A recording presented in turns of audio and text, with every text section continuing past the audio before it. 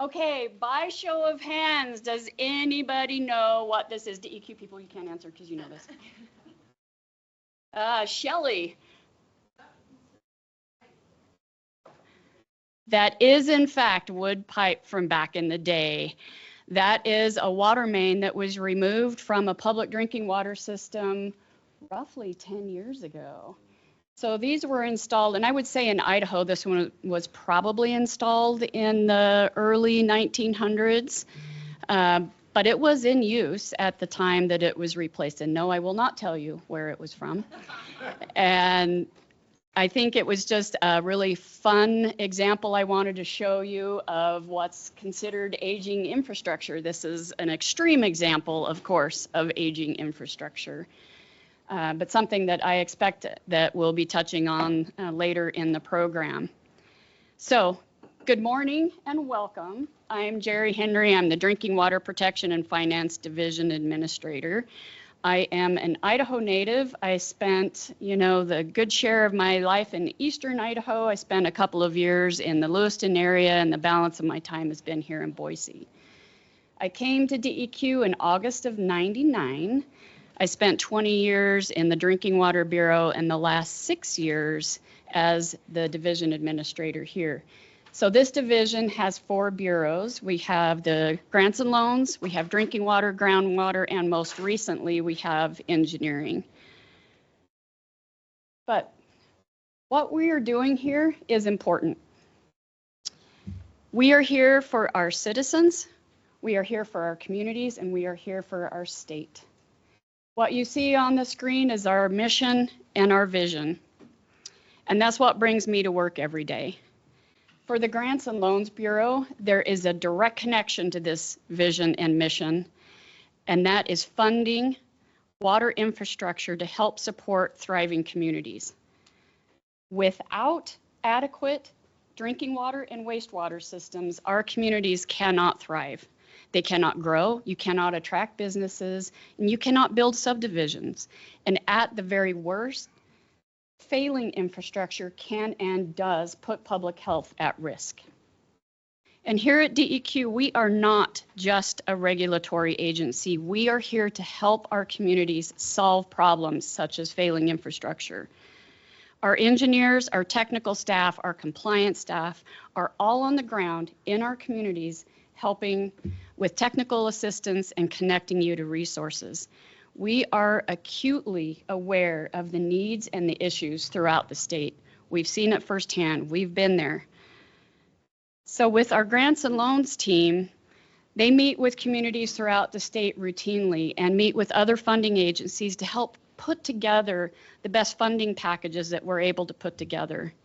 And I really wish each of you could see and understand the amount of time and effort and the ingenuity these folks use to try to find funding in the most difficult of circumstances.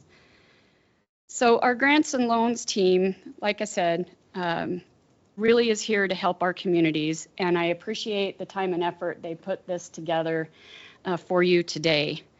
And so with that, I would like to introduce MaryAnna Peavey, who's our Bureau Chief and your MC for the day.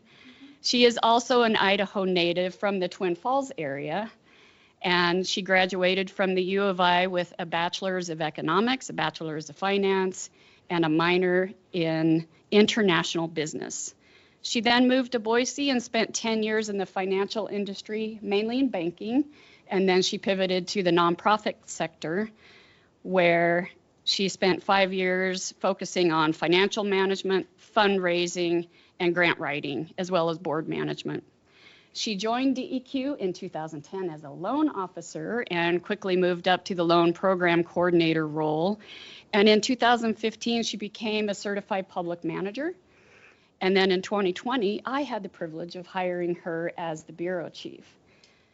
Nationally, she serves on 2 boards. She's with EPA's Environmental Finance Advisory Board, as well as the Council of Infrastructure Financing Authorities. In other words, she's pretty darn busy, and that doesn't even speak to the things that I know she's involved in outside of the work environment. So if you will, please welcome MaryAnna Peavey.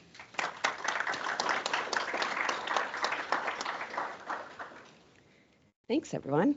Now I'm going to go over, oh my gosh, the infrastructure and funding landscape of Idaho. So I'm going to try to not be Debbie Downer here, no, but definitely I wanted to kind of show what's going on, but definitely from the purview of the grant and loan program here at DEQ. So this is a little bit of what we do. We have 2 loan programs and a few grant programs that we manage. We have the Drinking Water State Revolving Fund and the Clean Water State Revolving Fund. Then we have planning grants, both for drinking water and wastewater. And we have the Sewer Overflow and Stormwater Grant, the American Rescue Plan Act. We manage a few programs under the Bipartisan Infrastructure Law, the Leading Idaho funds, the legislative supplemental funding, and lead testing in schools. The interesting thing here is there's a lot of grants there that were managed, but really before 2022, I believe, we were just overseeing the drinking water SRF loans and the planning grants. So just in the last few years, few things have kind of come our way. And we've added 4 limited service staff to our bureau just to manage all this additional funding. But I do want to get into the SRF program a little bit and give you a little bit more background. I'm not going to go really in depth of how to get the funding, but I want you to understand kind of what we do with the dollars and what it may mean to you. So the Clean Water SRF funds was established by the Clean Water Act in 1987. So this program's been around for 30 plus years. And it started off, it actually was very successful. And due to the success of it, Congress enacted through the Safe Drinking Water Act, the Drinking Water SRF program in 1996. And so DEQ has been managing the program since then. The Clean Water SRF, quickly, we do upgrades to wastewater systems. We also do new wastewater systems. And under the Clean Water SRF, we can actually do a lot of non-point source pollution control projects as well. With the drinking water, we can do loans to any public drinking water system. Again, we can do upgrades to the systems, but also consolidations. Now, how we work, I kind of want to get into that a little bit too. So I mentioned that Congress enacted the SRF programs, but what it is we get capitalization grants. We get 2 grants, one a drinking water, one a clean water, and it comes in here to DEQ. Now, off of the top of those grants, we do take a little bit, so about 4% of administration set-asides off to operate this program. Now, on the clean water side, we do take additional funds off the side to help all the drinking water systems here in Idaho. We also establish a source water protection grant. There's a different group that manages that, but also the set-asides helps us fund our CIDWAS program, helps us do sanitary surveys, helps us review plans and specs. So in addition, it helps fund our planning grant program. Now, with the capitalization grants, we do put in state dollars, about 20% match that comes into DEQ. Now, with that money, we take it and then we lend it out to do upgrades. And the money that we lend out, the repayments that we get, comes back into the pool and we lend that back out. So it's essentially we have this little bit of a bank within DEQ to help do all these funding projects. So I wanted to show a little bit of just the grants that we've received since 2017, just so you can kind of see the amounts of dollars that we get. It's a little bit small, so I'll read a little bit, but you'll see from like 2018 We got, for the drinking water state revolving fund, we got about 11 million and a little over 7 million for the clean water SRF. So consistently for several years, that's about what we were getting in to lend out, along with our recycled dollars, so those repayments that we got from those other loans. Now, in 2022, that's when the bipartisan infrastructure federal fiscal year, we got the bipartisan infrastructure law funding. And they gave us a little bit of a boost and additional grants to put into the SRF fund. So with the first year for the bipartisan infrastructure law for the drinking water, we got 17 million, and then we got 8 million for the clean water. Now with these grants, one thing that they wanted us to do is to essentially give half of that away. So 50% of it in principal forgiveness.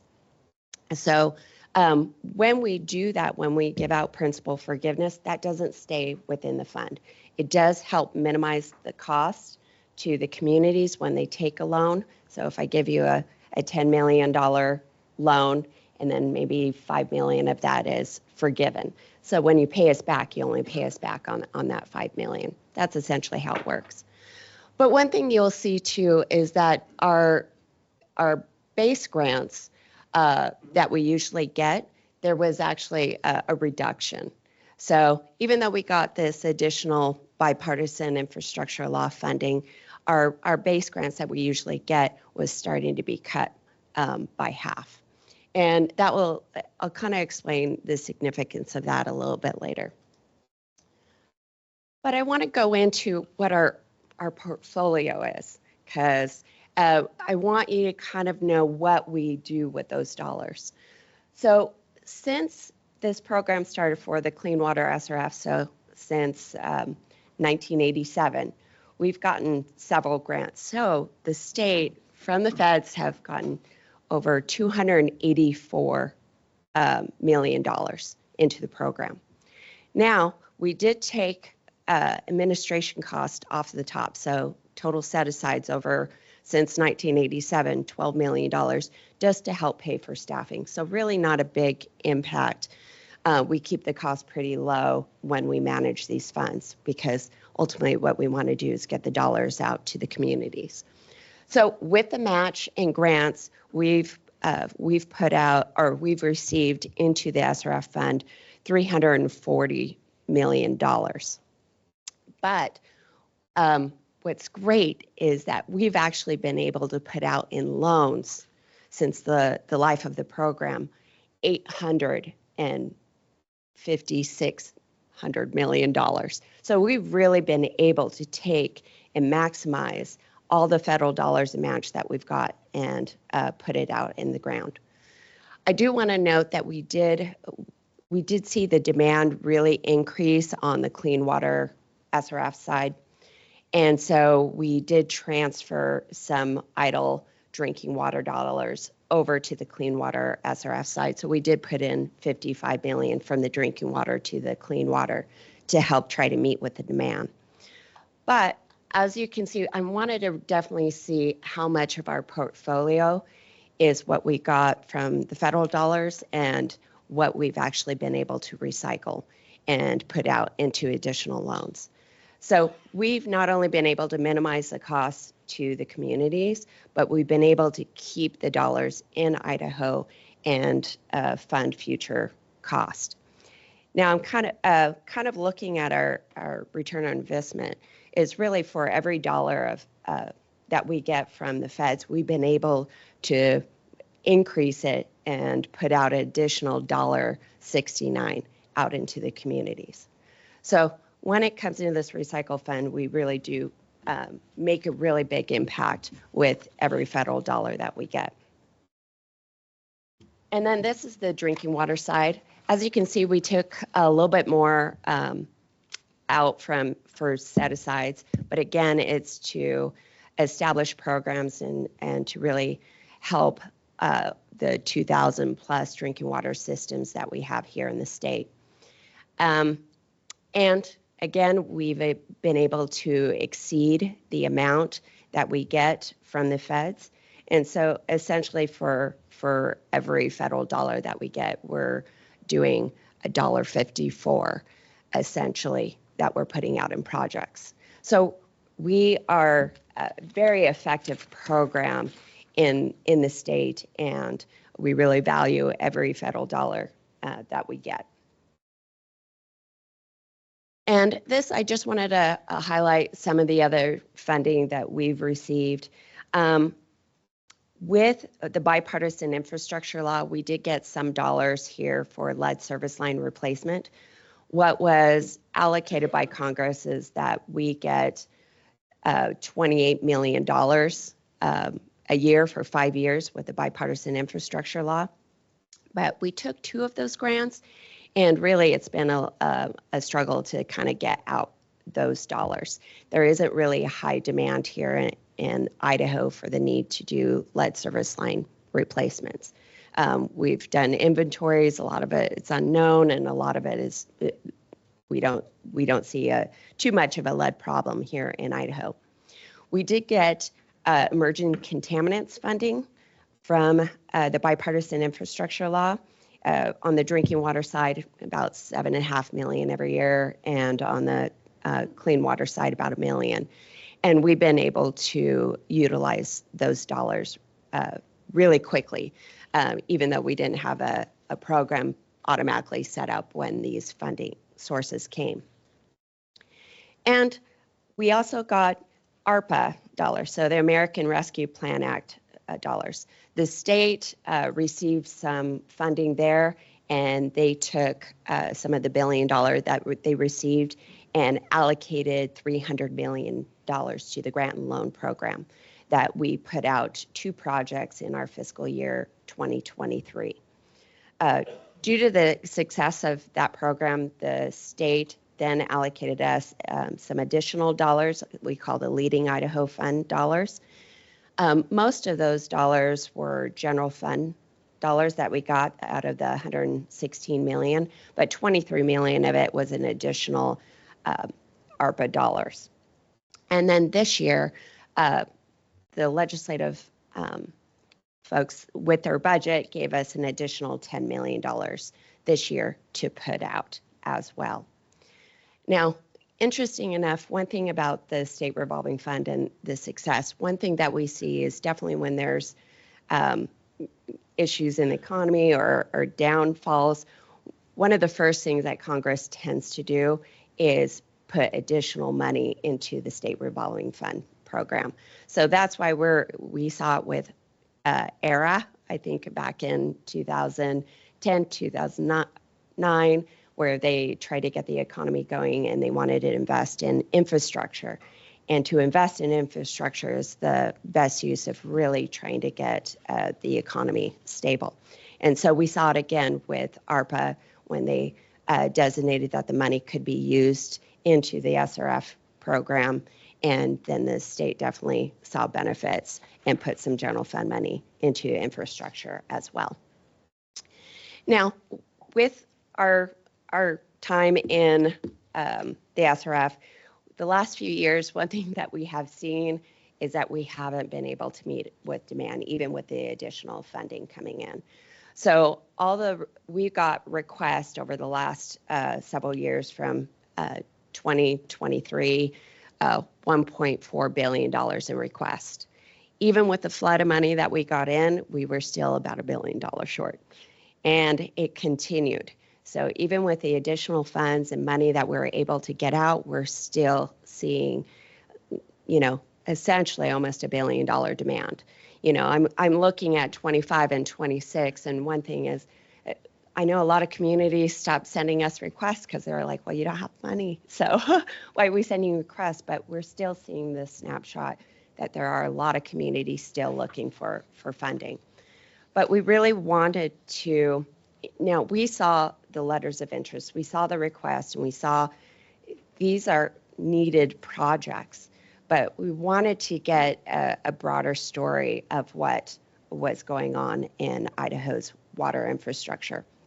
So partnering with Idaho Rural Water and Association of Idaho Cities, we hired, University of Idaho McClure Public Policy and Research Center to take a look and really review the wastewater and drinking water needs in Idaho, and also look at the growth and whether that's a big impact, and also to look at the workforce. Now, in my presentation, I'm not going to do a deep dive into the workforce needs when it comes to drinking water, wastewater projects, but it is something that I would like you guys to keep in mind, and some of our trainings will go a little bit more into how to evaluate your workforce. Now, with this report that was established or finished in July of 2025, we did put in front of you at a glance, which is just kind of a high-level review of the report, but there is the full big report. I think it's like 40 pages or something like this. It's a nice written report, but I grabbed a few things off of the report that you may not see at a glance. But they did look at the systems that we have here in Idaho. Now, for wastewater systems, we have about 450, but they were able to obtain some information on 101 of them just to look at the population that these systems serve. And so for here, it's, how many are 5 large systems, how much of the population they are serving, and then the medium size and small systems, what the population is. So definitely medium and large here is serving the most of the population when it comes to the wastewater side. Now, on the drinking water side, it's pretty even, though we have over 2,000 systems. The 1,900 small systems we have is still serving about a third of the population in Idaho. Now, this is the top reasons that they're seeing for improvement needs here in Idaho. On the wastewater side, aging infrastructure, growth, and then meeting federal requirements. On the drinking water side, it's first and foremost meeting federal and state regulations, then growth and planned upgrades. Now, the definitions to go into that, the lifespan, as you can see, that's definitely a big part of the story. And I will say on the wastewater side, a lot of the systems were put in the 70s and 80s, and it's time, they're falling apart. They need to be upgraded. We do have the regulation piece on the drinking water side. A lot of when we started seeing some stuff, we were seeing just either anticipation, but a lot of the upgrades we're seeing is just for them to get compliant now. But we do know in the future there's some additional regulations that are coming down, I was going to say down the pipe. It's kind of funny. But with lead and emerging contaminants. And then growth. And growth is kind of a big deal here in Idaho. We seem to be really popular lately. So it is a factor, but I want to say we've kind of hit what Jerri and I like to say, the perfect storm. We have aging, regulations, and we have growth. We have all of it here in Idaho. But I think, really seeing the population growth on paper in this report is just, it's huge.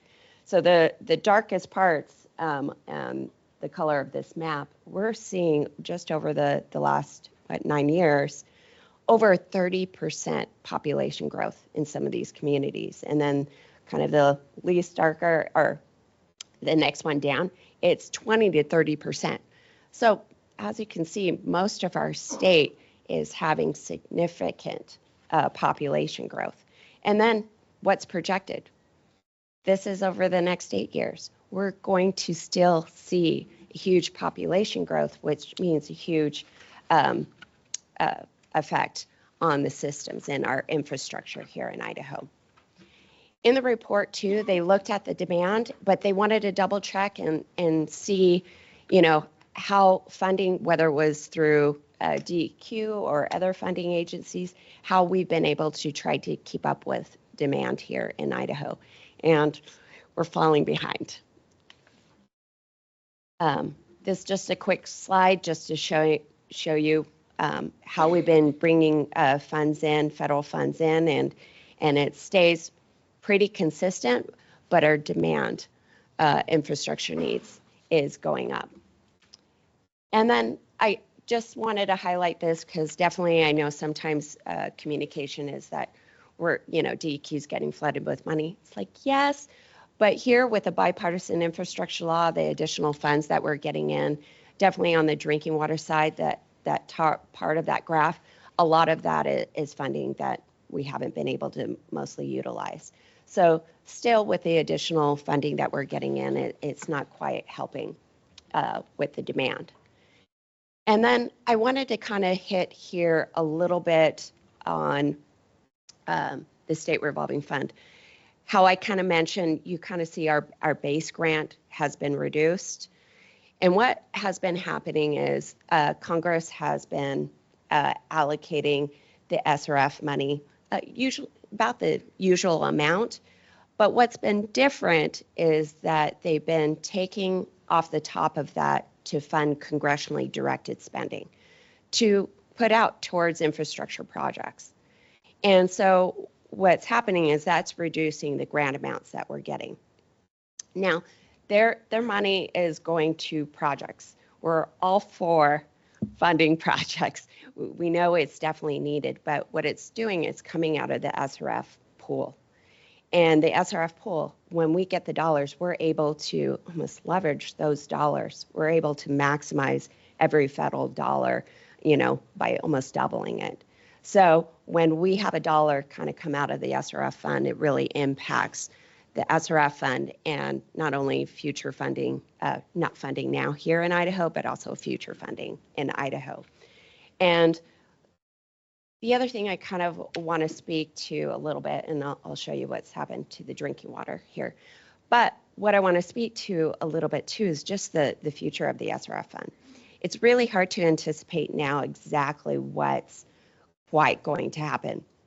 So with the Trump administration, kind of their thought is with federal cooperatives, and I might be flipping that, but what they're looking at is they want states to be able to take care of themselves. And they know that they have set up the SRF fund where it's revolving. So they're kind of going, okay, you got this revolving fund, go ahead and take care of your projects.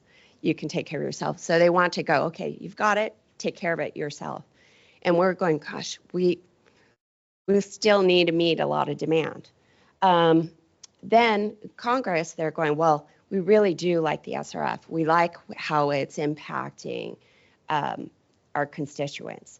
And so they're looking at continuing to fund the SRF, but one thing that's being stalled is how much they're going to take off the top to fund earmarks. And then they also realize that with EPA cuts, they have to really think about who's going to be managing those congressional directed spendings and getting those that funding out. As of right now, out of the 2,000 projects that they have appropriated funds to, only about 500 of them have actually received money. Because those projects quite haven't been vetted out, they might be a little bit more conceptual, where through the SRF program and the planning grant program and DEQ staff working with you guys, we've been able to kind of vet out those projects and get them established. And so by the time you're coming to the SRF, you're really ready to break ground and move forward. So through the congressional directed spending, they haven't been able to kind of establish those types of timelines. So we are definitely fine with congressional directed spending. We just don't want it coming out of the SRF fund. But I think it's important that you guys know what's happening for a variety of reasons and kind of going, hey, we need money.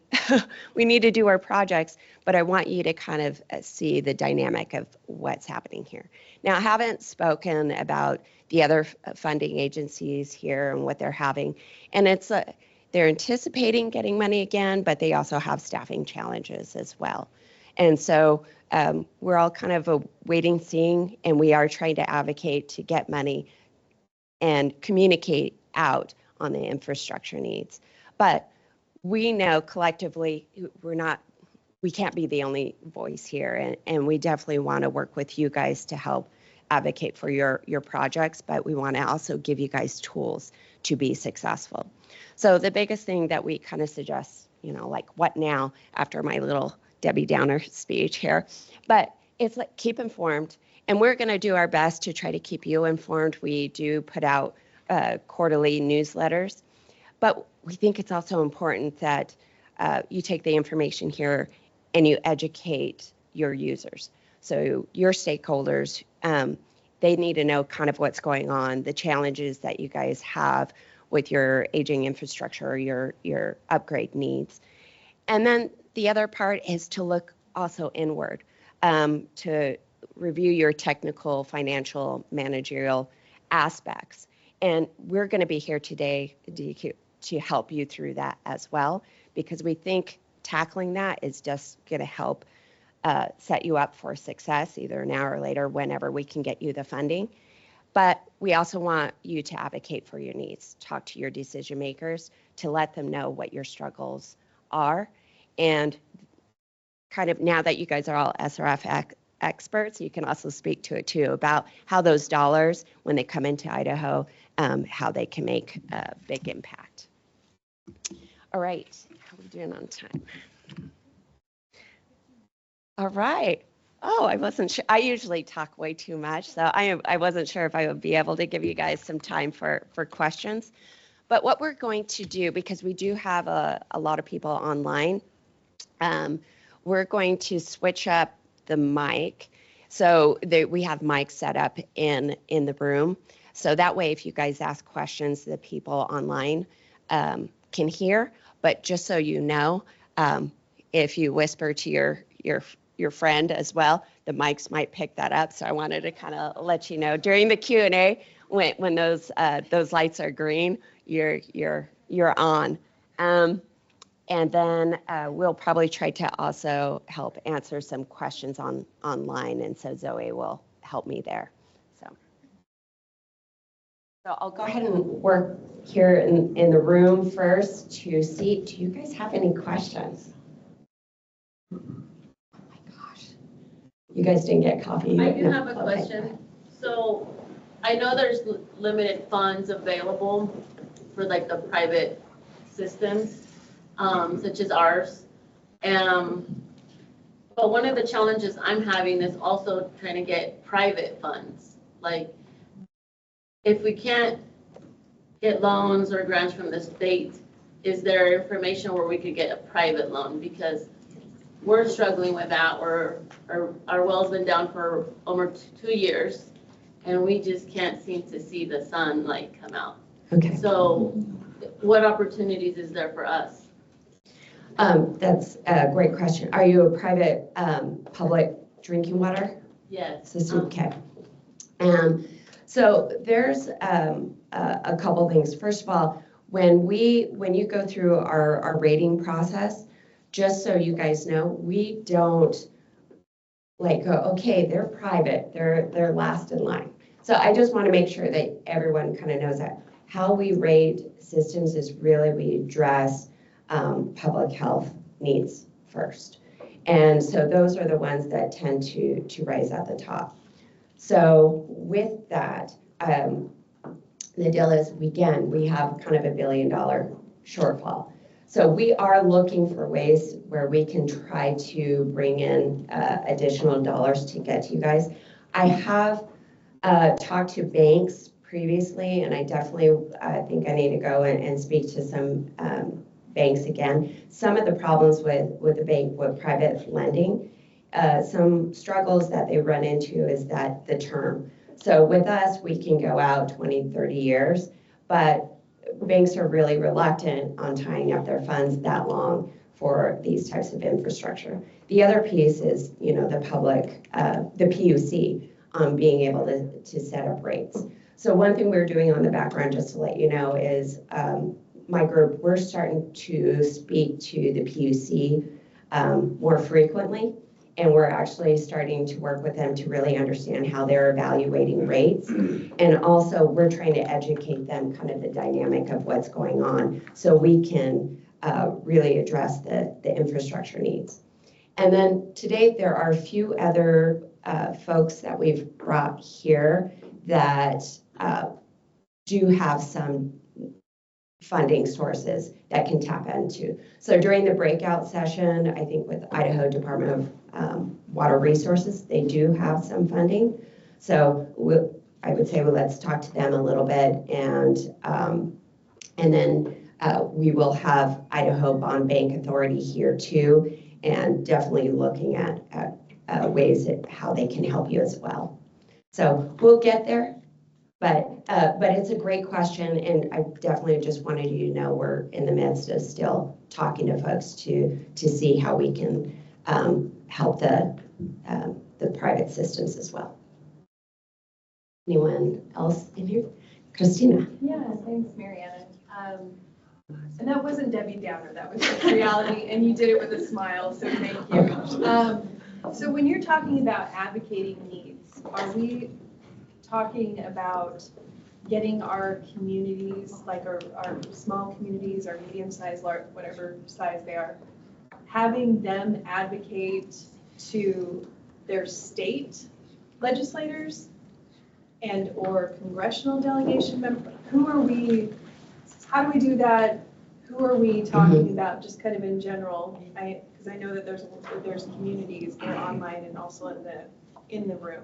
Yeah. Do they want to hear from the mayor or the city manager? Do they want to hear from us consultants? And who do they, I mean, what are you guys hearing, I guess, from your seats? Well, that's a great question. I think, first of all, differently are decision makers. I think so all of our leadership, so definitely cities, mayors that usually are doing it. So really advocating to our state constituents, but also our federal constituents.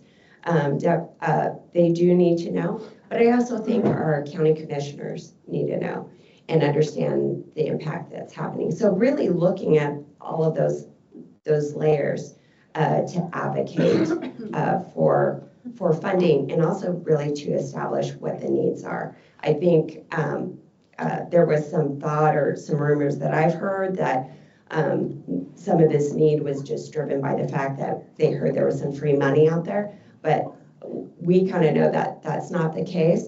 And so we really need to kind of tell the story that, you know, this is due to aging infrastructure growth and regulations. This is, and this is what our communities is going through.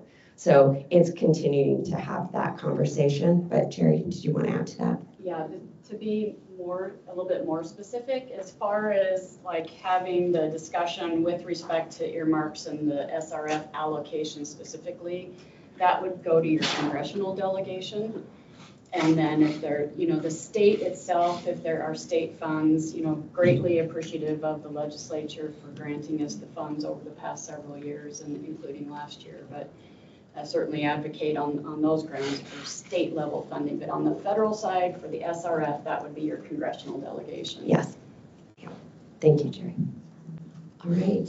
And Zoe, any online? I do have a question online from Scott Jones. He's got his hand raised, but we don't have audio functions for the online crew. So Scott, if you could put your question into the Q&A, I can read your question out loud.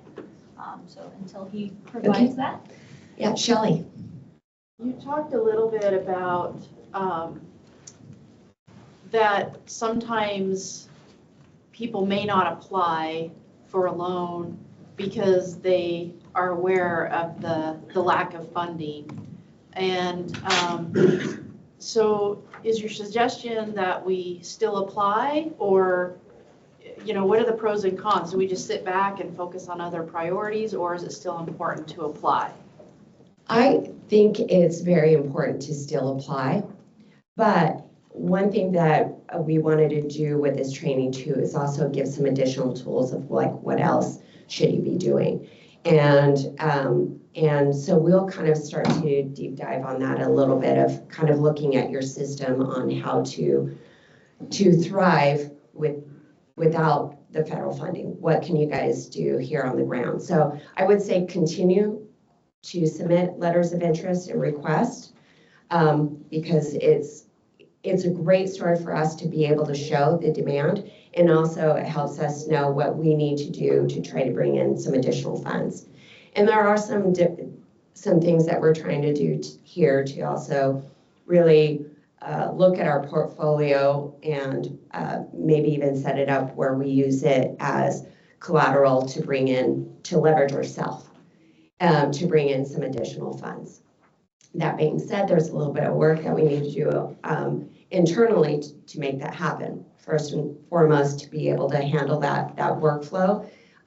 You know, I have 4 limited service staff, and so we need to make sure that's solidified before we take on a heavy load to do leveraging. And so we are doing that in background, but it will take us a couple of years to establish that. So we definitely want to give you guys tools of like what to do in the meantime while we're trying to bring in additional funds. And also we do try to advocate on the national level too of what's happening here in Idaho. We are able to unmute him, so. Okay. Scott, we have enabled your permissions. If you unmute your mic, you should be able to ask your question. Awesome. I appreciate the time. I was just going to mention that there's a lot of organizations out there that offer equipment to these smaller private municipalities that have grant writing teams that can pull from additional funding. I think that I was just quoted like $1.5 trillion was allotted, but only $700 billion was used. So if anybody would like those services from my organization, we're happy to help with that. And usually 100% of the time, we're able to find funding that wasn't necessarily there at a state level. Thanks so much, Scott. And that's another thing, when we're hearing through DEQ, if we hear of anything that's available, we definitely try to get that information out as well. Where's he from? I didn't hear that. Oh. Scott, can you mention where you're from again? I work for an organization called WellTech Solutions. We offer like a bubble solution and a product for golf courses to reduce the amount of water they have to use by at least like 40% and the amount of minerals and things like that. So that's kind of, I wanted to hear what the presentations were about with this and didn't realize there was going to be a financial aspect. And I really appreciate the opportunity to come here and learn about this. And Scott put his email in the chat here, so if anybody in person would like his email, I'm happy to provide that as well. Yeah, forgive the Gmail. We're switching our CRM program, so that's kind of where we're hosting at the moment. Oh, we understand technical shifting of stuff here at DEQ. So. Thank you very much. Great. Any other questions for me before I pass it over to Nicolas? All right, wonderful. Thank you so much.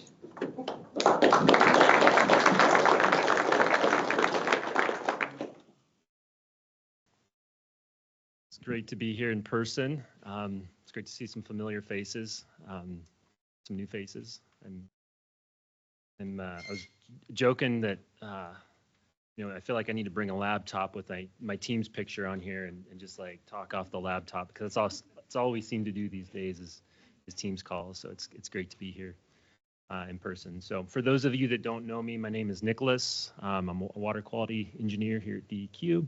I've been 10 plus years here at DEQ, and then before that I was in the private consulting world as well. So today I'm going to try to dig a little bit into the details on moving from my presentation's title, from moving from surviving to thriving, and this is all kind of in the context, as Jerri and MaryAnna mentioned, of without federal funding. And so really, what would that look like, right, to move into this arena of thriving as a drinking water and wastewater system? Jerri pointed out that DEQ's vision is supporting thriving communities in Idaho, right? And we do that, right, through providing safe drinking water and sanitation services. And so I think the water industry, the wastewater industry, is fascinating to me. It has been for 20 plus years because every project's unique, every situation is unique, and the problem solving that has to go into impacting people's lives on a fundamental basis is really interesting. I think it's exciting. So maybe okay. Quick agenda, presentation roadmap. So want to talk a little bit about what surviving looks like, use an analogy that maybe that we can all relate to, hopefully. I want to map out a little bit of the theory of what maybe thriving looks like a little bit. And then I want to try to move into kind of the practical self-assessment side of things. The caveat to all of this is that everything that I'm going to say today it's not new. Like there is nothing in this presentation, really honestly, nothing in this workshop that's going to come as a surprise. The only thing that's really new right now is the context, which we find ourselves within, right? We find ourselves in the context of how are we going to do this, right? How are we going to do this without federal funding or limited federal funding, limited state funding? How are we going to do this in the context of this huge gap in infrastructure need that MaryAnna presented earlier? So that's where we're headed. And you're gonna have to forgive me for the corny analogy here, but one that I think hopefully we can all kind of relate to. And I want to use this as a picture, right, that we can use in our mind that our drinking and water and wastewater systems are on the field.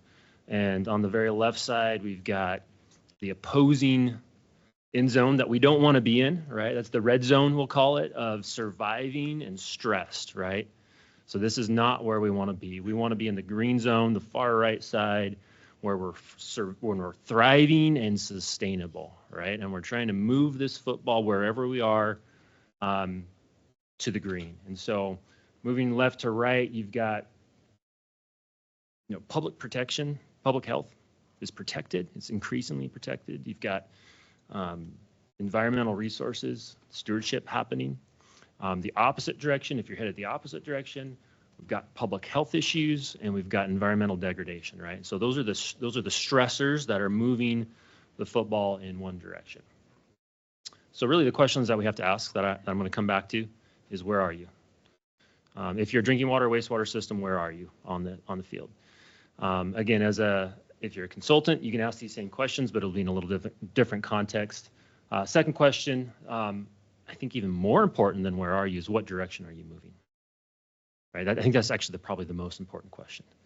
You might be on the red zone 5-yard line, but if you're rapidly moving in the right direction, that's a good place to be, right? Flip side, you might be all the way on the green zone and you think everything's great and going well, but if you're rapidly moving in the opposite direction, you might want to think again about how confident you are. And then all of this, in context of all of this, I think it's important to remember that this is a long haul game.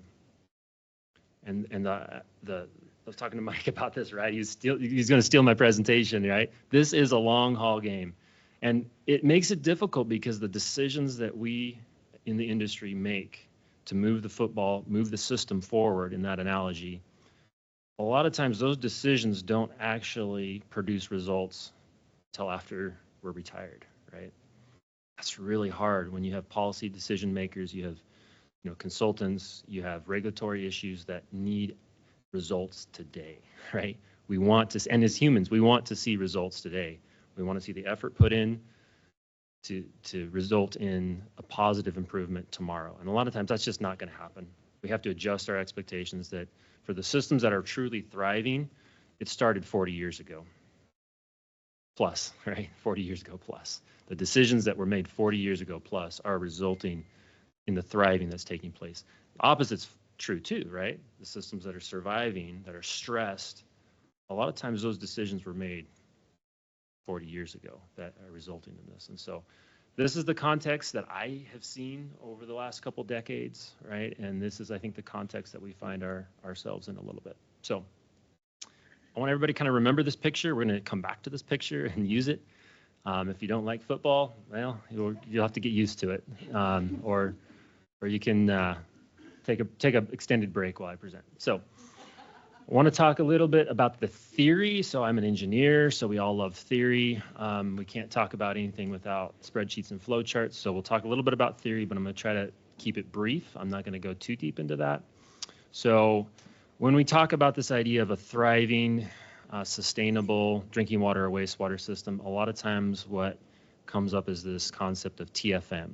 Sometimes you hear it as FTM, and MaryAnna mentioned that briefly. And so This is really kind of how the industry kind of captures the holistic side of the holistic view of drinking water and wastewater systems.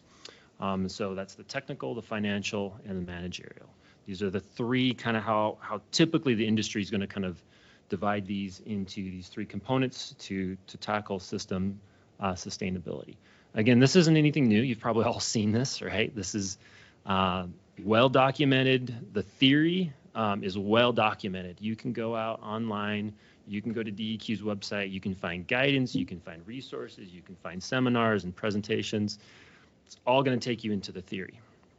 So we'll talk about it a little bit, but again, I want to kind of gloss over it because I don't want to go too much into the theory because that's not what we're here to talk about today. So talk a little bit about the theory, the technical side. Again, I'm an engineer. I love the technical side. I think most of us in this room are probably technical people. That's what we went to school for. We love the numbers. We love turning valves and rebuilding pumps. We love spreadsheets and flow charts. That's the fun part, right, that we get to do. But I'm quick to tell people on the technical side that the engineering and the operations, it would be easy. It would be fun, if you will, if it weren't for people and money, right? People and money make the technical side challenging. And so although we tend to gravitate towards the technical side, the fun side, it's necessary. The theory is necessary.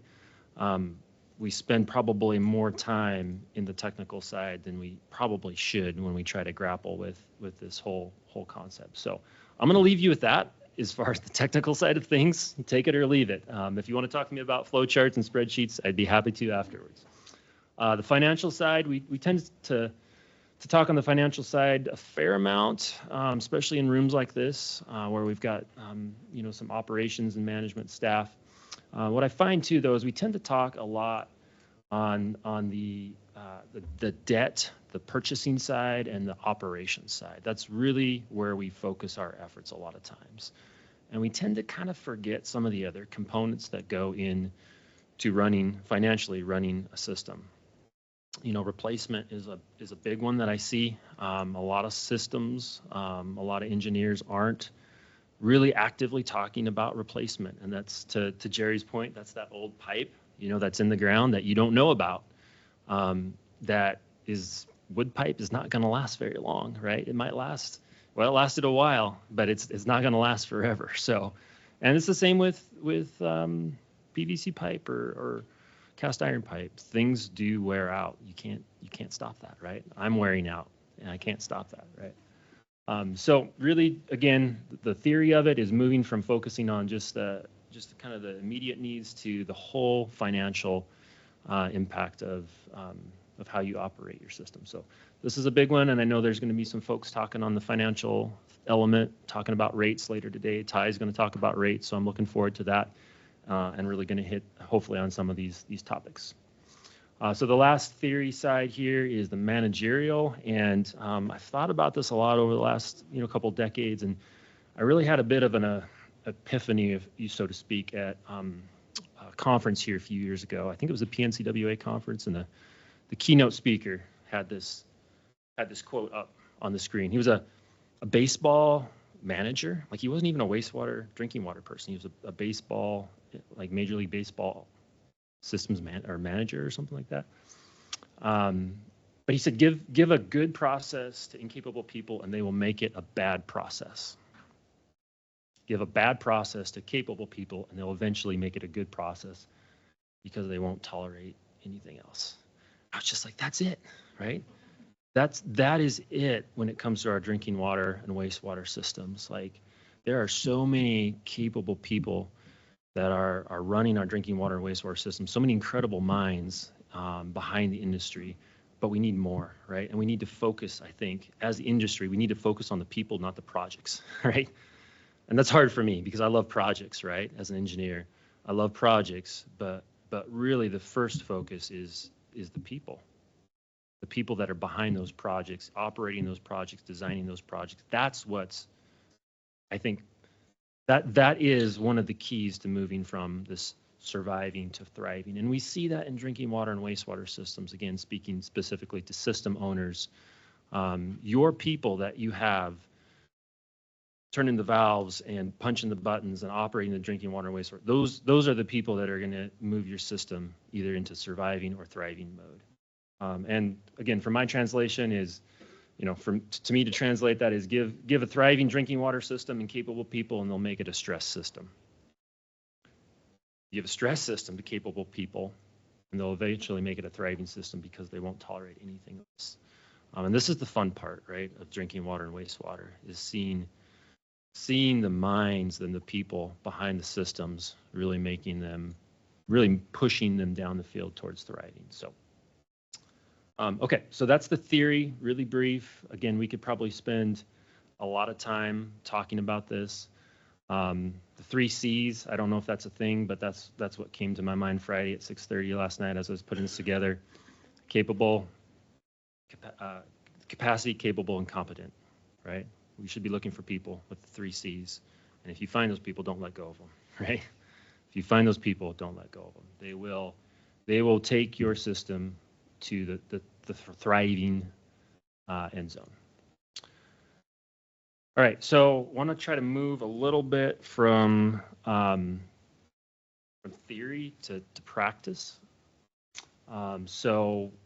We put together essentially a self-assessment worksheet that's on your, should have a copy on your table there.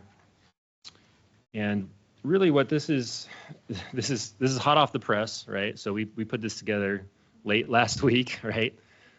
So it is certainly not polished, but it's really intended to just get us thinking in a more practical level. The intended audience is really going to be drinking water, wastewater system owners. Not to say that as a consultant or as someone advising drinking water and wastewater systems, this could certainly be a resource for you or something that you could use with drinking water and wastewater systems. So it's really, again, intended to kind of look at the system owners. There's 31 questions, and they're often subjective, right? So these questions are not perfect questions, right? These are, again, full disclosure, these are questions that came up on Friday, after close of business last week. But again, trying to get us to think of really what does thriving and surviving look like practically. And then what we're going to try to do is these results, if you go through and answer these questions, and we're going to walk through this a little bit. Really what they're meant to do is to try to give you as a system owner insight into areas that you can improve. And, maybe that's just one takeaway from this effort. Maybe it's 2 takeaways where you can take that back to your system and actually produce an actionable improvement area in the context of it might take 40 years for you to see results, right? Like this is not meant to be a short game. This is not meant to be a snap your finger, answer the question, and you fix your system, right? That's not how it works, right? But it's a start. Okay, so there's 31 questions. So if we take 5 minutes per question, you can do the math. We'll be here for about 3 hours working through these. Sound good to everyone? No? Okay, maybe not. I think most of us want to get back to the snacks. So what we're going to do is we're going to just kind of go through the worksheet, how the worksheet would function if you were to fill this out, the self-assessment.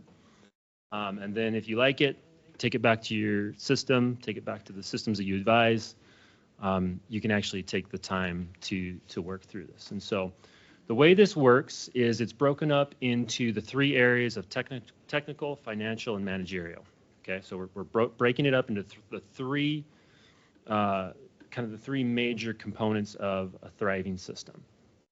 And so each system, if you go to, we're going to use this as an example, is the financial assessment. You're going to have a series of questions, and it's going to kind of try to get you to think a little bit. I actually can't see the screen here. Step over here.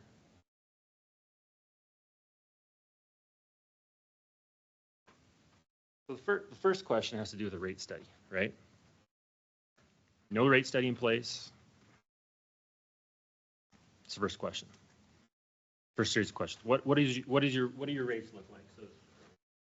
So No rate study in place at all. That would be the surviving end of the football field. And you'll see that we kind of had to break up the football field a little bit here. It didn't quite work to have a 0 to 50 to 0. So it goes from 0 yards to 100 yards. And the idea is where do you fall with these questions? Where do you fall on the field? Are you at the 0 yard line representing surviving? Or are you in the 100 yard line representing thriving? Or somewhere in between? Where are you? So that's the idea here. So we can plot this out a little bit. Let's use a little scenario here. So the first scenario is that the system does not have a rate study. And again, I apologize for the small screen here, but you can your example spreadsheet here if you want. The system does not have a rate study, but they review the rates as part of the budgeting process, right? So there's some activity going there. And in addition, the system has budgeted for a rate study in the future, right? So again, kind of triggering, where would this land on the field? Well, it's not horrible. There's no rate study that's been implemented yet. We don't really know if our rates are appropriate. But yeah, we'll put it to the 65 yard line. And we're moving forward because we got a rate study coming. So we're going to mark our spot on the field, and we're going to draw an arrow in which direction that we're headed, right? Totally subjective, right? And we could even argue like, well, is that really the 65 yard line or is that the 66 yard line? I don't care, right? Mark a spot where you think your system is and the direction that you're headed. And then once you figure that out, go ahead and write the numbers on the right side. So we'd mark the 65 points for what we think and the +1 for the direction.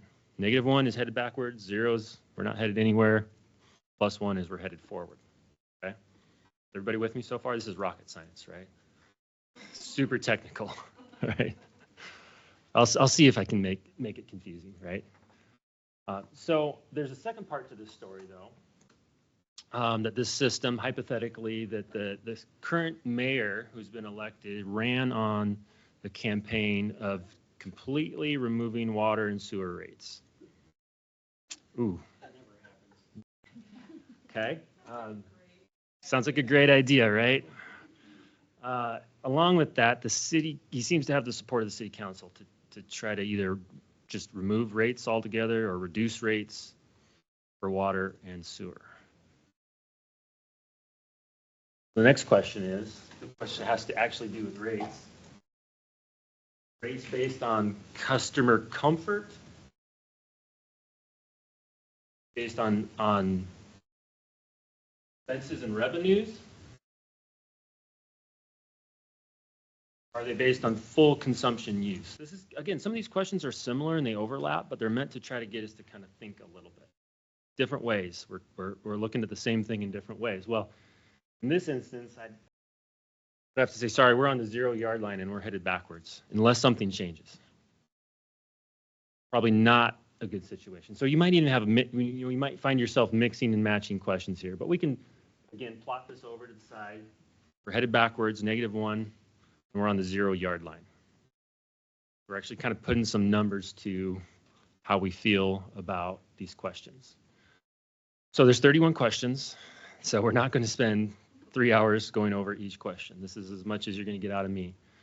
But when you go through that, again, think through these questions. They're not supposed to be objective or accurate, but I think most of us that are familiar with our drinking water, wastewater systems would probably be able to put places on the field for these questions. Along those same lines, it would be interesting to me if multiple decision makers and operators within a system fill this out to see the differences, right? I think that would be just fascinating. I don't know. But anyway, so once you've done this, the idea is that you would then tally up all the points for the location and direction for this rates and budgeting subsection. And so let's just say hypothetically we added up all the points here. So 65 plus 0 is 65. Negative plus 1 plus -1, right? 0. And then you would go through and add up all the other subcategories and questions, and you'd have a financial total. So we're just going to say hypothetically speaking, we've got 150 and -5. And you would go through and you do that for the financial, the technical, and the managerial. Which gets us kind of after, you know, three hours later, right, that you can't get back of your life. It will get us to this point of where we, second to the last page, we get to the worksheet results. And this is where it's intended to kind of capture those subjective rankings and put them down on paper for you to kind of assess where you can improve, where you're at. So for this example, you know, we had the financial results. So we're going to go ahead and put that 150 and was it -5? Yeah, -5. So we put those in this matrix here. We go ahead and go through that and do that for the technical as well with a little over 1,000 and a +10, which looks pretty good. Managerial, it's 550 and -2. So now we've got numbers for both the T, the F, and the M. And then if you want to, I think it would be kind of fun. This is in your worksheet as well. You can go ahead and plot it out on the field. Where's your financial, or where's your technical? Your technical is pretty good. How about financial? Not looking too good. How about managerial? Yeah, somewhere in midfield. So visually you can kind of see, are you thriving, surviving, where are you on the field? Again, this is not meant to be an exact science, right? Like this is not exact numbers. This is meant to be a picture to show us where we are. And then finally, we're going to go back and we're going to say, okay, let's review and establish some priorities here. Now that we know kind of where we are, now that we think we know where we are in the field, let's see what we can do with it. And so the first step is, first and second step is to go back and review where you're at. So if we remember where we're at, if we look at this, we can say, well, technical is super strong. So we probably got a bunch of engineers and operators in the room. Financial is not good. Managerial, yeah, we might want to look at that. There might be some areas for improvement. But we're going to focus on that financial side because that seems to be really where we're struggling. So we're going to go back to those individual questions. We're going to go back to that financial section and we're going to say, okay, where did we score the lowest? Where did we really bomb out? Where are the zeros and the -1s? Does that make sense? And if you can find those zeros and -1s, that's the worst of the worst. That's really where you can focus on your improvement areas. Not to say that there isn't places where you're doing really well that you can't improve on, right? But a lot of times when we find systems that are really surviving and really stressed, there's some stress points. There's some survival points that we need to address. And that's really what this is trying to get to. Where are your stressed survival points? So here we can see that, again, no surprises. We walked through it earlier. The same thing. We've got the rates issue that's coming up with this system, with this hypothetical system, the rates issues. The rates haven't been raised in forever. They're based on customer comfort. The mayor wants to take the rates away. I'm sure there's other issues with the financials as well. If we dug farther in under the hood, you'd probably see that there's no financial auditing taking place. There's no financial statements happening, right? You're just kind of running your system and the operators don't know what budget they have. So those are all serious financial issues that could lead you into that surviving area. So we've kind of identified a few issues. And so we're going to then go to establishing the priorities. And so again, step 3, we could have been elaborate and made all kinds of matrices and stuff, trying to keep this simple. You guys all know your systems. You've identified on this worksheet where your issues are. So just write them down. Where are areas that you can improve? For this instance, it's rates, rates, rates. Let's talk about rates. Let's fast track that rate study that they said they were going to do. And then let's proactively start talking to this mayor and the city council about rates. Let's set up workshops with a rate study.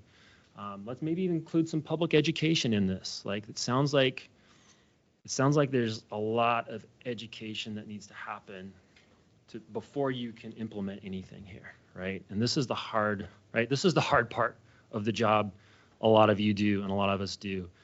Is again, it would be easy with if it wasn't for people and money, right? And so working with people, educating people, that's probably where I would say this system needs to start. Well, it could be a priority.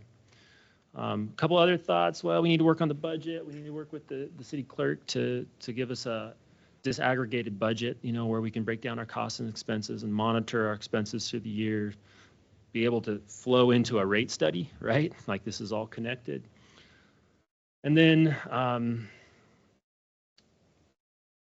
third thing I had put down here, we worked through it. Let's look at our financial statements as well. Let's start talking about what it would be like to have a financial audit done.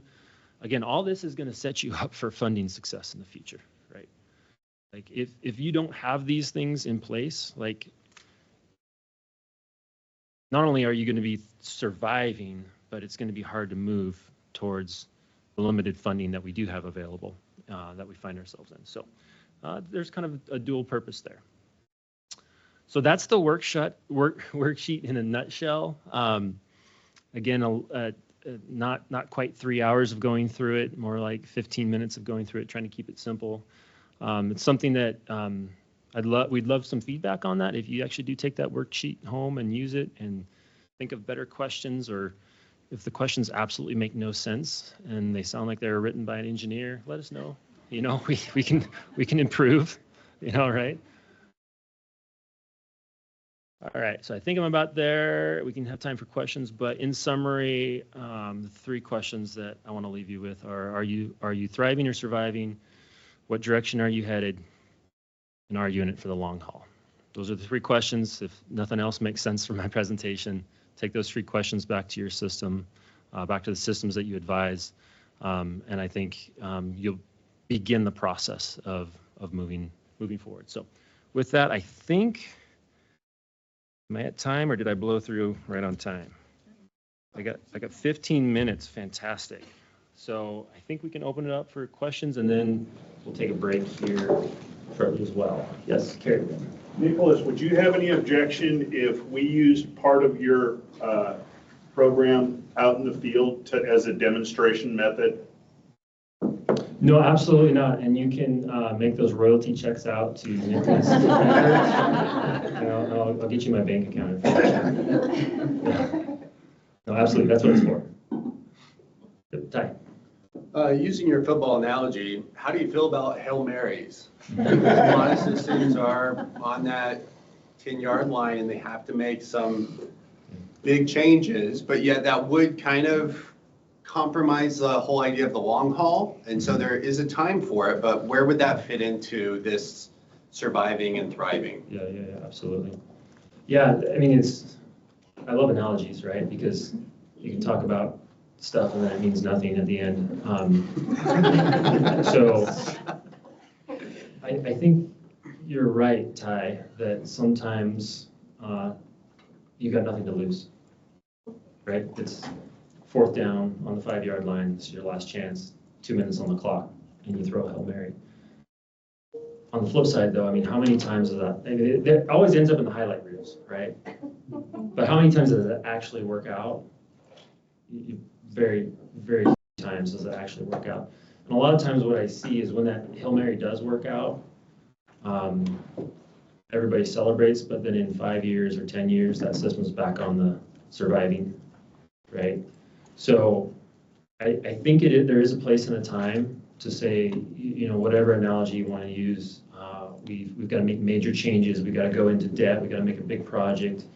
This is our, you hear a lot of times this is a once-in-a-generation project that's going to get us into compliance.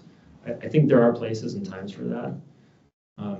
I just seen over the long haul, like it becomes a cyclical thing of having then to throw a Hail Mary every 20 years.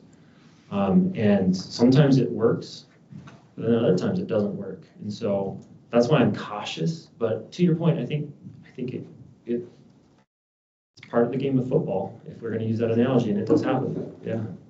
I'll kind of add to it. I think sometimes when a system, you kind of hit on it, when a system gets funding, that's almost like their Hail Mary. And so when we meet with systems and we fix it, they think, oh, problem solved, everything's done. But we try very hard to work with all the communities to make sure they're doing the managerial stuff. What kind of policies do you have in place? Do you have your rates set up to pay us back? But a lot of times they're because they've just taken out a loan or do funding, they still will just hit their rates at that bare minimum just to pay us back. But you still have to evaluate those rates to not only pay us back, but now what? Let's look into the future. So, and let's get to thriving, because even if we kind of get you where you need to be, you still can be moving backwards. So I still think that analogy fits perfect, and that Hail Mary is almost like people crossing the fingers to hope they get funding. But, you know, funding is just a piece of really getting you to where you need to be. So, thank you, Nicolas. That was really good. So as we're kind of moving into this next, you know, kind of phase with federal funding, some of the things that MaryAnna touched on with some of the reductions, are we going to probably see DEQ adjusting what systems it may be supporting through its limited funding kind of this year and kind of in the years to come, meaning that this is going to become a lot more important as far as you all, when you're evaluating which systems you're going to fund, you know, because historically we've seen a lot of the systems that have had major compliance issues kind of go right up to the top. So a lot of times we hear from communities, and you guys do too, Yep. where people are like, well, let's just run to failure because then DEQ will bail us out, right? And I'm like, that's horrible. That's a horrible approach. That, you know, goes with what, you know, your beginning slide on the quote there, where it's just like, well, let's just run it into the ground, you know, even if it's okay, like we'll just run it into the ground. And I agree with you that I think that there are things that systems can do now to get prepared for maybe that next era ARPA bill, whatever stuff, because inevitably it will happen, right? But so in the interim, like maybe this year, in the next couple of years, are you guys going to be, is this kind of a little, maybe a teaser on how DEQ is going to look at those letters of interest maybe in the interim, those competitive dollars, or? So to that, I would say we constantly and historically have constantly looked at that. Yeah. How do we incentivize systems to be proactive? How do we fund systems with public, Jerry said, the greatest public health and environmental needs? That is the intent, absolutely 100%. Anytime you're, you know, talking about money or funding, people, I think, will misinterpret the objective and the intent, and that's unfortunate. And so I think trying to message that to the people that we work with, to the people we interact with, is, you know, DEQ does not intend to award people who run their system in the ground. And every year we're trying to find ways to not do that. Unfortunately, we can't force people to not do that, right? We don't have, you know, control of, we don't want to have control of that. We want people to want to proactively set themselves up for success. So open to ideas. We're always, as you know, we're always tweaking those LOIs over the years. We've tried to incentivize proactive thinking, and we've made some major changes that de-incentivizes that mindset. But in doing so, we also don't want to throw the baby out with the bathwater, in the fact that many times our greatest compliance and public health needs come with environmental, or come with regulatory enforcement, right? Not always, but most of the time. And so we want to keep that without incentivizing what you just said. So it's a tough tightrope to walk, and I know you walk it, and a lot of us walk it, but to your point, we're open to suggestions. We always are. The other thing I'd add to that real quick is we're also bound federally to prioritize those systems. So there's only so much we can do. We have to make those a priority. Yeah, I come at this from a little bit of a different view. Our company contract operates, so we manage roughly 150 systems. And the thing that we see is that, once an SRF loan is completed, there's really no follow-up. And a lot of these systems are told, well, they're gonna run, you won't have to touch them. They're gonna run the next 20 years. You're never gonna have to worry about it. And so they do that. They don't plan ahead. They don't allocate money for funding. That they're somehow sold that, this is gonna solve your problem for the next 20 years, and then the funding cycle, is there, and then we have several of them right now that they still owe 10 years on the loan, and it's completely ready to be rebuilt because they've just done nothing. Right. Yep. And so, I look at that, we come in and we've revived a lot of these. We've taken them from, stressed and literally days away from failure to thriving. But it's education to these councils and communities that is the biggest thing. And then I believe if you're looking for a solution, in my opinion, is if you're gonna offer these SRF loans, that you come back every 2 to 5 years and do an evaluation. And if they're not meeting the standards of keeping up with, what you've invested in, then there should be some kind of, clawback or something like that, because it's literally being wasted. I mean, you invest these millions of dollars and then nobody's ensuring that those millions of dollars are being taken care of. And it's, on our part, it's really frustrating to see some of this stuff get clear to failure before we get called in, and then have to balance it and then end up asking for more money again. But if we had just maintained it in the front, Yeah. it would have lasted way longer. Yeah. Yep. It's a great comment. We appreciate the work you do. I do have a question on the line. Okay. Richard asked, particularly with small systems in the state, do you find that the cost to conduct rate studies is a factor? In California, we have many very small systems where even a discounted rate study costing $20,000 may be prohibitive. The studies are key to establishing the needs and plan for pursuing funding. Yeah, absolutely. With these small communities, oftentimes the perspective we find is, death, taxes, and engineers, right? and so, it's understandable, right? Like, engineers are expensive, and sometimes we speak a different language. So I think one of the hopes that we have for this workshop, and just hopes in general, is, rates. For small system rates, doing a rate evaluation is something that it's not super complicated, right? Like if you're talking like a city of Meridian or a city of Boise, rates can get pretty complicated, and you want to have a professional doing this. But I think there's opportunity, and I'm looking forward to Ty's presentation later today.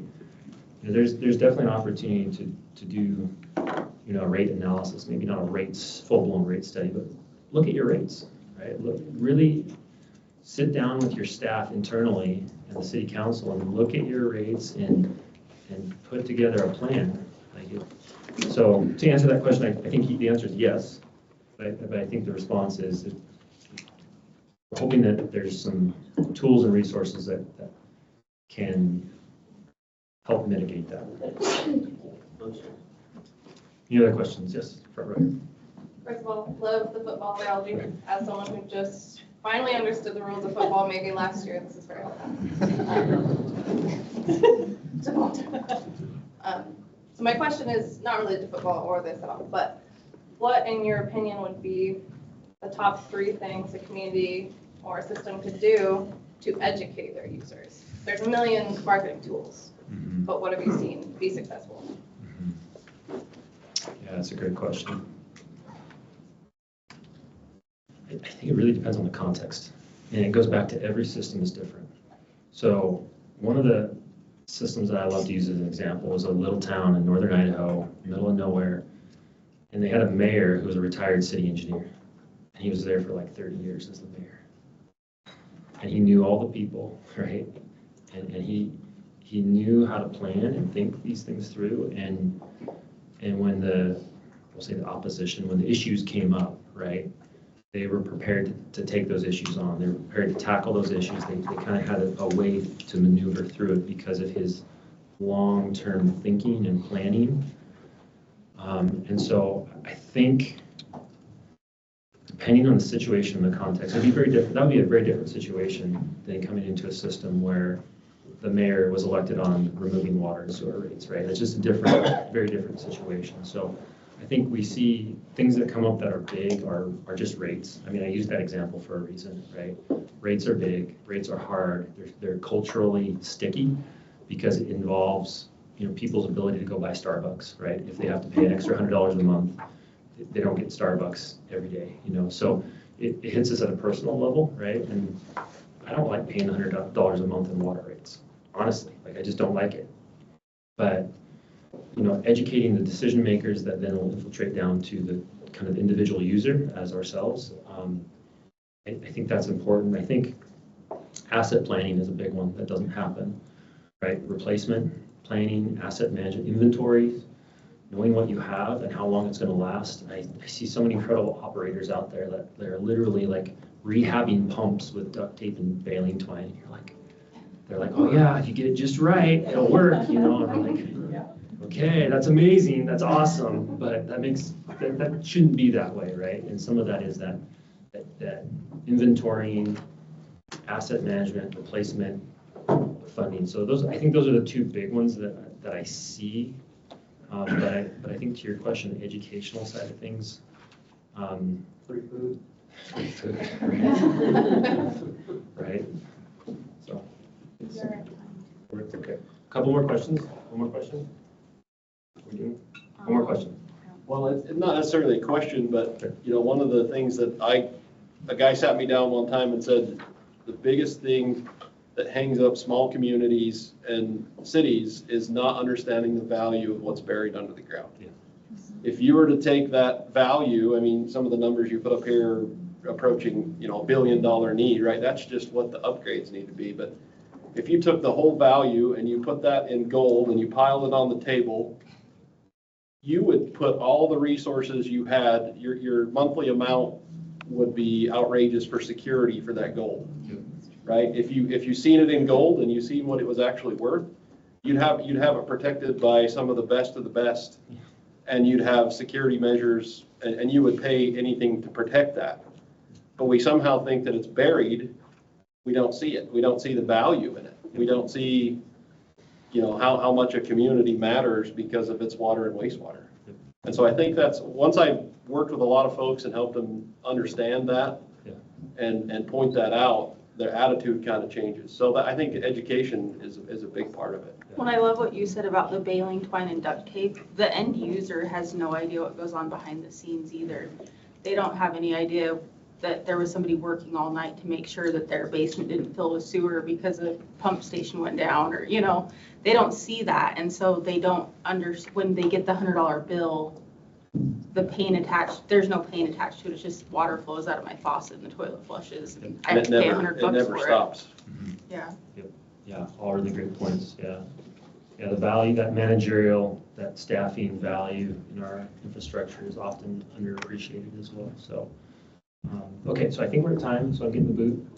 We're going to take about a 10 or 15-minute break, and then we'll come back with panel discussion. So thank you, everyone.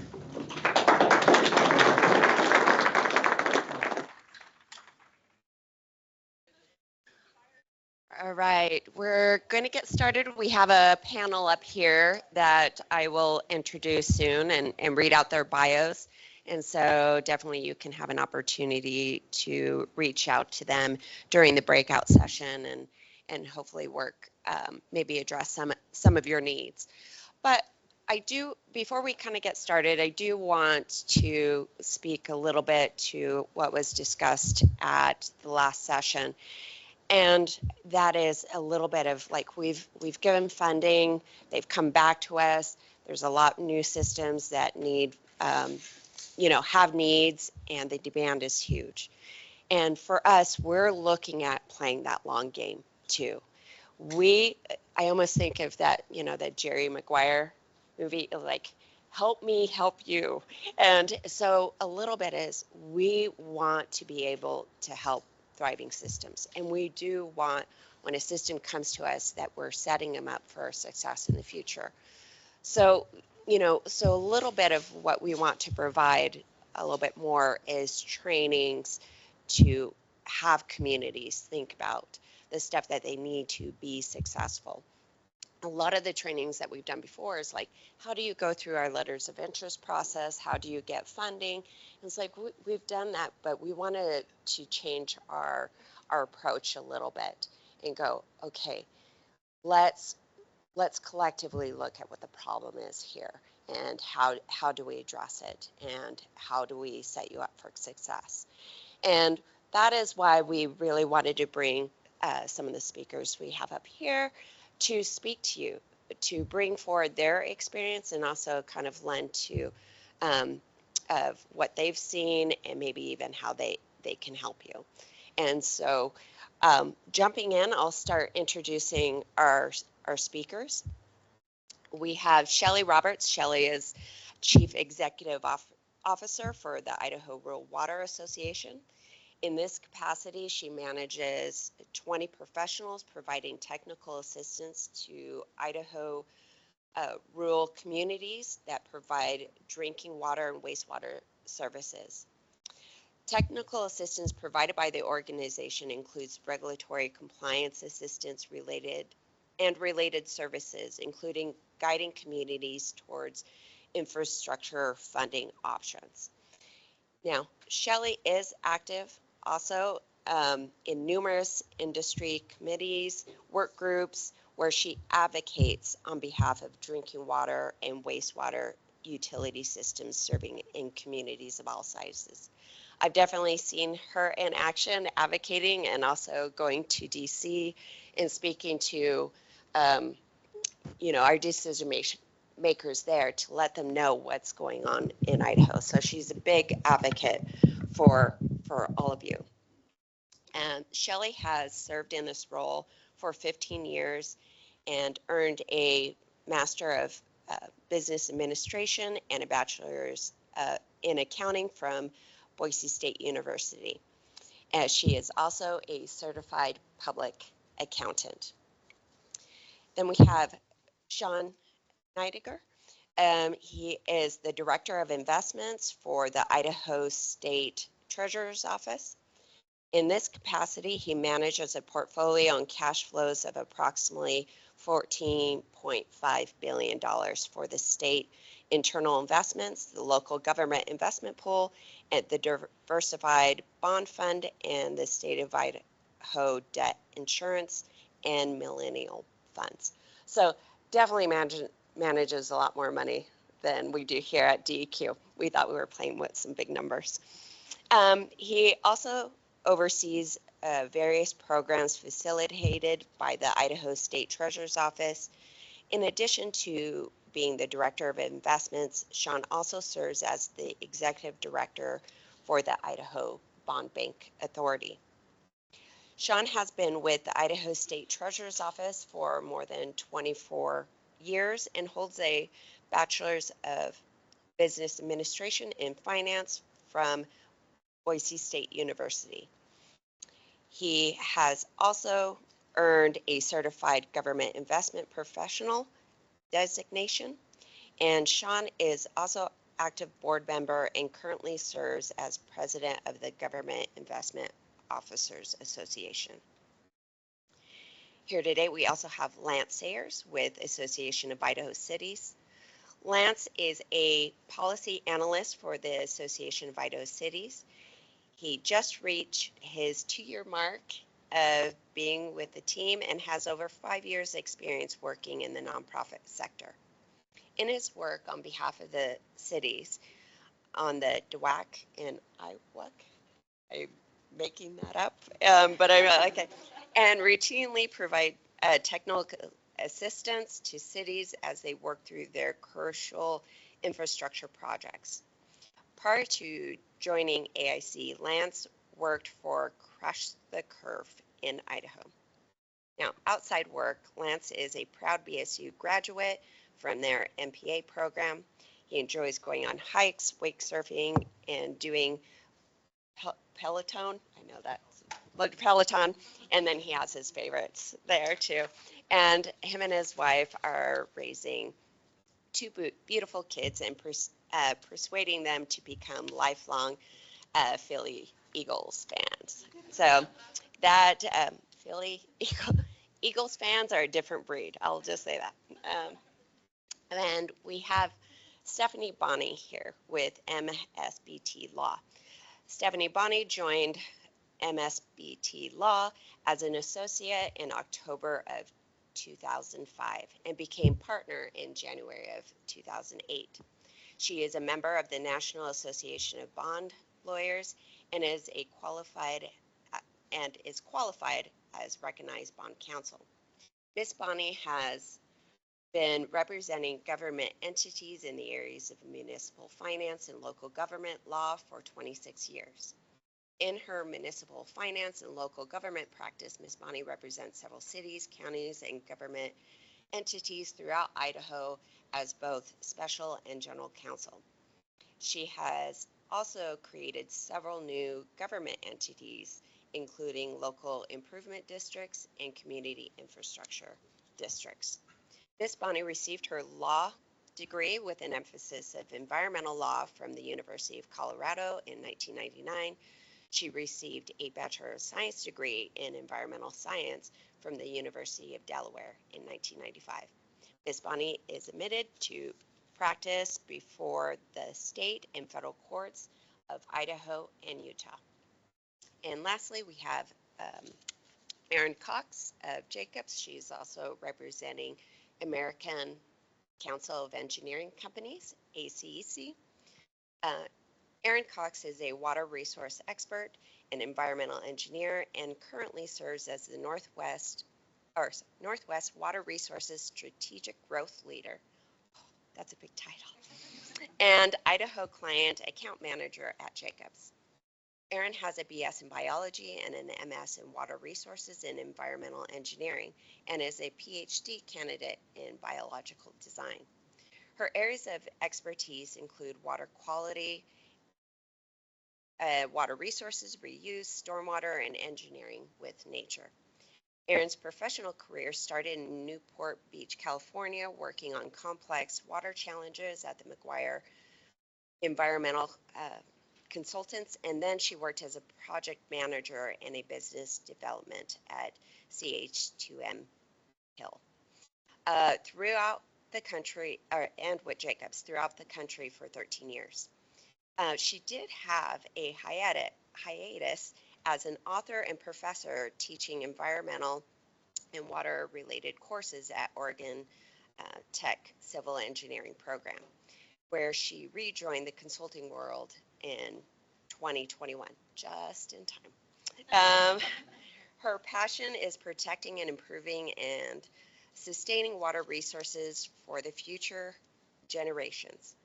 She loves spending time reading, traveling, biking, and hiking, and with her 3 kids, and sounds like a perfect Idahoan.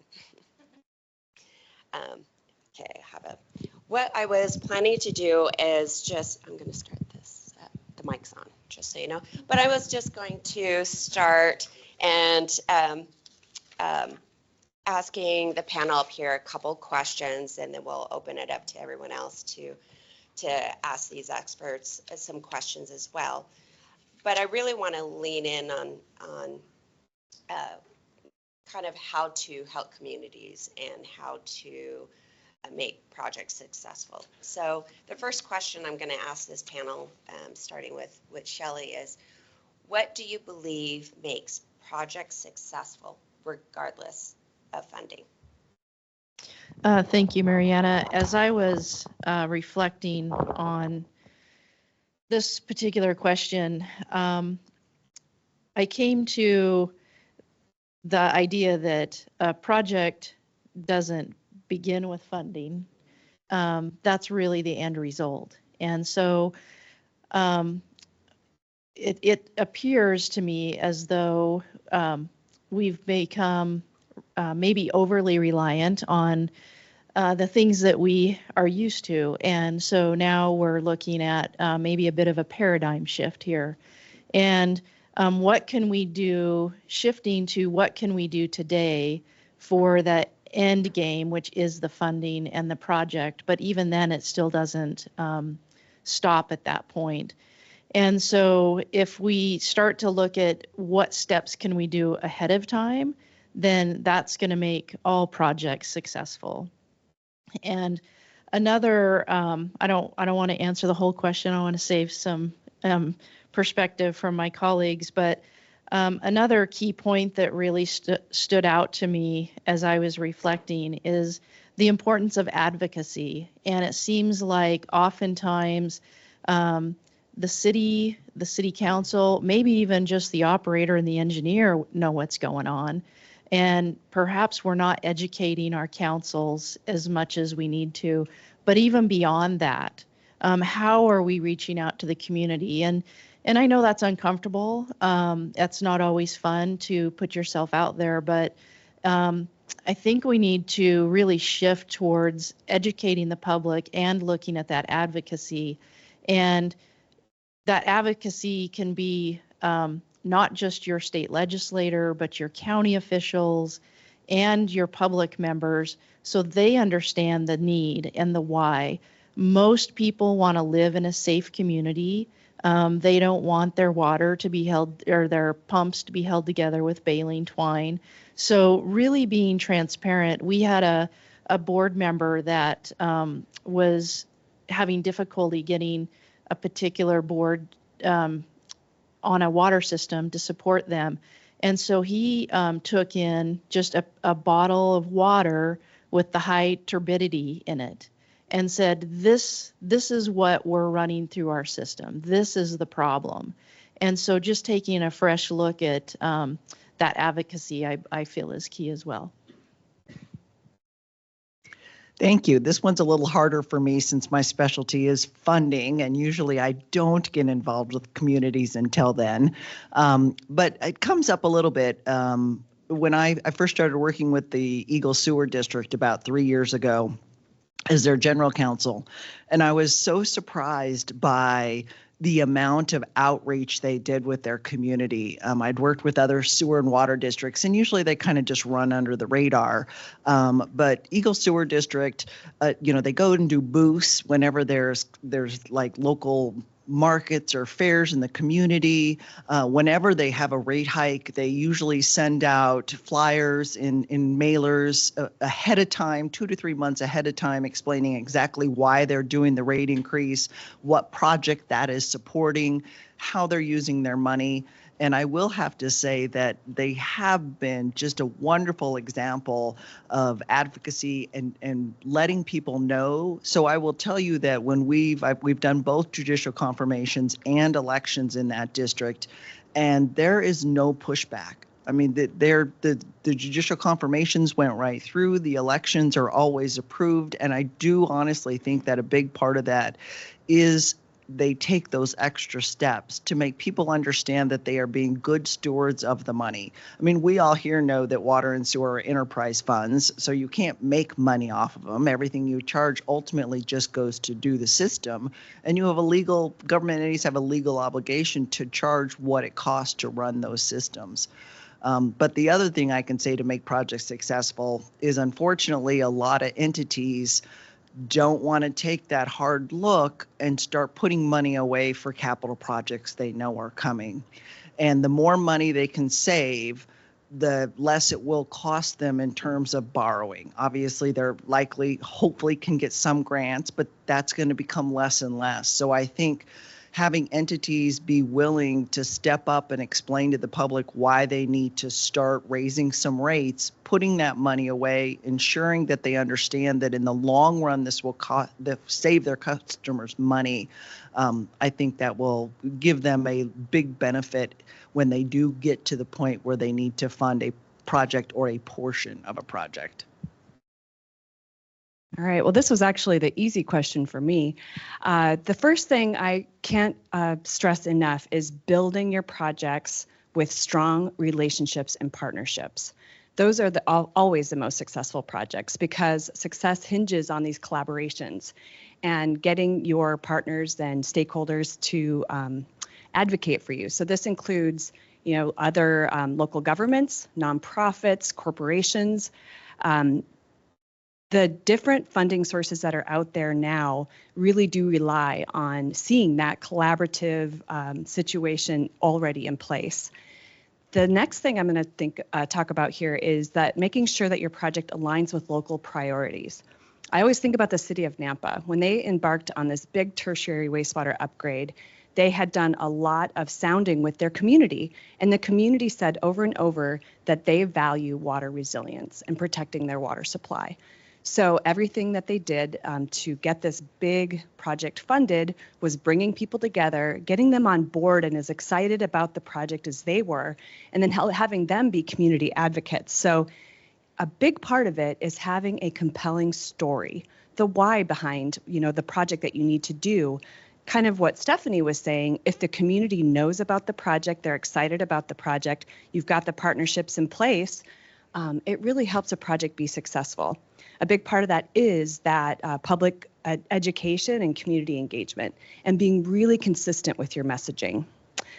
Another thing that helps projects be successful is having a phased project in mind, phasing the project so that you can get funding in place, not trying to get the whole thing at once, but kind of having a vision for the future and making sure that you're able to secure funding for the preliminary studies, then the design.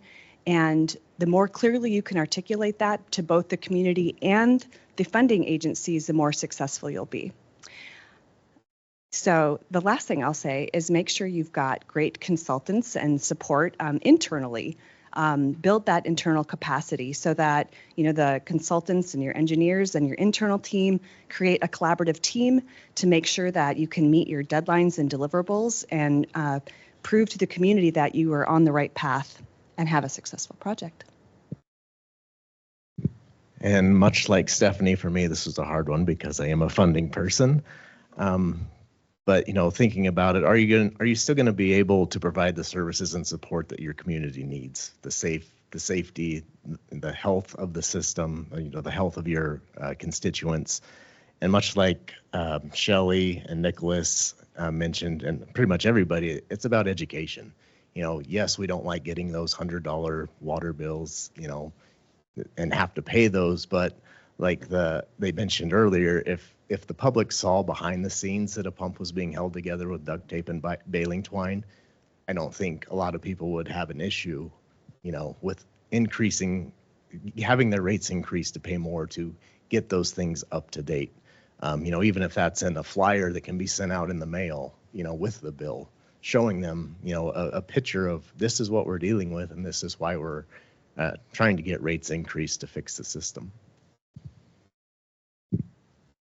I'm not sure if I have a whole lot more I can add to what this group's already added, and I'm glad to be here. Really appreciate the comments that have been shared. Some of the things I was just thinking about, I thought Aaron brought up some really good points about building strong relationships and make sure it reflects what the community wants. There's a great podcast done by Idaho Reports, and they talked about how the Salmon School District worked through getting the funding they needed and how many times they ran different versions of bonds to be able to get that done.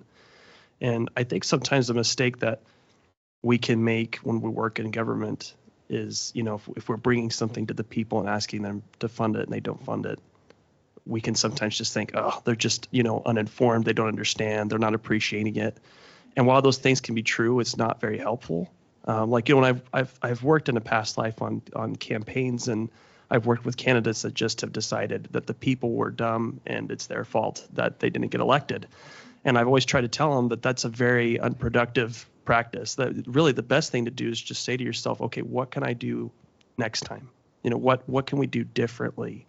I'll give another example. There was a school bond that was being run over in Eastern Idaho in a place I lived, and someone basically said that instead of listening to the people, that they'll just build a massive high school. And it went completely against the values of the community. And I'm trying to explain, you have to match the values of what people want. And sometimes that might mean kind of like the phasing projects idea. It's not going to be what you want, but moving along with that football analogy, does it take you from the 10-yard line to the 25-yard line? And sometimes I think that's how we have to look at projects is, of course, it'd be great if you could get everything you want, but you have to try your best to be respectful of the people, understand that there's a lot of different things to consider. It's not just water. Water's one of the important things, sure. And I think that that's something that I try to focus on when I talk to people about water is look at our neighboring states. Look at the issues they're facing for water. Hey, I just went down to Lake Powell. Lake Powell's down by 35 feet this year. That's crazy how much we're dealing with water issues here in the Western United States. Shouldn't water be a bigger priority? Like, I think that's what we should try to work on is just building soft narratives to help people understand this is a relevant issue. We're going to be entering times of greater stress. So let's do our best to try to be forward thinking now. Go ahead and keep that, Lance, because I'll start off with you. But Are you sure? I could go put it back down to Shelley if you'd like me to. I kind of want to narrow down the focus a little bit on what you guys have been speaking on, but maybe a little bit from the perspective of smaller communities. Definitely all that they have to tackle with not as many resources. So what I'm kind of wondering is how can small communities take steps to be successful, but also have a big impact long term?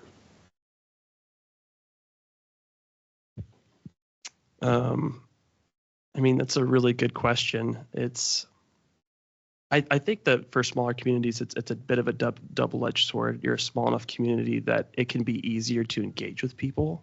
Like I've noticed that in small communities that have taken advantage of things, is that if your community's small enough, the social media effect could be mitigated because it's easier for you to go talk to your neighbor and talk about an issue. Whereas communities like Boise and Meridian, it's a very different ballgame because you're just dealing on a much, much larger scale. So I think that that's a huge advantage for them as they can work through those things. The tough part is definitely going to be funding. And I think that that's something, an honest truth, that's what we're working with as an association is how do we help our members? How do we help them? For example, we have upcoming elections this year. And so we're going to get new elected officials. And sometimes those elected officials come in and they really mean the best, but they just don't understand what they're really stepping into. And so that's another complicated factor in this equation is that you can have a lot of turnover that happens. We have a city up in northern Idaho that's been working on their wastewater treatment facility, and it's been put off for years. Their elected officials working really hard to get that done right now, but he's also got city council members that he's working with that he really needs to continue to keep their seats so that hopefully he can continue the dialogue. So I don't know if I have a great answer for that one. I wish I did. We're still looking at that. But I would say that there's definitely interest from small communities in looking at that, and that I'm looking forward to hearing what other members have to say here. Like Lance said, it is easier to engage with the people in the smaller rural communities, but access to funding is a lot more difficult. And I think that's where an entity like ourselves, the Bond Bank Authority, can be very helpful to those communities because they can pool their loans together to make one large bond issue and share the cost of issuance amongst everybody instead of going out, coming through us, you get a AAA rating, so you get cheaper financing through capital markets, as opposed to if you didn't have a rating on your own and going out and trying to access those markets. There's a lot higher barriers to entry there. So I think, an option for those communities would be us to access those markets at cheaper levels. All right, so for small communities, it is really tough. And I think it's even more important to have a robust funding strategy where you look at all the projects that you have that need funding, and then you look at the different potential funding partners out there that might be interested and make sure that you find the projects that align with their priorities. For example, Google right now has an RFI out for funding anything that could help with water resilience or water quality. So, there are different foundations and industries that are trying to step in and fill a gap right now. but you have to make sure that the stories that you tell align with what they want to fund and what they're interested in. So I think with a small community, you almost even have an easier time telling a really interesting story about your wonderful community and why this is so imperative for your community's economic success and growth, or keeping, your younger generation living in that community, because water is essential for growth and economic sustainability. So again, getting those stories really clear and compelling. And then there are consulting firms that will do this type of work to help you pro bono, to at least help you get the funding strategy in place, so that then you've got like marching orders, and for all your different funding needs, the different creative ways that you might be able to get them funded. There are more foundations and interesting funding opportunities out there than I could have imagined, and I hope I get a chance to share more of those with you. But I'll stop for now. I think one thing definitely with small communities is often small communities believe because they are small, their utilities should cost less than larger, which, as most of you know, is the exact opposite of what the truth is. The more users you have, the more efficient you can be. So I think one thing is obviously you need to let these small communities know that while that's a great idea, unfortunately, that's not the truth, and often it costs more. But what I am seeing more of, and which I think, if it's possible, is that small communities, if they can reach out and partner with other places that are close enough. We formed a regional, did a regional plant in southeast Idaho that then serviced several communities there. Right now, for instance, the city of Blackfoot had been taking waste from a couple of sewer districts. Those two sewer districts, everybody's big enough now that they are going to then, two sewer districts will form their own plant together, and then that frees up capacity for the city of Blackfoot. So I think if we could reach out, obviously sometimes the distance is just too great. But if we could look at, for some of these rural communities, to put some kind of either a regional district together, or even just a joint powers agreement or contract for service, there's all kinds of legal ways to handle this. The more we can help communities band together and get that efficiency of having more users on a system, then I think that could help some of these small communities. So just kind of capitalizing a little bit on what Aaron said, get creative. There's more than one funding source. There are options out there. Some might be more economical on the surface than others, but there are options. Coordinating with your neighbors, talking to people, going back to that advocacy, the more people you talk to, the more opportunities that may present themselves. I was talking to a system up in North Idaho that was working really hard to put a land application system in, and it was expensive, and it was, the projections were really stretching the pocketbooks of their citizens. And in some of the conversations that they've had, he did mention the Google grant. They looked into that. There's entities that, will pay you to plant trees. And one that I really loved was he connected with University of Idaho, that on that land application site, they're going to pay them to allow them to plant wildflowers. So it might sound kind of crazy, but just talk to people, be open to new ideas, and look at how to fund those projects years ahead and not just in the last moments. And then also look at building strong habits. And with changes in council and leadership, that can be difficult, but do what you can in terms of routine maintenance. Are you tending to the equipment that you do have? Are you exercising your valves? If you don't have the equipment, call your circuit rider. They have the equipment. They can help you with that.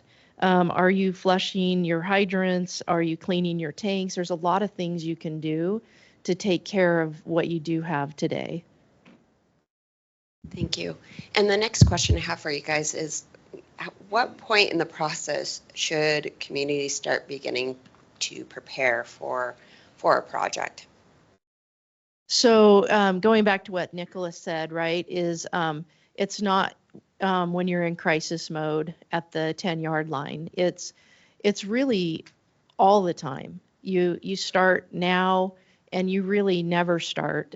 When you get that project funded, it shouldn't stop, to what the gentleman said earlier. Like, we've got to take care of what we have, but then also looking at changes in regulation, looking at changes in our population, always looking forward, and all the things that we're talking about, putting those into place, keeping our community members and our leaders educated about where we're at, and building relationships with people to help fund projects. Another one of those creative ideas the gentleman Steve brought up was vendors. There are leasing programs out there that are another option. So just talk to as many people as you can, and just don't stop. You're in there for the long game, so. From my point of view, as most of you know, the two ways that governments can get permission to borrow money is through a judicial confirmation process, in which it really does need to be a project that we need during the current year. Doesn't mean we're going to build it during the current year, but the need is now. It's not just for future growth.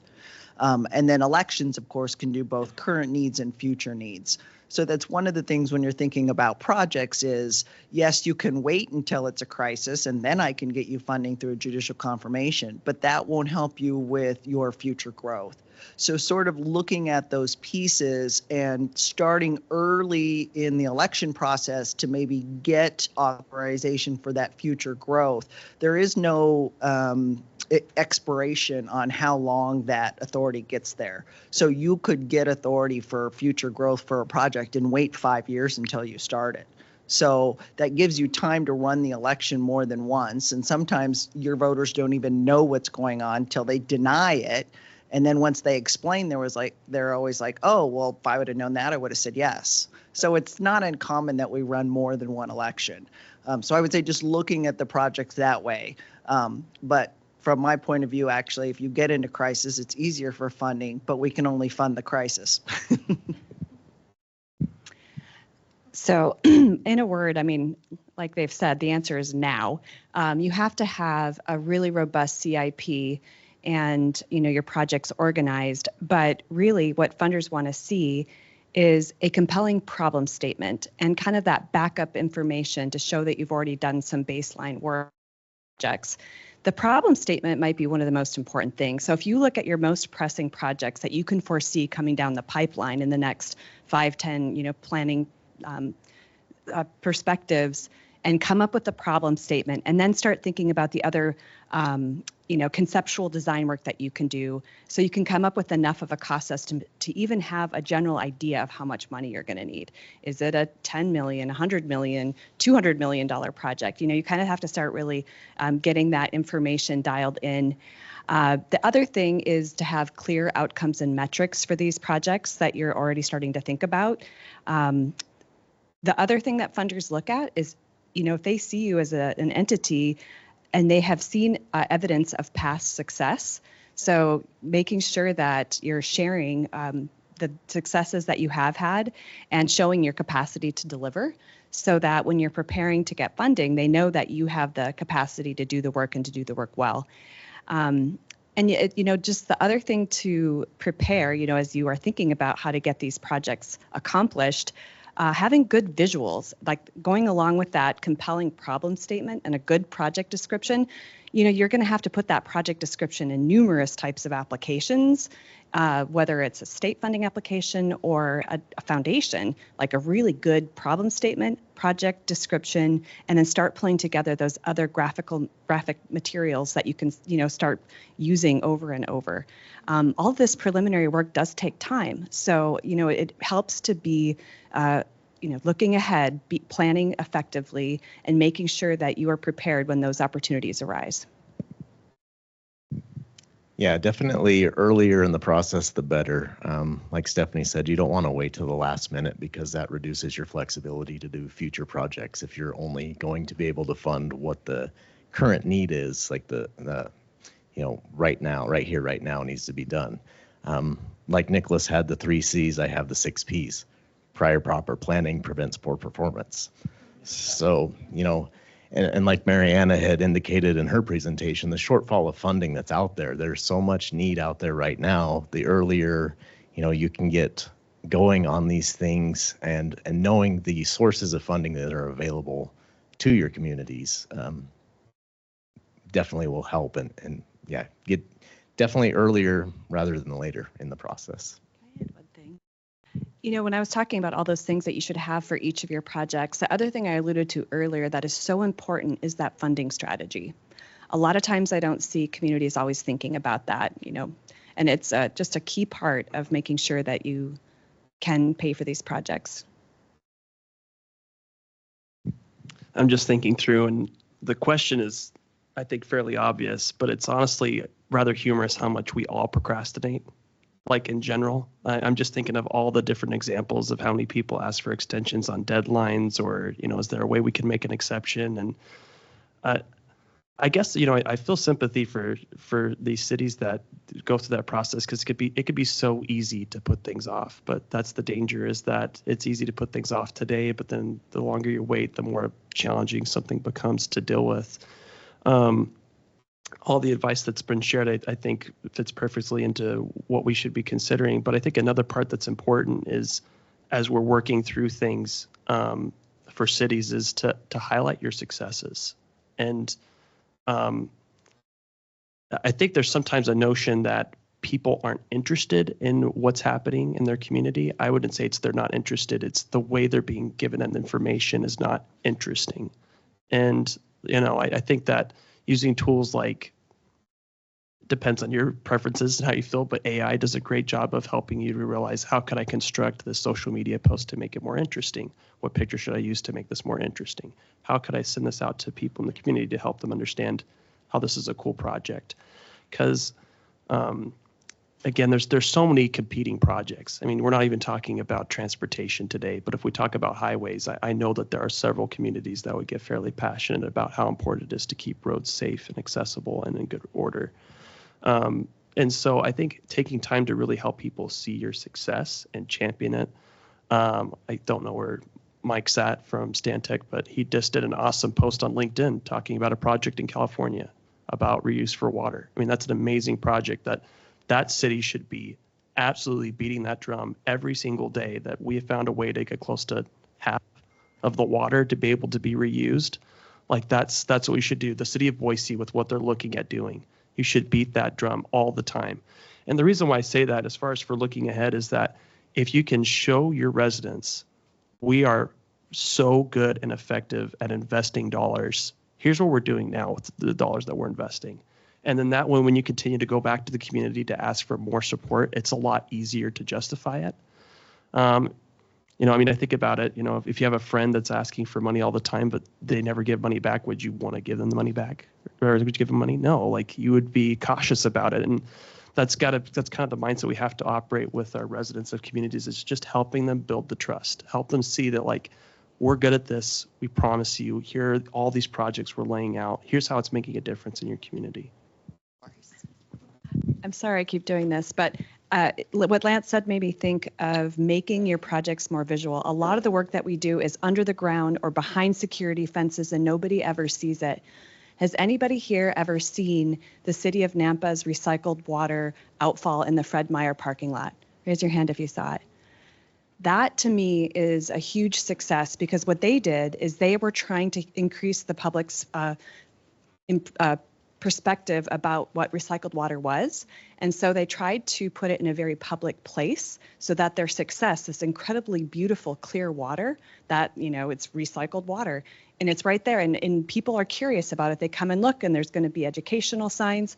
So I think making your successes more visual to the public, so that they feel better about these investments, is really important, because it's hard to make pipes underground very sexy to people.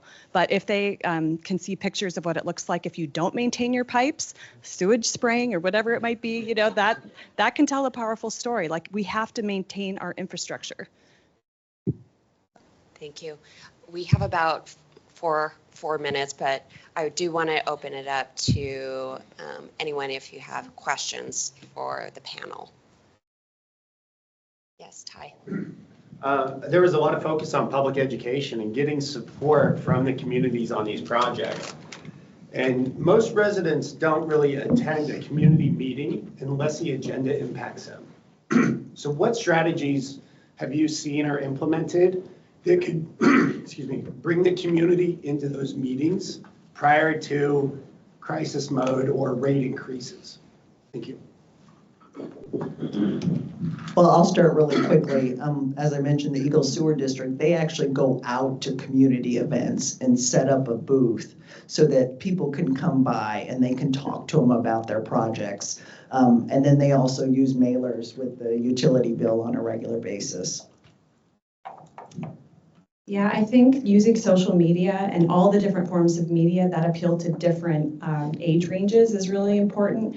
We had a public event at Twin Falls recently, and we blasted it through everything. We're on the TV channel, we were on the newspaper, social media, and we got almost 60 people to show up to a public meeting. It was outside, it was for a river restoration project, but you know, I think we just have to get really creative and make it enticing and try to put the information out there in a way that will attract all the different demographics. Yeah, I think to sum that up, it's really don't expect people to come to you, let's go to them. And how do we do that? Yes, it takes time, yes, it takes commitment, and sometimes it's kind of scary because people can be not very nice sometimes, but just being positive and getting out there in any way that you can, like these guys mentioned, the news channels, just get your story out there and don't stop, just show up.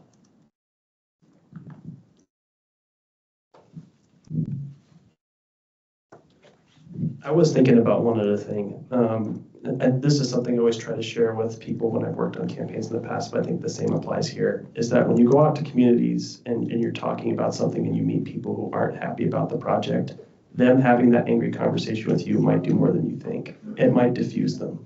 They might not say anything else because they felt like their opinion was heard, and that can be an absolute victory.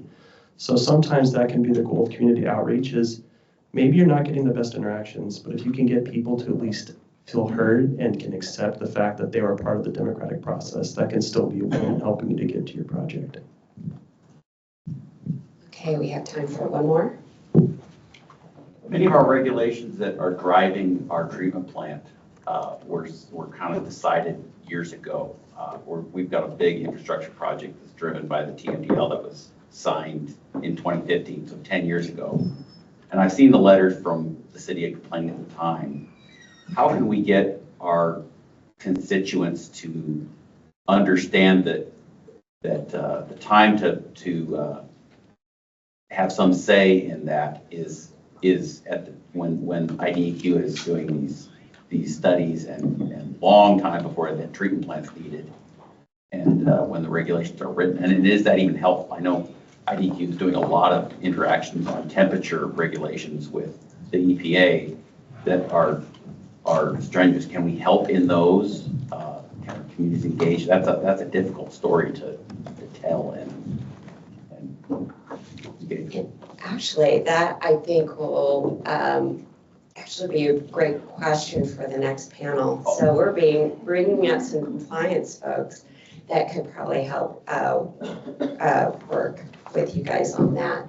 But I don't know if anyone here from your experience have any suggestions.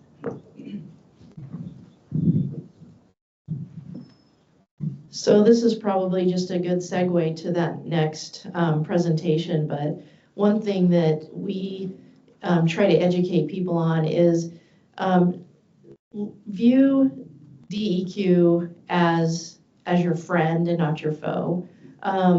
They really try to work with you when they can, and it can be frustrating, and there's a lot of boundaries that we have to work within, but talk to your regional compliance officer ahead of time, communicate the challenges, and I've seen several instances like Jason's referring to where communities, and not just your community, they're all struggling with the same thing, and if DEQ can make some adjustments or advocate on your behalf, that's going to be key. Tough to go back 10 years, but what can you do today with upcoming compliance issues?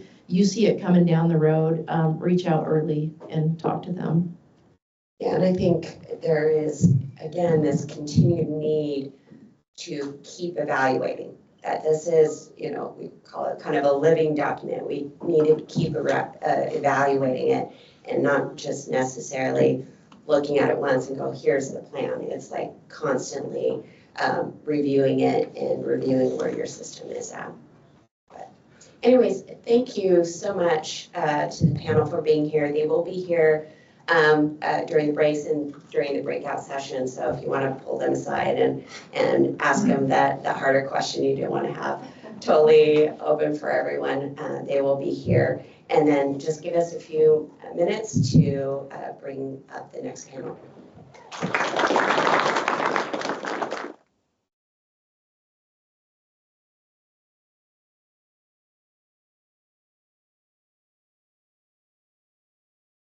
So as MaryAnna alluded to, as we look at all the challenges that face us in Idaho right now, the three primary drivers that we're seeing are aging infrastructure, right? And we can't really stop things from aging. That's going to happen.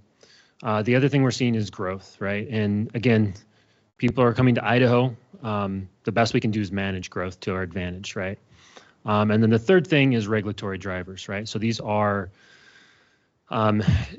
public health, environmental health requirements that come in forms of limits and permits and new, more stringent conditions that are associated with that, new constituents that are emerging. I mean, we don't want to use the four-letter word here of PFAS, right? But it is here and it's not going to go away. So things like that are coming down the pipe. And what can we do about that? And so the regulatory compliance piece of this, we wanted to try to at least bring up as a topic, right? This is something that normally we kind of try to shy away from because it can be kind of tough and challenging, right? And so we've got folks here to kind of talk through that a little bit. So that's what we're going to try to attempt to do today for the next 45 minutes.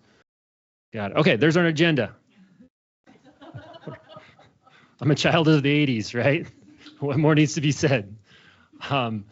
But I love the gentleman's comment here of like, if we could go back 10 years when that TMDL was being written, or if we could go back 20 or 30 or however far we could go back, what would we do? What would we say? How would we be, involved? And so some of this discussion is going to be hopefully driving that thought process of, okay, we can't go back 10 years, but what can we do today? Are there things that we can go back to the future today and manage proactively now through compliance, through regulatory issues that in 10, 20, 30 years could really prove to be successful? And sometimes it might feel like being a crazy scientist even to bring that up, but I think it's part of the conversation that we don't want to ignore, and we want to have that dialogue productively. So with that, I am going to, here's our questions that we can ask. I'm going to hand that off to Valerie to introduce herself and share. Hi, good morning. My name is Valerie Greer. I am the engineering manager for the Boise Regional Office of DEQ. And I'm going to provide a little bit of information just about the regional perspective for you. We generally, at the region, anyway, at the region, we are your contact. Like, we are going to be the person that is most likely to be talking to you. And so within DEQ, we have 6 regions, and within each of those regions will be a compliance officer that is assigned to your facility. And that is the person that will be coming out and conducting the inspections. They're going to be reviewing the data that you submit for compliance and for making sure that you're doing all of the monitoring that you're required to do. So just to echo what Shelley said, especially, I think that the biggest takeaway that I would give you from what I'm going to talk about is just talk to us as much as you want to. Call us whenever. Your compliance officer is going to be, they're on your side. Like, they want to help you. They have a job to do, obviously, and that job is to make sure that you're in compliance.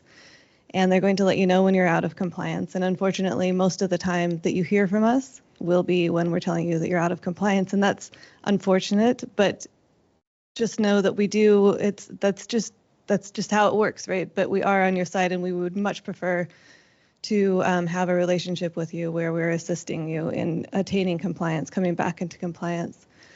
And so you can use us as a resource.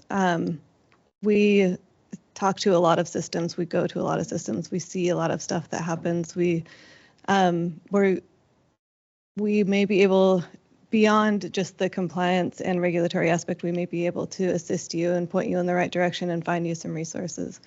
So the nasty grams that we send, right, the letters that tell you that you did something wrong, we refer to those as informal enforcement. There's one of the steps towards, they're generally just a documentation of something that went wrong, and we like to keep things there, but we are happy to provide compliance assistance at the regions. We will take a call anytime, right? We'll answer any of your questions about your requirements. We're happy to come on site if that would be helpful. We will talk to new officials and new operators to help go over the requirements and make sure that they are in the best position that they can be in to comply with the requirements. So this is compliance assistance. And we like being in that position as compliance officers to providing the compliance assistance. One of the main things that we can help with is your paperwork and your reporting requirements, because that can get pretty complicated, but we deal with it all the time.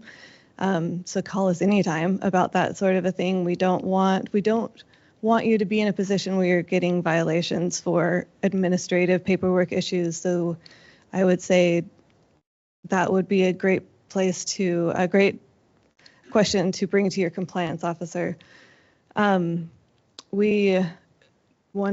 small caveat, we can't provide technical assistance from DEQ. That's one thing we're not really able and allowed to do. So that would be, if you are having trouble meeting your requirements and you need an actual engineering type solution to come into compliance, like that's beyond us.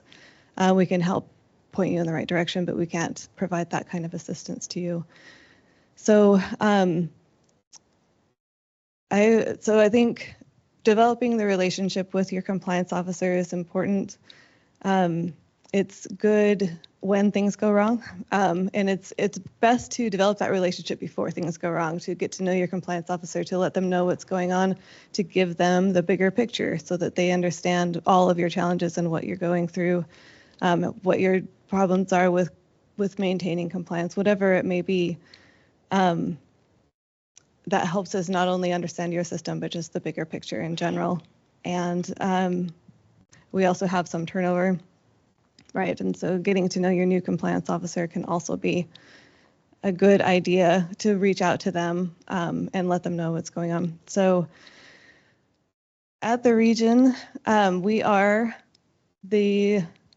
we're between you and formal enforcement, and formal enforcement certainly has its place. And they'll talk about the formal enforcement place. It does have its place, but understand that the compliance officer is between you and formal enforcement. We are on your side. Like, we want to see you be successful.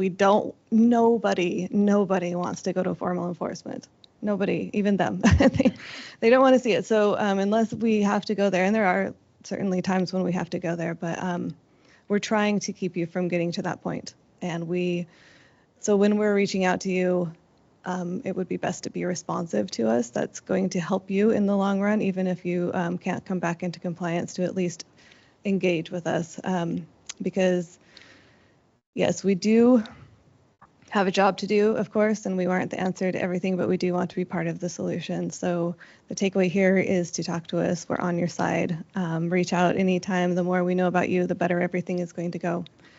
And looking forward to getting to know you.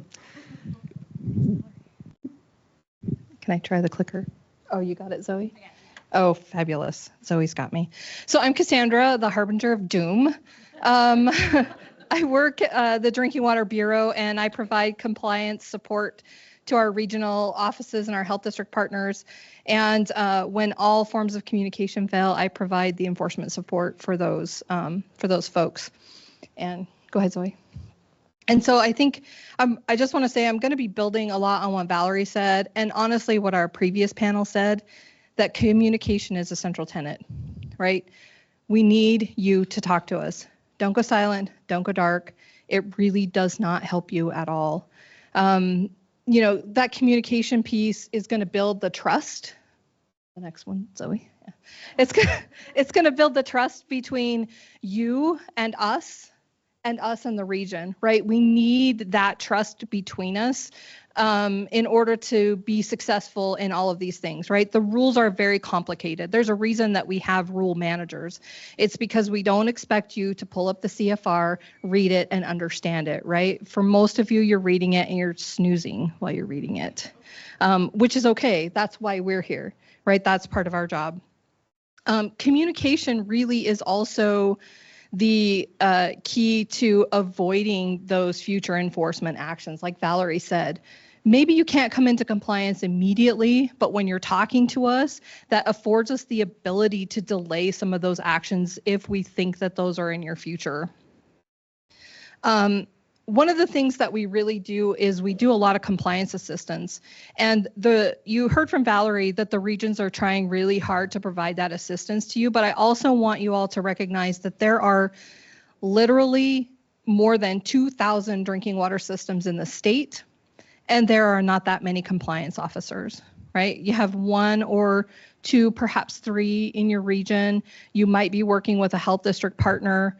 We have limited time and limited resources. And so sometimes that communication breaks down, right? You're trying to work with your region and perhaps things are getting lost. There's a lot of reasons that I hear, but I'm the next step for that compliance assistance. So what happens if the efforts of the region or the health district have failed? They shoot over a referral to me, and the first thing I'm going to do is reach out to you and say, hey, how can I help?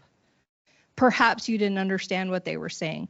Perhaps you didn't understand the magnitude of what they were saying, but we're pretty serious about it. So in order to avoid those formal enforcement actions, I'm going to be an interim compliance assistance person for you.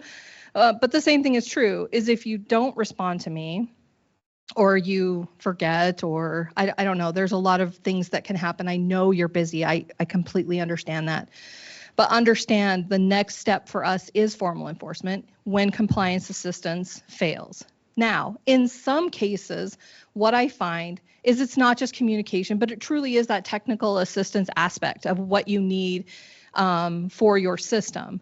And we have providers that we can refer you to that can provide some of that technical assistance to you.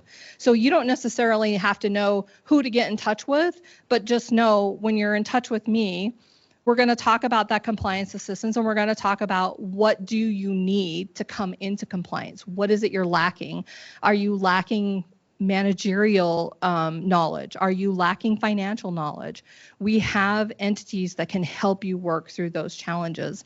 And for small systems, because I recognize in this state, 90%, more than 90% of our systems are very small water systems. That means they serve fewer than 500 people.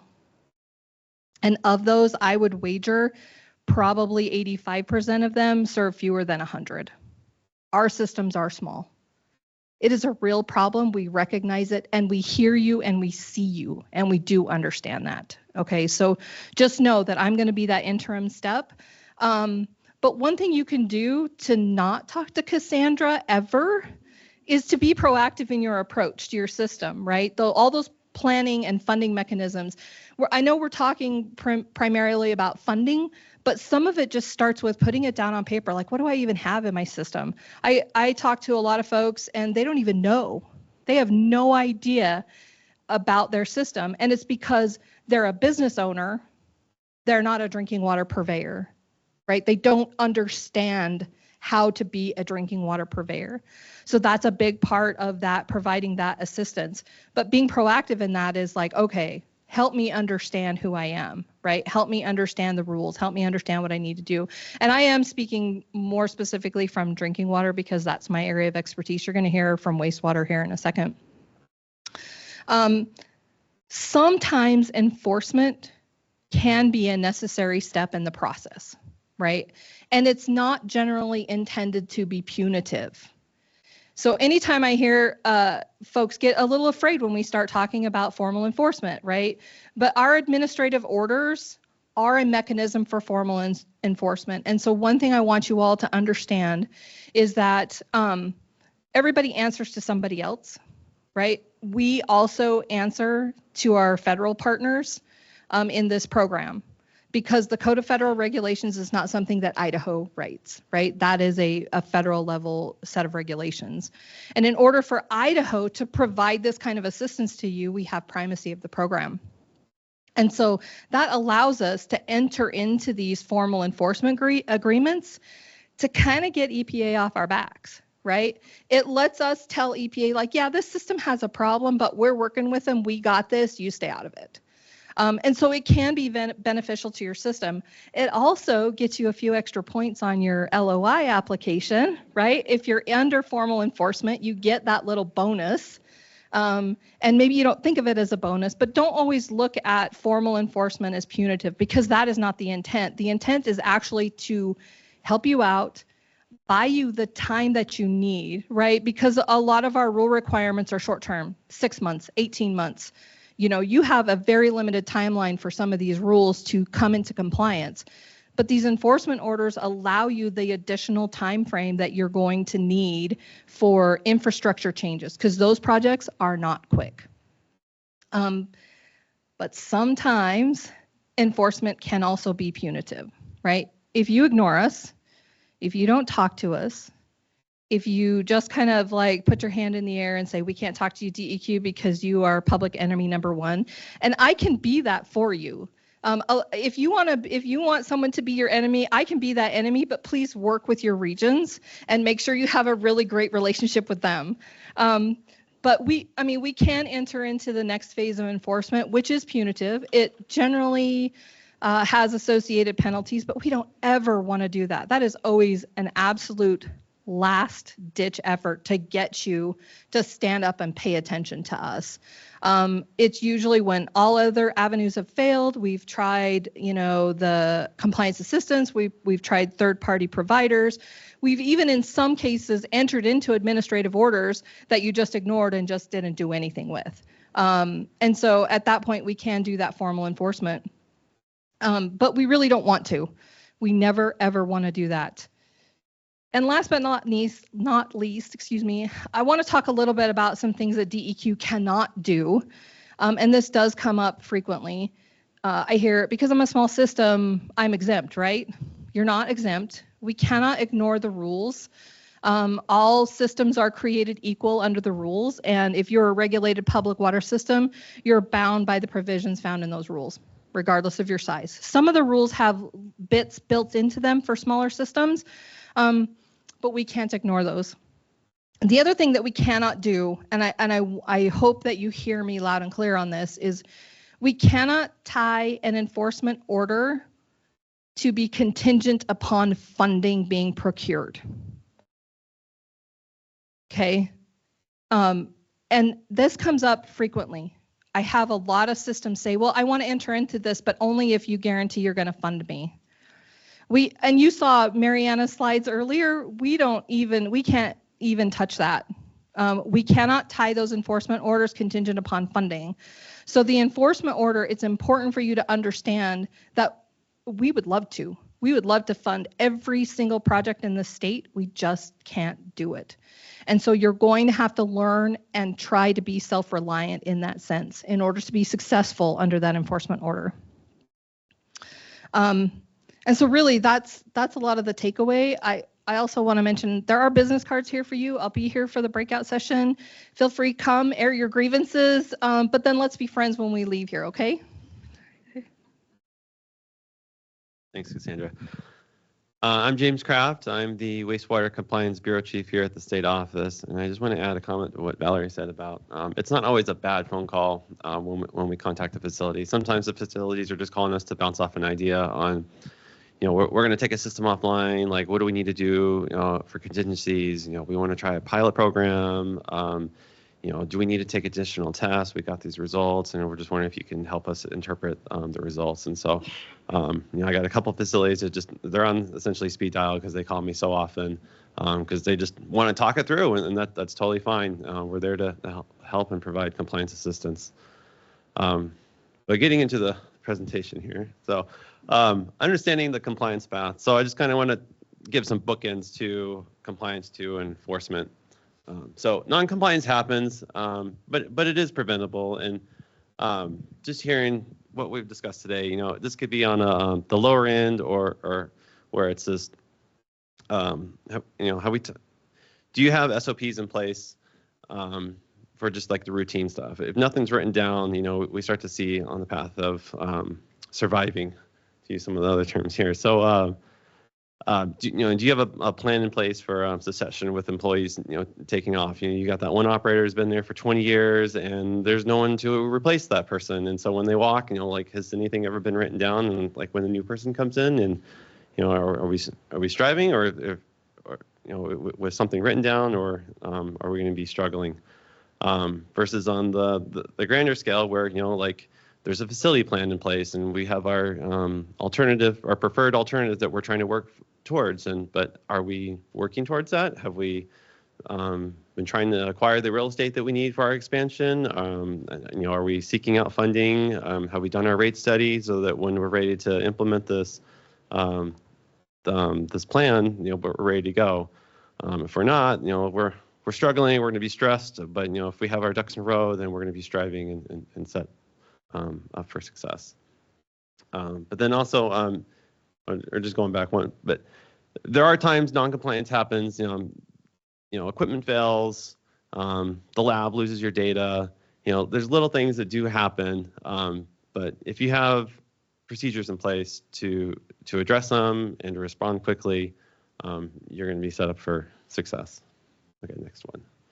And again, we look at patterns of non-compliance. It's just not about mistakes. Like, we're not going to call you out because you're late for 2 days on submitting a report. We're looking for patterns where it's like you're continuously late on submitting this, or you have yet to submit the annual report and you're months late on doing this. Or there's always this one sanitary sewer overflow. Someone mentioned about squirting sewage out of the street. Like, there's always this one problem in town that we see that, it's problematic, and like we see not to be doing anything about this. So like, why? So we're going to start looking at this. And I always take a passion to make sure that a facility is that their compliance status is truly represented in these databases, and it's not as a result of some anomaly or a glitch in the system. Because data that we receive, effluent numbers that we receive, they go to a public-facing website, and people try and draw their conclusions based on those numbers. And so, if someone had fat-fingered a value that's like really out of line, or there's a missing date because it may be something where we have the submittal and we just have yet to enter the date in, and so time has passed, and so now it shows it's really late and they're in the significant non-compliance status, and really that's not the story. And so we want to make sure that everyone's truly represented in these databases. And as Valerie mentioned, most of our enforcement starts informally, and this could just be a call, an email. Maybe we need to go to the site to better understand what the situation is, or maybe we need to kick it up a notch and just do one of the routine inspections that you're due for. Some are on a 2-year or 5-year inspection, and we can kind of just take a big picture, a snapshot of what's going on with a bunch of non-compliance issues. But the goal is to resolve these issues early and not let them fester into a bigger matter. And again, these aren't punishments; they're opportunities to correct, and we want to get you back into your swim lane. And so, formal enforcement, it really is our last step. This is not something we want to be in, but in some cases we're forced to go this path. And we'll send our last warning shot, our notice of intent to enforce, to get you to comply. But when the risks are high and the cooperation is low, we have other enforcement actions that we start to exercise. So we have compliance agreement schedules, which is a legally binding agreement where we want to get you back on track And there's no penalty involved with this one, but it sets out like a timeline and some actions and milestones that need to be achieved. So it just really formalizes what needs to happen to correct this issue. Then we have consent orders and notice of violations, and those have penalties too. It's more of an administrative process where we don't involve the courts, and we just want to resolve it, administratively. Most recently, we've had for construction general permits, people pull permits for land development for an acre or more near waterways, and we issue consent orders for those. And it kind of goes back to the first one where noncompliance happens, but it's preventable. And a lot of them it's because of failed BMPs or issues that we see out in the field, but they were preventable had we done the maintenance and the O&M necessary for that. We could avoid these enforcement actions. And then the other one we have is a consent judgment, and this one does involve the courts. Recently we've seen, or as explained, under the Clean Water Act, a citizen can file a lawsuit in the courts going back 5 years and using the $66,000 per violation per day. And over 5 years, that can rack up pretty quickly, especially if it's a continuous, daily violation. A consent judgment starts to formulate, and as the enforcing agency, we are essentially required to take a stance. We issued the permit, we gave them the authorization to discharge into waters, and so it's really on us to then kind of take on that issue. And luckily, our statute of limitations is only 2 years, it's in there. But again, we want to work with you, and we want to give credit where there's due, and with the paper trail that Valerie mentioned, with these informal enforcement letters, like that shows that good faith effort that we've been in communication. Issues were identified. There's been attempts to remedy it, but sometimes it's taking too long, and so we really need to formalize how we're going to address the issue. Unfortunately, there are penalties, with consent judgments, and since the judge has to sign off on it, we have to make it fair and appropriate for what the penalty is. But there will be a list of milestones similar to like what a compliance agreement schedule is, where we, spill out the steps that need to happen, and we're very generous on the timelines too. If it's going to take so long to do that construction, we'll give you the time. Understanding that some of these are weather dependent for construction seasons, and the timing cycles for elections and letter of interest, and just we try and incorporate all that into the timelines. And then communication changes everything. Calls early. We want to be part of the discussion. We really do want to provide compliance assistance. Even if it's just to spitball something or bounce it off us, we're happy to help with finding a solution. We can't provide technical assistance, but we definitely want to at least help interpret the permit, or give the flexibility where we can. And then so everyone wins with proactive compliance. Our objective here is to protect the environment and water quality. We want to build trust with our regulated community. And we want you to focus on, your operations, maintain your facility. We don't want you to spend the effort on having to deal with an enforcement action and paying a costly fine. If you pay the fine, the problem's still there. We'd rather have you put the money towards the project and resolving it. So, thank you.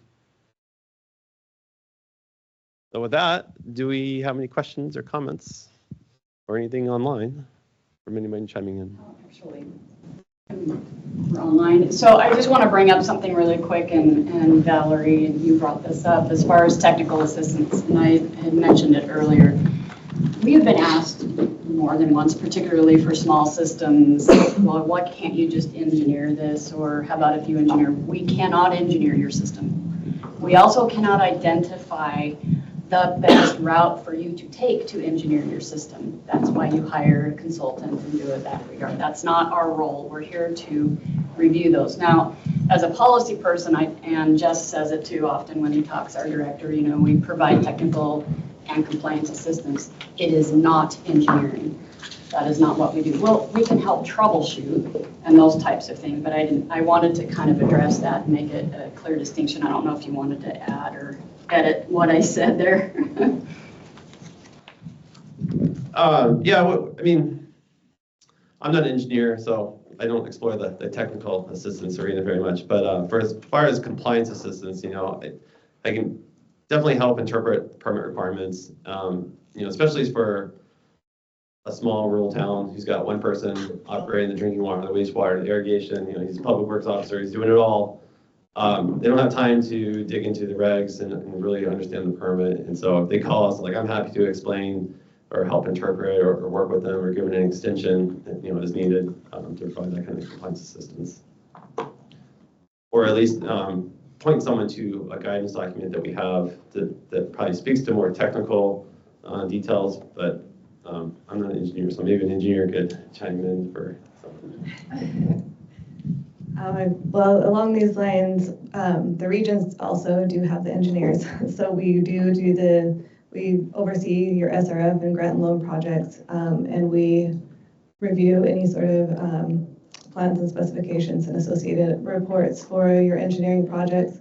And I bring this up mainly just because your compliance officers are usually like next door to the engineers. So these projects end up going together. They work together a lot. So if you do make it to the point where you have to do some kind of engineering project in order to come into compliance with a permit or regulation, like these guys are talking to each other and making sure that we're applying the rules appropriately, and whatever the engineering solution you're proposing is going to meet the requirements that the compliance officer will be looking for. Do you have a question online? Not necessarily an implementation, but a software question. Which software platforms or systems are currently in use for lake monitoring in Idaho, particularly in Valley County? Looking to replace our existing software and wanted to see if you would recommend the software you use.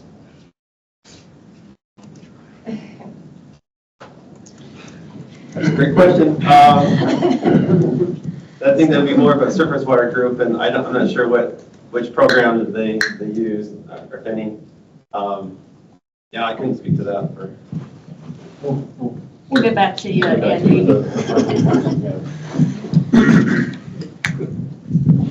Can I ask a question to you, Cassandra? Absolutely. Okay.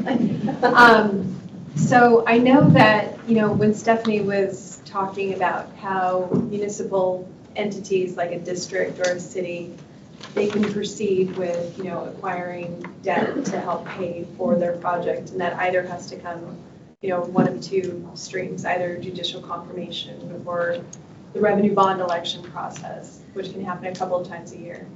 So we all know that there's a lot of effort that has to go into that, and so my question to you is, because you have a couple of examples, right? And so maybe share, I guess, your experience as a compliance, officer, official, how you and your team can actually help, I guess, really talk about the story of why the revenue bond is necessary, and help educate, what has been your experience in help educating, the city council members, the board, but also the kind of the greater audience that will be voting in those elections. How have you done that? Or can you just talk about how you can actually be a frenemy? Absolutely. Yeah, no, that's a great question, Christina. And I know that, yeah. It's been great, but maybe if folks are in the room kind of, my gosh, we're gonna have to take some debt on, whether that's through the bond bank or DEQ or private lending or whatever. Can you talk about that? Absolutely. So this does come up. I mean, funding is just a hot topic. Nobody wants to see their rates increase. Nobody wants to incur debt. But one of the pieces that we can provide, that I can provide and have provided, is I will come to your bond election open house and talk to the community about the needs of their system. I know one project Christina is referring to in particular, I did do that. I went with the region, and so we were there. We were able to answer any of the hard questions regarding compliance, because sometimes that's a missed piece. right? As a water system, it's hard to convey to your constituents that you have, in some respects, failed them because your infrastructure is failing, and now you have no choice because of an inspection, subsequent violations, and now you've entered into a compliance agreement schedule with this agency. You now are on the hook with a legally binding agreement to make this project happen. And so we can help with that discussion with your constituents. Like I said, I've gone to these meetings, and then, you know, in this case, I think it was really successful because in this case, the bond passed. It wasn't a like huge landslide. There was definitely still some opposition. But what we were able to do is talk to those community members who were receiving misinformation, or they were just simply not understanding the information that was out there. They weren't understanding that this is a very needed project upgrade to their system. And so they weren't hearing that from the folks that were presenting the bond. And that's no failing of them. They just don't know how to talk compliance, right? I know how to talk compliance, that's my job. So I'm happy to do that. I've done those meetings virtually. I've sat on city council meetings at 6 o'clock at night, you know, from my little office in my house and had those meetings. And so I was available to them to answer some of those questions of, why do we have to do this, DEQ? It's your rule. Why don't you just fix it for us? And the truth is it's all of our rules. We voted for it. And so I'm available there to talk about those compliance issues because I understand the rule language and I understand the language built into the compliance agreement schedule. Those are not easy to read either sometimes, right? Jerri knows this very well. So sometimes the language can be really confusing, especially to somebody who is emotionally invested in the project, right? They're looking at their budget and somebody said earlier, no more Starbucks, right? They're thinking, man, this is going to increase my fees. But I will attend those meetings, and I even went to wasn't it a special council meeting? It was a special council meeting because some of the citizens did not believe that the city was complying with their compliance agreement schedule. So we'll have those hard discussions. That's a big part of my job, is to have those hard discussions. And so you can leverage me in those communications. I don't, it's not a free for all. Like, I'm not gonna be at every single one of your council meetings, but you know, where there is a need, I'm happy to help fill that need. But I also know that regions have provided that support to our communities as well. Those compliance officers, they understand the system even better than I do, right? They know, they were boots on the ground. They're the ones that wrote that inspection report. So they really understand what's happening out there. So you can always seek their assistance in that process as well. We've talked a lot about water and sewer. Stormwater, are you planning, what's the vision for stormwater? Stormwater is a little tricky.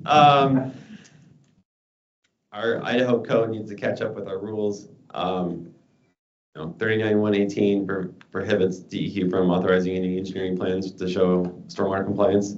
So it's hard for us to like look at like an engineering drawing to see, this is going to meet the requirements. But in July of 21, DEQ gained primacy in the stormwater sector. And so we have MS4 permits, that are municipal separate storm sewer system permits for municipalities over 10,000 who just charge 2 waters of the U.S. There's a general permit to kind of encourage best management practices throughout the town's activity to limit what goes into the waterways. And we have industrials in industry who have outdoor activities that pollute. There's a permit for those specifically. And then with construction, general permits for land development, there's stormwater permits for that as well.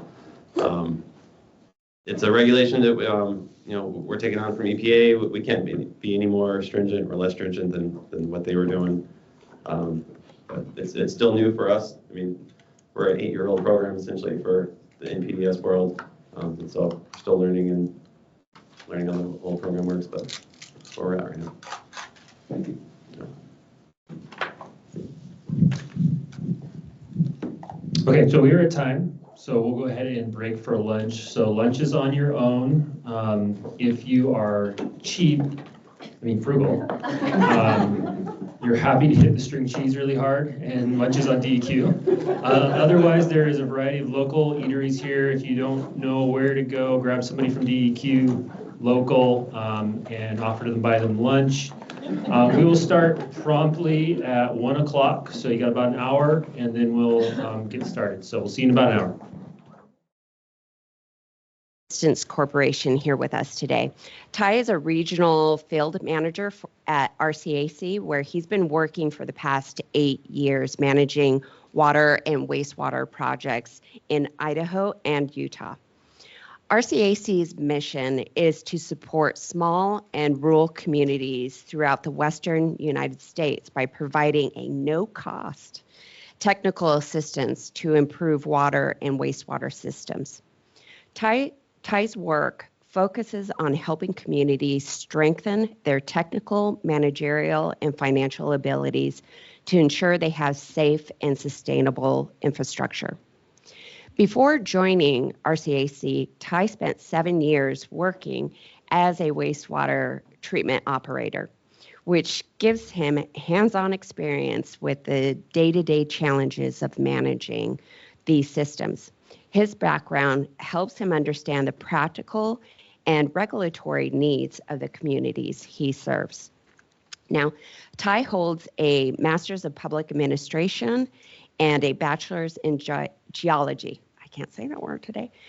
Combining technical know-how with management skills to help rural communities tackle complex projects. With over 15 years in the field, Ty is passionate about assisting communities to build thriving, sustainable water and wastewater systems. So please help me welcome Ty. I think that Zoe got the clicker working. Thank you for joining, everybody online. Thank you for joining, and I know this is after lunch, so try to keep your eyes open. But feel free at any time if you need to stand up against the wall or step out like that. It's cool. It won't distract me at all. When we were asked to put this presentation together, how efforts that small systems can take as we look at some of the challenges with funding moving forward. And so I'm going to focus on some financial planning. There's my contact information as well. But today's objectives in my 45 minutes, I want to talk a little bit about principles of a rate analysis, identifying the financial needs, defining financial sustainability for your community, and then an application to achieve this moving forward. And so my first thing is we've talked about public education. I want us to maybe think about using some different language when we refer to rate analysis. What do most communities, when they hear rate analysis, what is their physical response? They're there in a defensive mode, right? They're there to question, why are our rates this high? And so it does imply that there's going to be a rate increase. And it also leads to an immediate lack of community buy-in. And so I want us to think about this idea of changing this from a rate analysis to a cost of service analysis. And that's really the impetus of what we're trying to do. We're not looking at how much revenue do they need to generate is the immediate need. That's secondary. What we're trying to address is what is the true cost of providing that service to customers. And so by changing this language of a cost of service, we're going to start implying that we're going to be providing transparency about what your dollars are being used for. And so it goes to Dustin's point of a lot of customers don't know what's in the ground. They're going to see we need to set aside reserves to pay for these assets that people normally don't even recognize are there. And I just want to make sure I covered what I needed to there. And it is an avenue to educate the ratepayers on how those monies are being applied. So this is another opportunity to engage with the community as well.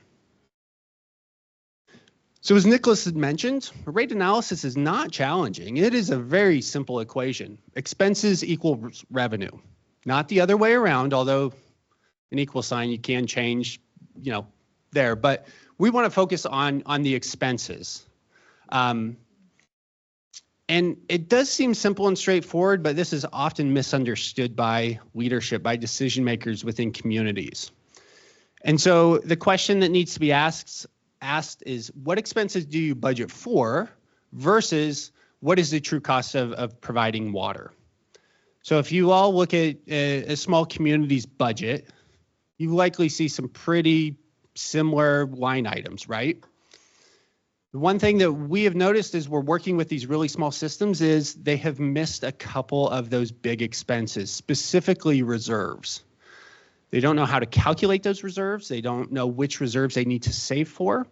And so as we talk about this true cost of water, we need to also be looking at those reserves. And so the first step in all of this is budgeting. Most small systems, they take last year's, they might apply a 3% inflation, and they just say, here's my budget again. And they don't really dive into analyzing what that cost is. They just apply that principle across the whole thing. So they generally will address O&M cost. What does it mean to turn the lights on and treat the water or treat the wastewater? That's pretty straightforward. That includes personnel, benefits, all of that.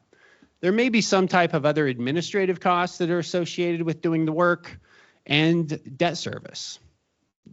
Very common, we see these in budgets. But that true cost is not, we need to have the annual operating cost and then these reserves. And so we'll spend the next couple slides talking about each of these. But we have an O&M reserve, an emergency reserve, a debt service reserve, short-lived asset reserve, and a capital improvement reserves. And so the question for the small communities, does their budget actually reflect these costs as well? And there's a high likelihood that the answer is no. Again, to the football analogy, they're probably on their own 30-yard line if they haven't considered these, and they're probably going backwards. And so what is an O&M reserve? The best way of thinking of this is it's 1.5% of the billing cycle expenses, and it should be held in a highly liquid account. Now, the example here is probably the best. If your monthly operating expenses are $10,000, you need to have $15,000 sitting in a checking account because your customers don't pay their bills on time, right? You still have to pay payroll, vendors after 30 days. If you're waiting for customers to pay their bills, you're going to be late on those payments as well. And so having an operating reserve 1.5 times gives you a little bit of flexibility in making those monthly payments. The next one is an emergency reserve. So I'm sure every small system knows they need to have one, but they often, when it happens, it happens. But this should be determined by either the cost of the most critical piece of equipment in your system or the most expensive.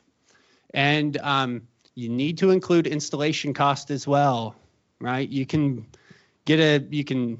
consider your well pump as your most critical aspect. You can't provide water without it. That's great. You can look up USA Blue Book, you can call vendors and get quotes, but you also need to include what it's going to cost emergency services to come on site and install that pump. And that can often be just as expensive as the pump itself. And so setting aside those emergency reserves and understanding what that is a big question.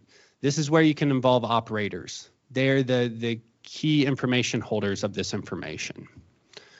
It would be like a well pump, a chlorination system, might be a lift station and a wastewater system. But they need to look at what that piece of critical equipment is and continue to look at that cost over time. The piece of equipment may not change, but the costs do. And so they can't just say we need $25,000 in our emergency reserves and assume that that's good for the next 5 years. That cost will increase as well. The next one is debt service reserve. This may or may not apply to some of the funders that you have. This is generally where a funder will require an entity have at least 1 year's worth of payment set aside in case they have revenue issues moving forward. To Dustin's point, a little bit of like, how do you make systems invest and secure a lot of the work that they've done? Funders also like to know that you can pay it back. And so that can be part, it doesn't have to be, but it could be part of the agreement with the funder that you set those aside. Generally, you're given about 10 years to set that aside, so 10% of the annual cost over 10 years gets you where you need to go. Short-lived assets reserves. So these are focused on replacement of equipment with a life expectancy of less than 15 years. These are pumps, motors, chlorination systems, things that are not storage tanks or pipe in the ground, but that you will need to replace. And generally, they're a little bit lower in cost, right? They're not a capital improvement type cost of, $250,000. These are items that likely should be put into a budget and understood that we're not going to seek funding to get these replaced. Pumps and motors, chemical feed systems, storage tank maintenance, instrumentation, headworks equipment. Any other examples of short-lived assets that I'm missing? This is where we have group participation. Hey, back in the back. Equipment, vehicles, getting around is another great example. Again, operator input, very valuable here to understand condition of the equipment. And this should be held in some account earning interest. You may not, it could be a CD, like you still want to be able to get it if you need it, but these should be planned. So earn some money on that. Don't just put it in a checking account at 0.015%. Start to earn some interest and generate revenue. And then a CIP, a capital improvement reserve. Now I will say, I will talk about this, but for the intent of this training, capital improvement is really, I think, where you need to go for funding. These are items that you can't get away from it. And so as we continue on, we're going to focus more on short-term assets or short-lived assets. But to just define this is a reserve focused on replacement of equipment with a life cycle greater than 15 years, big ticket items, major treatment, distribution, storage upgrades, often driven by compliance. Many systems see, this is an interesting dynamic here. They use depreciation to calculate oftentimes how much you need to set aside, but does anybody recognize maybe an issue with using depreciation as your value? And I know you probably can't see it that far back, but say again? Not good for your fund. Well, if a community was to set aside the depreciation value, that isn't a bad thing. The problem is it does not encapsulate inflation. So example I have here is if you bought a F-150 in 2010, this should last 15 years and it costs you $30,000. Depreciation would say that you set aside $2,000 per year. So in 15 years, you have $30,000. But we know that a truck is not going to cost $30,000 in 15 years. It's likely going to be 60. So you've already generated a shortfall. So while depreciation can be a very good milestone to get started, it shouldn't be the end point for your reserves goal. All right, so where do we go from here? You can, we want to evaluate your budget for the true cost of service. So are you considering all of the different types of reserves needed? If not, I got some resources for you.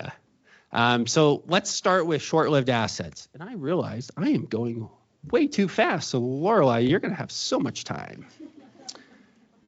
So I know that this on the screen here is quite small, but as we start looking at generating a short-lived asset reserve, we need to understand which pieces of our equipment we need to replace. And so one of the key considerations is, as we look at that, there's three variables that we need to consider within the pieces of equipment. First is the probability of failure. We need to define what it means if that piece of equipment fails.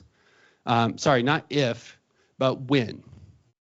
And so as part of some resources that we have available on flash drives in the back, we have defined what probability of failure is. So you could give this to your operators and say, please put a numerical score next to that piece of equipment. The next we need to consider is consequence of failure. This would imply, if it fails, can we still provide service? And the definitions with the remarks there are really tied to level of service. We talked a little bit about this. Are most of you familiar with what level of service means? Say again? No. So a level of service is an idea that should be generated from leadership, from town council, to say, what are we comfortable with providing service? Like, are we comfortable with our residents not having water for 4 hours? Are we comfortable without them having water for 24 hours? Determining what that level of service is then also impacts your, say, emergency reserves. It impacts capital planning, because if maybe your distribution system is not looped and you promise that everybody will have water service in 4 hours no matter what. Well, having a loop system allows you to reconnect their system and get them water service. Establishing these levels of a level of service can drive the budget and the needs for your system. So obviously the more confined level of service, meaning let's call it no more than 1 hour down, it's going to cost you a lot more money to provide that level of service. Versus if you are willing to go 8 hours without service, let your customers know you got enough water in your storage tank, you can repipe it, a lot less is the cost up front. So level of service can and should impact your budget. And if your system hasn't determined what's acceptable or what the goals are for level of service, this would be a really great start in trying to determine the direction that your system wants to go. And so as we talk about consequence of failure, it often gets tied back to that levels of service. But you can also think of this in other ways as well. If you don't have levels of service, what happens if your lift station goes down in your collection system? Basements start filling up, possibly, right? The consequence failure could be lawsuits, liability. There's a lot of things to think about as each piece of equipment. And that will impact the water being served. The last one is redundancy. So that's the name of the game in wastewater for sure, right? We can't turn off wastewater. It's coming down the pipe as long as customers have water. So we often have to have a redundancy. And we put a multiplier in there. It's not a linear one. It's 0.1 means that your system is completely redundant. The pump behind it that's in lag is the same size with the same pump curve. You could maybe think of this as storage tanks, right? This would be a second storage tank that's the same size it can provide to the same area. If it's partially redundant, you give them a 0.5. This could be a lag pump that's half the horsepower, half the pump curve. And then if it's a 1, it's fully, or there's no redundancy at all. So we're trying to quantify priority for our short-lived assets. And if we multiply those 3 factors, probability of failure, consequence failure, times redundancy, we get a criticality score. And the higher the criticality score, the higher priority to replace.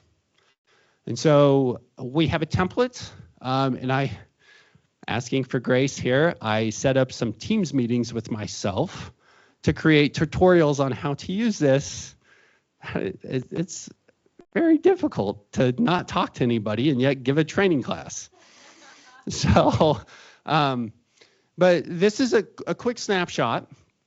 And on the spreadsheet, we have 3 what I would call short-lived assets. We have a well pump, we have valves, and we have a chlorinator. Anything in yellow is input by operators, by community staff. And And then we put the scores in for probability of failure, consequence failure, redundancy multiplier. Gives us a criticality score, and then it says priority.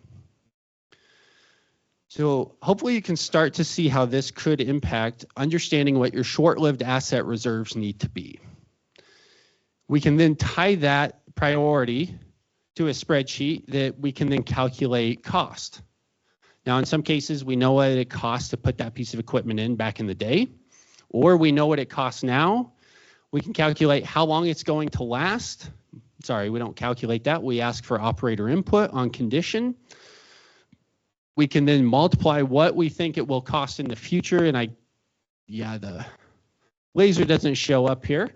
But the 15, 15, and 10 is what the operators think that'll last. So we can calculate what that piece of equipment should likely cost when it comes time to replace it, just using a simple inflation factor. Could be wrong. I mean, none of us have a crystal ball to understand what's going to happen with equipment or installation cost. But it's a general idea. And then at the bottom right of the spreadsheet, you see a number that's 7,553. And that would be what we would calculate as an annual short-lived asset reserve that a community needs to set aside. This is probably, as we're talking about things that communities can do in light of funding deficits, I focus on short-lived assets because this is something that should be budgeted within their O&M, within their annual budget. This isn't things and items that they know are going to be needing SRF, USDA, federal or state funding to support it. So this, I think, would be a really great exercise for small systems looking at ways that they can plan for the future without breaking the bank. The tutorial, I think I said everything. All right, so this one, we need to calculate the cost of service, right? So total expenses equals annual operating cost plus reserves. The annual operating costs are actuals used from a recent budget. Hopefully they're pretty close, but the budget process might need to be revisited as well. And then we've talked about each one of those reserves. So calculating that cost is the true cost of service for your system. Establishing rates, it is a function of expenses. So figure out what your total true cost of providing the service is, and then we can build into how much revenue that you need to generate. A couple ideas here to think about. This is more theoretical, but your base rate, how many of you have tiered systems or tiered billing structures? Or are you just a simple flat rate, no meters, something like that? We have a combination in the room. But your base rate is a price charged regardless of the amount of water that's actually being used. Your variable rate is the price impacted by the amount of water used. This is seen in tiered structures. Now, fixed expenses are costs that don't change based on the water produced. You pay your operator the same amount of money every day, every month, whether or not you produce 100,000 gallons of water or 1 million gallons of water. Those variable costs are ones that do change with the amount of water. So electricity is a big one. The more water you have to produce, the more pumping that you have to do. Chemicals are another common variable cost. More water produced, more chemicals are needed. So why is that important? Is because in the theoretical approach, I think I'm going on to my next slide after this. I'll stick to my slides. Don't get ahead of myself. So what you see on the left is what we generally see as fixed costs. Personnel, equipment. Maybe you see I said it's 80%. It's not completely fixed. The more water you use, the more often that pump runs, it's going to fail a little bit faster. Administrative costs and debt service, again, it doesn't matter how much water you produce, you gotta pay those bills. And reserves. You could say that Your emergency reserve may have some impact if you're using those pieces of equipment more, but generally those are fixed cost. Your variable costs are electricity is about 70% variable. Same with chemicals and also with fuel. So here's the theory behind this. Base rates pay fixed cost, right? So let's think about that for just a second. But you need to ensure that you have appropriate revenue coming in regardless of the water produced to pay your bills. So in theory, your base rate will equal your fixed cost and your variable rate will equal your variable costs. For small systems, this never happens because this means that their base rates are going to be terribly high, and every community has a widow that lives on the corner who's on fixed income, and she can't afford to pay that bill. And so as we're trying to figure out how to generate the appropriate revenue, small systems often in a tiering structure will supplement the base rate using the variable cost. They'll put a higher percentage on those heavy users, which is fine, except that if the expected revenue doesn't come in because they didn't use the water, will you have enough money to pay your base rates or your fixed costs? You may not. So you don't want to make your system become vulnerable by putting a lot of your revenue coming in through water usage. You need it to be in the base rate. In our experience at RCAC, most systems are about 95% fixed cost. There's very few variable costs. Probably half the cost is simply personnel. And so that's the issue. The true cost of service is expensive and it's often unaffordable, right? Now, you can argue why it's unaffordable. You could say, you know, those systems were built back in the 70s and 80s and rates haven't gone up since. And so as one community in central Idaho, I think, told me, they're paying the sins of their fathers because they're having to increase rates so quickly because they were never increased back in. As soon as it was installed, they should have had a program to do a 3 to 5% increase year over year, but they're trying to catch up with inflation. I do have empathy for these board members. It is a very difficult decision that they have to think about because water and wastewater projects are often the most expensive thing that this community has ever seen and will likely deal with for the next 30 to 40 years. And so they're going to need to do public outreach and get them on their side if they're going to make a successful project. And it can be very difficult to tell a community that your rates are going to go up 300% because we need to put in a new wastewater system. But it is a reality. And then we have to try to balance that rate increase with affordability. And that becomes very tricky.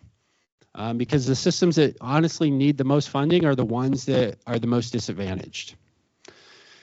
And so what we've done, myself and a colleague, I've done about 50 rate studies for communities in Idaho in my time at RCAC, and I feel confident that I could ask about 8 questions and I could get a general sense of financial health. And so we decided to make a spreadsheet with that so that communities could actually put some numbers in and get an idea about financial health. So this again, on some flash drives in the back, we have this template and there's 2 more tutorials of me talking into a giant void on how to use this. But the items in blue are input numbers, and these should not be hard numbers to find. If we start near the top, we have median household income. That's how we calculate affordability. Number of customers, and we have an inflation factor of 4%. If you do use this, I would caution you not to really go over probably 6% on inflation because none of us have a crystal ball. We don't know what's going to happen. But as we start looking at assets that are 15 years out, applying a 6% inflation over 15 years, it will likely cost more than it truly does. Like, we just don't know, but we're taking a firm guess Also, an inflation of 1 to 2% unlikely to happen. So 4% is a good median. The items that you see under the numbers 2023, 2024, 2025, these are budget numbers. This is something that they should have already produced. And we're basically trying to determine total expenses.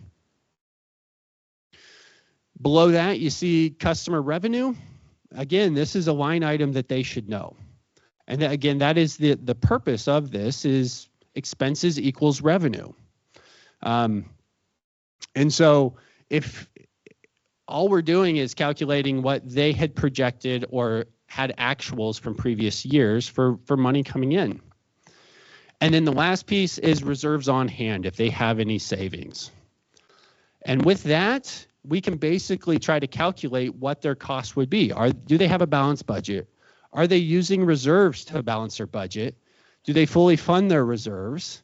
And how much of a rate increase do they need to do? And so this was a snapshot. There's more to it that I didn't put on the screen, but just below these items in this spreadsheet, it actually tells them how much they need to increase their rates monthly and annually if they want to have sufficient revenue to meet their expenses.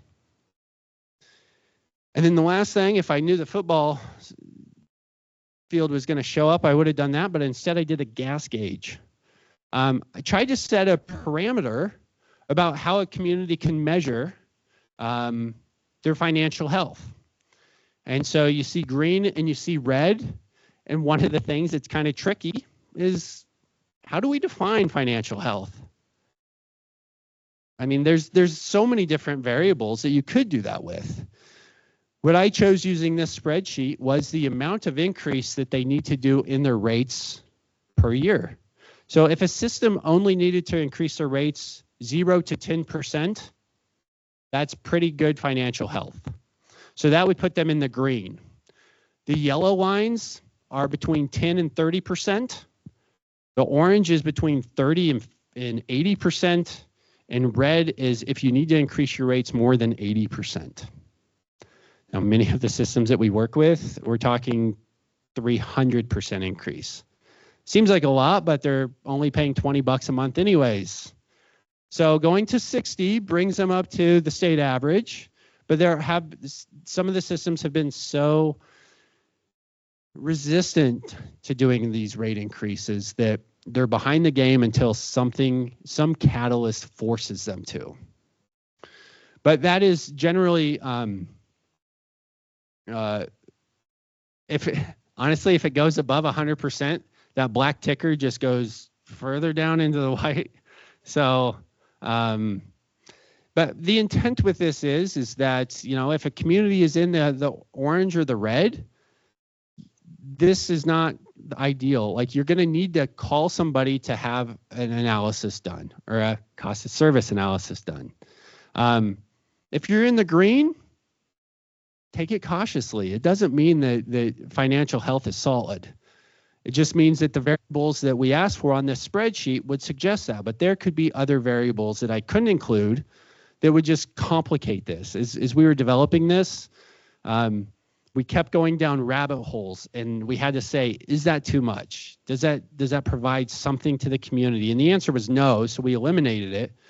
But a full-blown cost of service analysis would include all these other items. This is a snapshot for communities to just do it themselves to kind of understand where they might sit.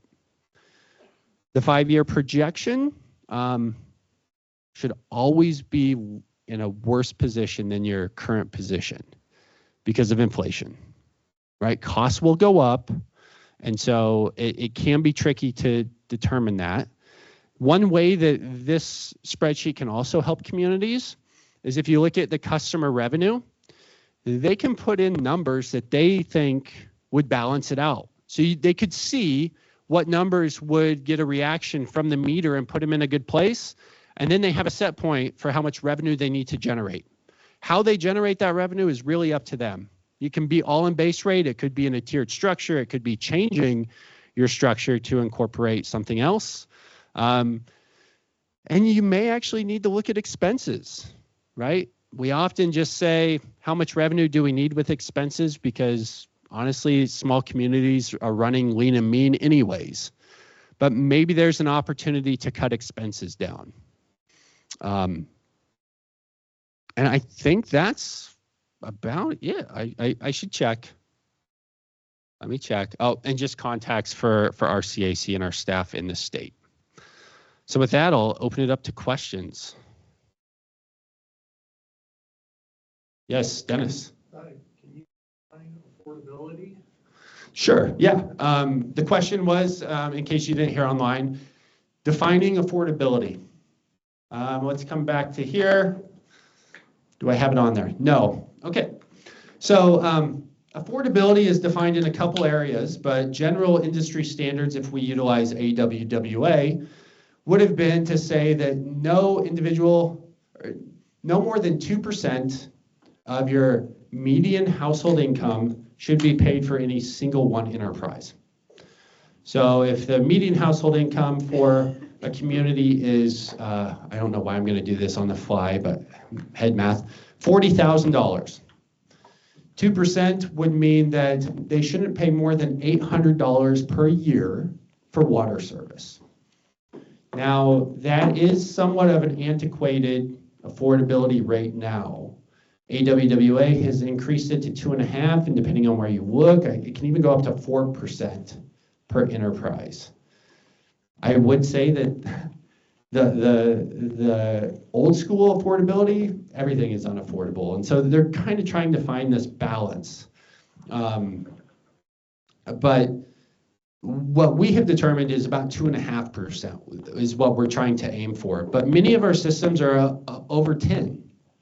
A couple systems in Colorado are paying $450 a month for sewer. And it's a very tricky thing to work through, but that's the balance. But that's also a good, and it is on the spreadsheet, just again, I had to cut it off, that will tell a community what is affordable. But if you're less than 2.5%, that's affordable. They may not like the rate increase, but it's considered affordable. A nuance with that is an MHI, a median household income, that number that comes out of it in the case of this scenario of 45,000, that means 50% of the people in that community make less than 45,000. So there is a consideration that needs to be made. And a lot of communities in Idaho do the circuit breaker program. They'll give a discount to individuals if they who are highly impoverished or can't make those. There is a way that you can build that within your classifications of residents and then calculate your revenue to make it affordable for them. I have a couple questions online for you, Ty. Go ahead. One is, can the documents available at the USB drives in person be made available to the online crew? Yes. Start you with softball. Then I have a 3-part question. As a small water company with little to no reserves, what timeline should we aim to use to build up such recommended reserves? That's part 1. Can I go with part 1? Yeah, so again, on the spreadsheet, you can't see it, but over to the right side is calculating those reserves. They're not on there, but what we said was 5 years. Start building those reserves over the course of 5 years. Some reserves may be more important. I would not put your emergency reserve at 5 years. I would say as quickly as possible, no longer than 3. And maybe your short-lived assets reserves, if you look at how you're prioritizing those, if some of that equipment's 10, 15 years out, maybe you focus on age that you have remaining on the equipment to prioritize that as well. But I mean, it's all tied back to affordability, but I would say 3 to 5 years is a good start if you have no reserves. Start now and try to reach your goal in those 5 years. Second, third part kind of go together. So you said 10 years for debt service reserve, but is this true across the board? It would make sense to request rate increases to establish these reserves because of the true cost of service, correct? It is. So the first question is 10 years pretty much the standard for debt service reserves? That is highly dependent on the funder, but it's called out in your funding agreement. So if that's what SRF has, I'm not entirely clear. That is, I believe, Noe's in the back. Can you give me a head shake? 10 years on debt reserve? Yes, 10 years. Yeah. So funders spell that out in contract. So you can be quicker than that. They won't stop you. If you can set that reserve aside in 5 years, go for it. But you basically have 10 years to build it up. And it should be highly restrictive. You can't just use it when you want. Yeah, and then the third question was, would it make sense to request rate increases to establish reserves because you're going towards the true cost of service? As it relates to debt service, do we know that, or is this? It just says request Sure. rate increases, but it was in the same, it was the next Okay. line after the debt service. I mean, I would recommend, when you do this, you'll see that maybe the value for your system needs to increase $35. That's highly unlikely that you're going to get communities to support that. So put a plan together for the next 5 years that we need to have and build that rate up over time. So that might be a 10% increase per year for the next 5 years.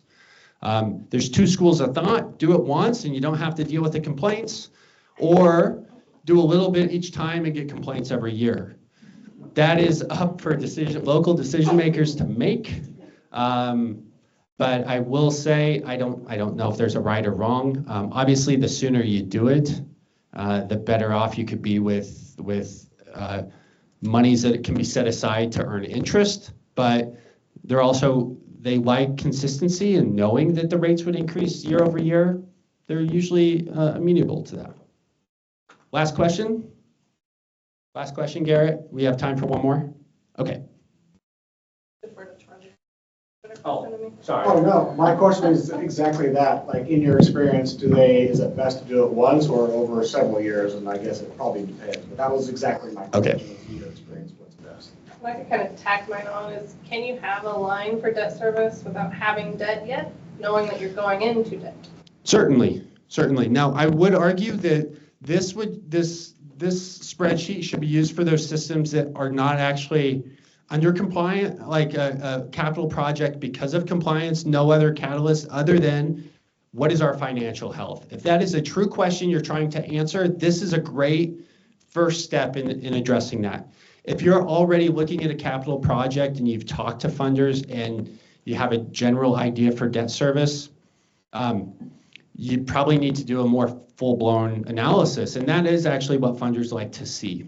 They want to know that your rates are appropriate given all variables and that you can afford to pay back the debt.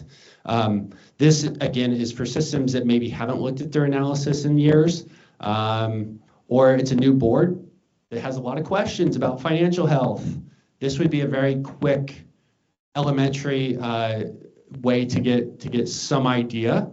And then, again, if they're in orange or red, seek some outside assistance on determining if it really is how bad it could be and what you need to do to correct it.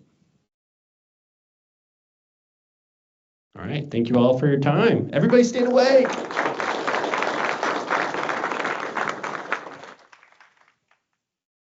So I'm super excited to have Laurelei and McVey here from the city of Meridian to set us straight. I will let Laurelei introduce herself and go from there. Thanks. All right, thank you. So you made it to the end of the day. That's good.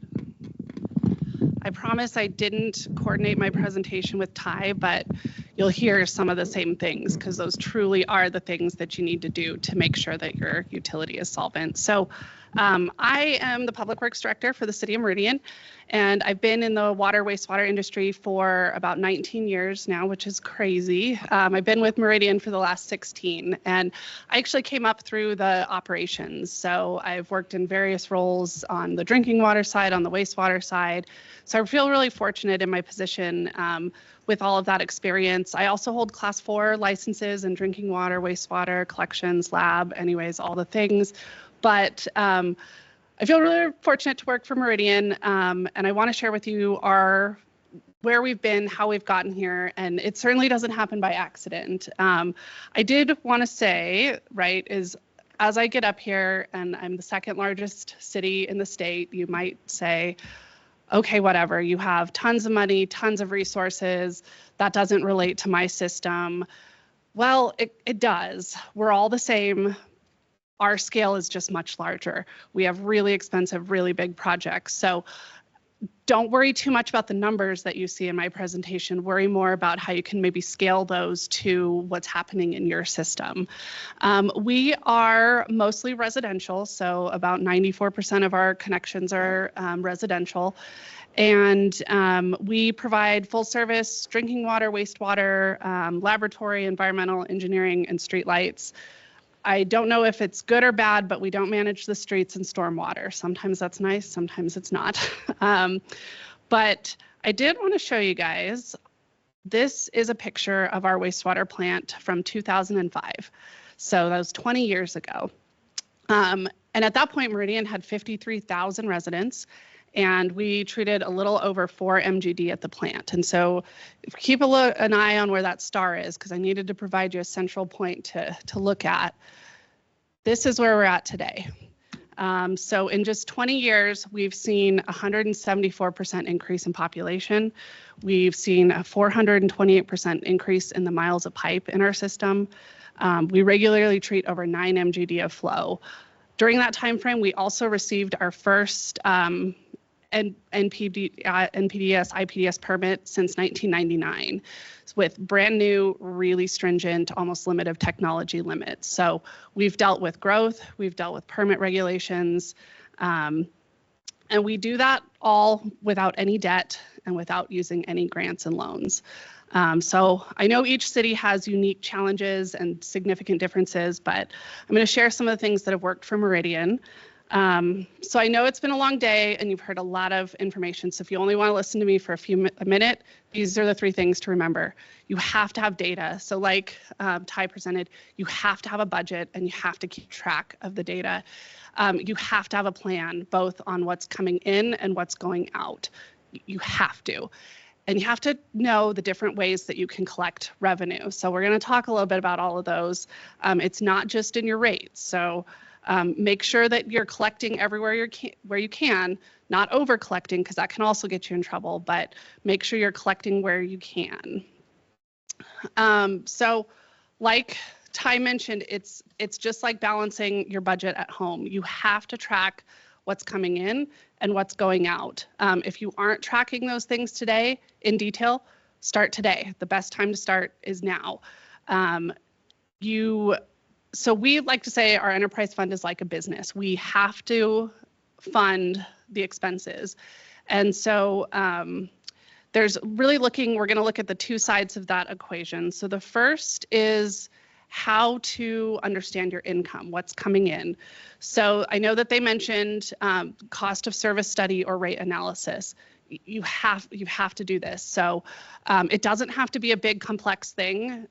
Granted, for a large system, ours was a pretty significant study, but use Ty's spreadsheet. That's all you need is what's coming in, what's going out, just like you budget at home, is understanding every month, here's my paycheck that I get, here's my expenses, my rent, my gas, my electric bill, here's my discretionary income. You have to understand that.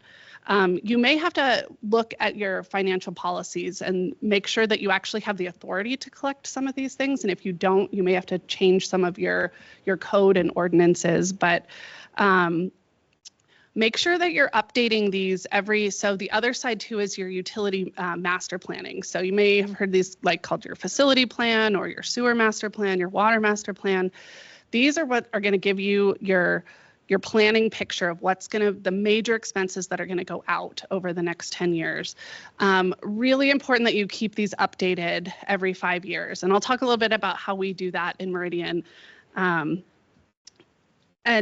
so all of this data tracking really helps you make sure that your utility is paying for itself. Also really important, if you don't keep your funds separated, so your water revenue versus your wastewater revenue, it's recommended that you keep those separate. The main reason is that if you were to be challenged by a resident, by an organization that says, hey, I feel like you're over collecting or you're spending some of the money that you collected for water on wastewater things. If you haven't set these up, set it up today where your water side pays for all its water things, your wastewater side pays for all of the wastewater things. So these are all ways that you can collect money. So, and this is certainly not an all-inclusive list, but are you collecting everything you can without over-collecting? So in Meridian, about 66% of our revenue comes from our monthly water and sewer bills, and 23% comes from assessments or hookup fees. That number might be a lot bigger than yours because Meridian's growing, right? But make sure that you're trying to collect where you can from those developers that are hooking into the system. I know I won't talk a whole lot about interest because I know that means you got to have money in the bank to start saving, but Meridian gets about 6% of our income from interest. And we also have pass-through fees. So I'll talk a little bit about those as well. So I won't talk a whole lot about this because Ty talked about, but the base versus use cost is an important thing when you get ready to set your rate. So Meridian is actually really highly skewed towards use.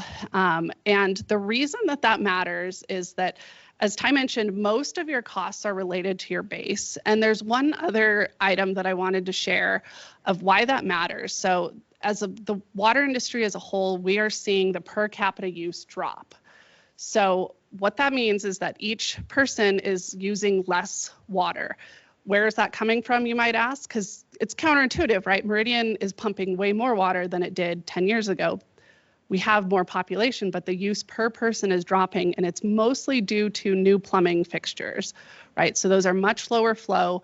So we know that that graph isn't going to bottom out, right? There's a bottom to where, but if you don't have people using water and your rates are really entirely set on use, then your revenue is going to drop and you're not collecting enough revenue to keep your base expenses going. So one of Meridian's strategies is to start doing kind of split rate increases. So it's easy to say, okay, we're just going to do a 3% rate increase across the board. That's 3% on use, 3% on base. What we're seeing though is we need to get more of our costs on the base. And so I'll show you a little bit about what we're going to do to change that. So I wanted to talk a little bit about our EPA fees. So this was a fee that we had in place from 2014 to 2024, and it was a $3.75 a month fee per customer. And so when we did this, we actually didn't need to do any other rate increases from 2015 to 2021. So this is sort of the theory of the do it one time and make them mad, but then you don't have to do it again every year for the next 10 years. And it worked really well for us. So when we got that new permit that I was talking about, we hadn't had a new permit from DEQ since 1999. And we were getting towards 2014, 2015, and we were in discussions with DEQ. We knew this new permit was coming. We knew it was going to be wildly different, have all kinds of new requirements. And so we did a lot of planning and said, what is going to be required to meet this permit? And it was over $100 million of upgrades that we had to put into place. And so we tied those expenses that were related to just that permit. So if we hadn't received a new permit, we wouldn't have had to do all of these upgrades.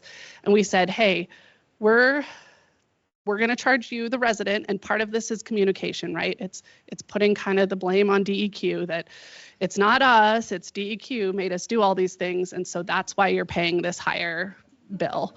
It's a little hard to say that when you're standing in DEQ, but it worked well for us, right? It allowed us to collect that money over that 10-year period to fund all of those infrastructure upgrades without taking on debt, without relying on loans.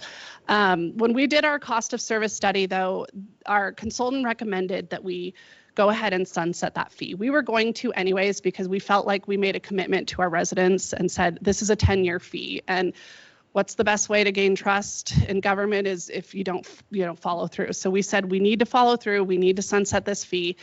And as a result, we're going to need to do some rate increases, right? We can get rid of this fee, but we're going to have to do some rate increases to keep up with our cost of service. So one of the things that's really important for our city council is when you go and talk about rate increases, it's comparing to everybody else. And I know that's kind of hard, and we always try to tell them, hey, there's different things that everybody's dealing with. We have different plants, we have different infrastructure, we have different permits. But it's good to take a look at what everybody else around you is doing.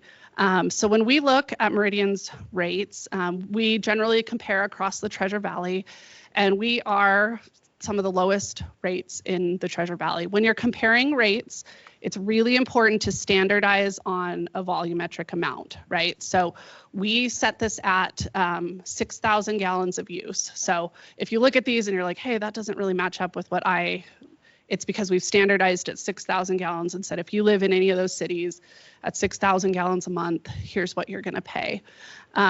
This can be a helpful communication tool, right? Because if you're right near the middle, you're on the lower side, right? You can say to your council, to your residents, like, hey, we're way below average, or we're, and even the ones at the top, this can be a helpful communication tool to your residents and to your council. So aside from just your monthly water and sewer rates, another area that you can collect in is connection fees or assessment fees. So you might also call these hookup fees. So when a new developer comes to town and says, hey, I'm going to put in a house or a subdivision or a business park, you should have connection fees developed. And if you don't, get them developed, because each one of those that are coming into your town, that's a potential loss of revenue that you could charge them. So you have to be a little bit careful. It can't just be unlimited, whatever you want to charge them. There's specific formulas that are in place that essentially you can only charge them for a proportional buy-in to the system. So you can't charge them for, well, in 5 years, I need to replace a big blower motor, or I know in 2 years, we really need to replace this tank. You have to charge them for the proportional buy-in of the system today.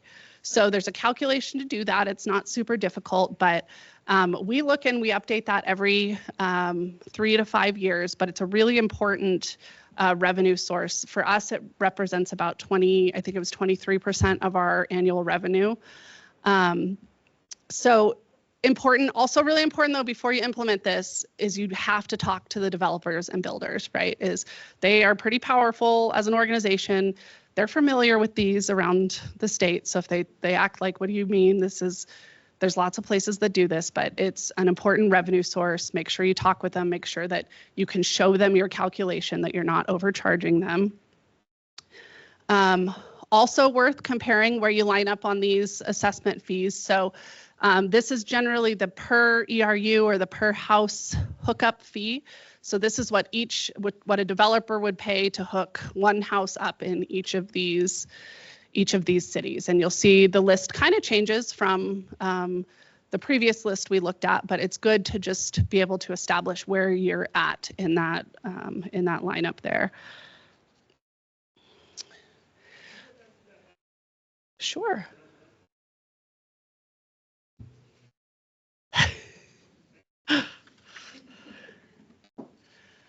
All right, so investment interest we'll kind of skip over, but user fees is kind of an important thing that I think a lot of cities might miss out on. So this is what we call pass-through fees. So they're fees that you can charge to people that are using your services. So like when you install meters for developers, you really should be charging those guys for that meter. So you can't make profit off of this, right? But you can say if a meter costs the city $300 to buy, then you developer, when you install your subdivision, I'm going to charge you $300 per meter that my team puts in.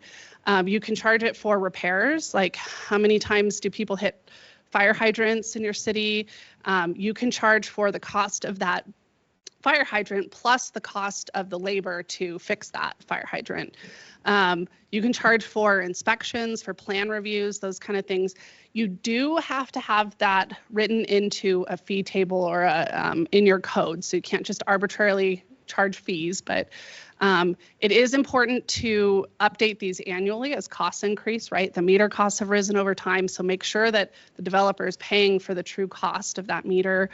And then we periodically do hour studies too. So how long does it actually take a plan reviewer to review a new plan set? You know, is it an hour per plan? What's the hourly rate that we pay that plan reviewer, and update those fees over time? So we get, I think, about 4% of our revenue from user fees. And this last one, I am certainly not an expert in, because Meridian does not use impact fees, but you're probably familiar with impact fees on maybe the police or park side of your city. This is important when we're talking about level of service. So if you establish a metric, like we will have, you know, 100 acre or 1 acre of parks per 1,000 residents, like that's a metric, that's a level of service. And so you can say, when a new development comes in, is that adding those residents, is that going to increase or decrease your level of service? Or you want to have 10 police officers per every, you know, 50,000 residents. And if more people come in, does that increase or decrease your level of service? So City of Nampa pretty recently, I think they've been doing this for 3 years, they developed impact fees for water and sewer.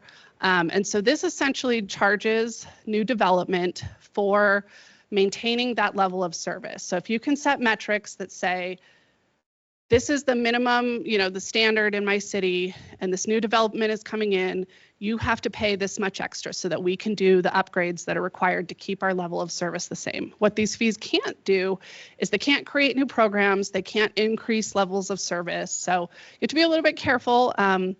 You also have to have a capital improvement plan. So these things have to be defined. So you can't just say, well, I'm going to collect these fees from you and I'm not really exactly sure what I'm going to spend it on. You have to have a capital improvement plan that says, if this growth happens, I know I'm going to have to extend this trunk line, or I know I'm going to have to drill this new well. And so in your capital plan, you have to have those identified, and you can use this funding on those specific projects. What you can't do is use that funding for a new truck or a new you know, upgrade to the headworks. Unless those things were identified in your capital improvement plan, you can't use this money for that. And also, if you don't spend it in the, I think you have 6 years or 10 years, you have to give that money back. So it's really important that if you're going to collect impact fees, you have to have a really good plan in place of how you're going to use those and what you're going to use it on. But definitely would encourage you, if you're interested in that. I know City of Nampa is always willing to share how they set their program up. But for them, it adds about $2,000 more on every new house that hooks up in Nampa. So it's an additional revenue source. So I've talked a lot about the revenue side, so just make sure you're collecting everywhere that you can. And then let's talk a little bit about the expense side, because that is another area that we need to understand. So when you develop a rate model, so it's important, you know, I think the spreadsheet that Ty provided is a really good start, and I would really recommend that you use it at least as a base to start. These don't have to be complicated, but you really have to start thinking. For us, it's in a 10-year planning cycle. So we plan out our expenses for 10 years, and we plan out our income for 10 years. And one of the things is the inputs that you put into that rate model really matter. So for us, we've really been drilling down on our operational teams about, if we budget for a certain amount, it's really important that you spend that amount, right? If I give you $1 and you're spending $1.25 all the time, that's a problem. It's also a problem if you're spending 75 cents, and you might be like, well, why? Then I have that extra money and we could use it on something else. Sort of, but the principle is that you're collecting, at that point, your true expenses are less and you're collecting more from your residents than you should. And it's so important to build trust with your constituents and tell them, I'm collecting money for these specific things, and I have a handle on our finances, and you can trust me that we're going to be using these appropriately and wisely. You also want to make sure that you have a good handle on what the expected growth is in your city over the next 10 years. And then also the changes that you see in staffing and benefits. So one of the things that I talk to my staff a lot about is that adding one new operator over a period of 10 years will cost you about $1 million if you take benefits into consideration. So adding a staff member is really expensive. It's a really big cost. And absolutely, you need staff to maintain and run your system, but you have to evaluate. Personnel can be some of your biggest expenses. So I won't cover this because Ty, I think, did a really good job of talking about, but you really need to plan for some reserves. Also start planning for some replacements. Some of the things that we have really started to look at is electronics, right? We've all started to rely a lot more on instrumentation, on flow meters, on servers, on PLCs. All those things have about a 10-year lifespan, not necessarily because they go bad, but because they then are so out of date that it actually can open you up for vulnerability, right? Because they don't connect, or they connect too much to the network, and you can't update them anymore. This is all way above, SCADA is like a foreign language, but you have to, you plan to replace these things. One of the things that has been really important for Meridian over the last, I would say probably 2 to 3 years, is prioritizing value engineering, so controlling costs. So all of us have been involved in projects in the last 5 years, and you get the bid back and you're like, oh my gosh, this is double what the engineer said it was going to cost, or how are we going to fund this? And what we've really had to drill in both to our staff and to the consultants that we work with is we don't have unlimited money. So how do we bring the costs of these projects down? And so a couple of the tips that I have is really focus on the needs versus the wants. It's so easy when you're doing a project and you're like, okay, well, we're over near the digester, and well, the ferric shed really could use an update, and well, that pump that's kind of next to the digester annex is getting kind of old. Could we just lump all of that into the project? Well, pretty soon then your project is way over budget and at a risk of potentially not happening. So you have to be really careful about reining some of those things in. And it's okay to tell staff, like, I hear you, and we're going to put that on a list and we'll get to it, but I can't include it in this project because we don't have the money to do it today. I've started challenging the staff about we've always done it this way. And that's a tough one, right? So we traditionally put all of our chlorine tanks inside the well house, and as we started building these new ones, fire code has been updated, and it was costing so much money to put fire suppression systems in these buildings. And it was like, well, why are we doing that? Why can't we put it outside the building, and then we don't have to have any of these fire suppression systems in place? Millions of dollars saved, millions, just by saying, hey, we can maybe try this a different way. We've also traditionally built all of our buildings with, CMU block. We've found pretty good savings on transitioning over to prefabbed metal buildings, right? So it's just questioning some of these things of like, well, we've always done it that way, but maybe there's a better way. Maybe there's a new technology. One of the other things is project size. So when we do projects, it's really nice to be able to say, like, okay, we're going to do this tertiary filter project, and once it's done, we don't have to think about tertiary filtration for another 20 years, right? It's in, it's done, it should run. Well, when we got our project cost back for the original estimate, we were like, whoa, it's double, we can't afford this. And so we did a lot of value engineering to say, okay, we can't afford that today, so let's put in enough to get us what we need today. And it reduced the cost significantly. And we just know over time that we're going to have to add to this project and add membrane skids. And we built the building so that we could easily put those next 2 or 3 membrane skids in. And then we built the end of the building because we also had to challenge the staff of who knows what's going to happen in 2040. Like, there's probably going to be new membrane technology, and it may not be this exact building that you end up wanting to, retrofit.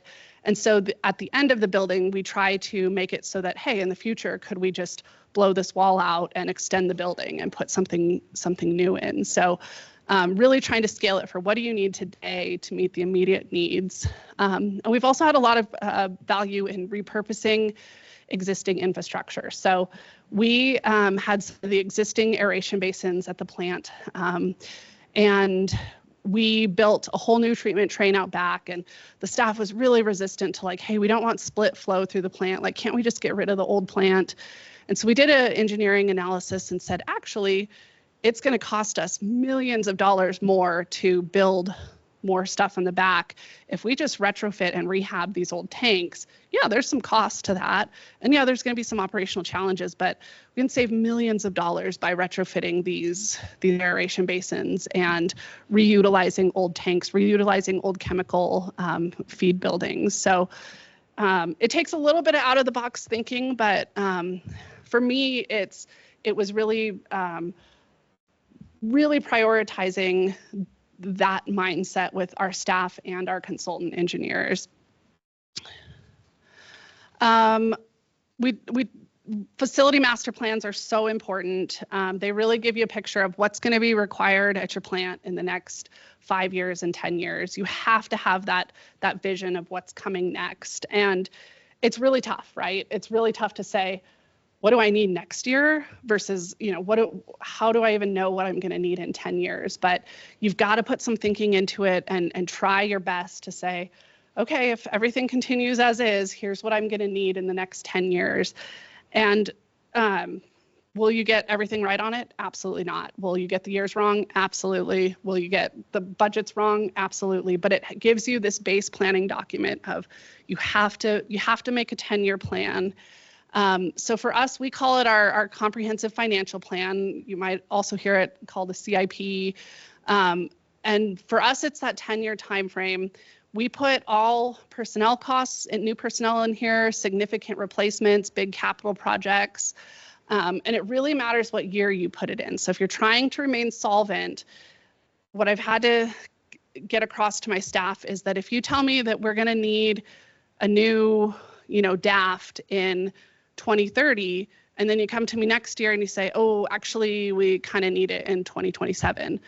I'm probably not going to be able to fund that and move it up that quickly. So you have to really think about when you're going to be able to do these projects and give yourself some time, right? Build them before you need that capacity so it's not last minute. We also update this twice per year. So what that does is it really keeps it at the forefront of all of our staff and our managers' minds. I also really scrutinize them if they want to add anything to this, if they want to move anything in it. We have some pretty big discussions about, okay, tell me why we missed that or why we need to add that to it. And not to say that you can't, but what it's done is given everybody a really, this is our guiding plan and our guiding document, and it's really important that you do it right, that you keep it in the forefront of your mind, and that we put all of our expenses on this. So what does Meridian's financial health look like for the next 10 years? Well, this is our rate model output. So what you'll see on this is our wastewater fund and our water fund over the next 10 years. And you might say, whoa, you are about to have a problem. You're up here telling us all how to do this, and you're about to go into debt. Well, this is a chart saying if I don't raise rates at all over the next 10 years, and I have all of the expenses that I have planned on those sheets, this is what would happen to our financial picture.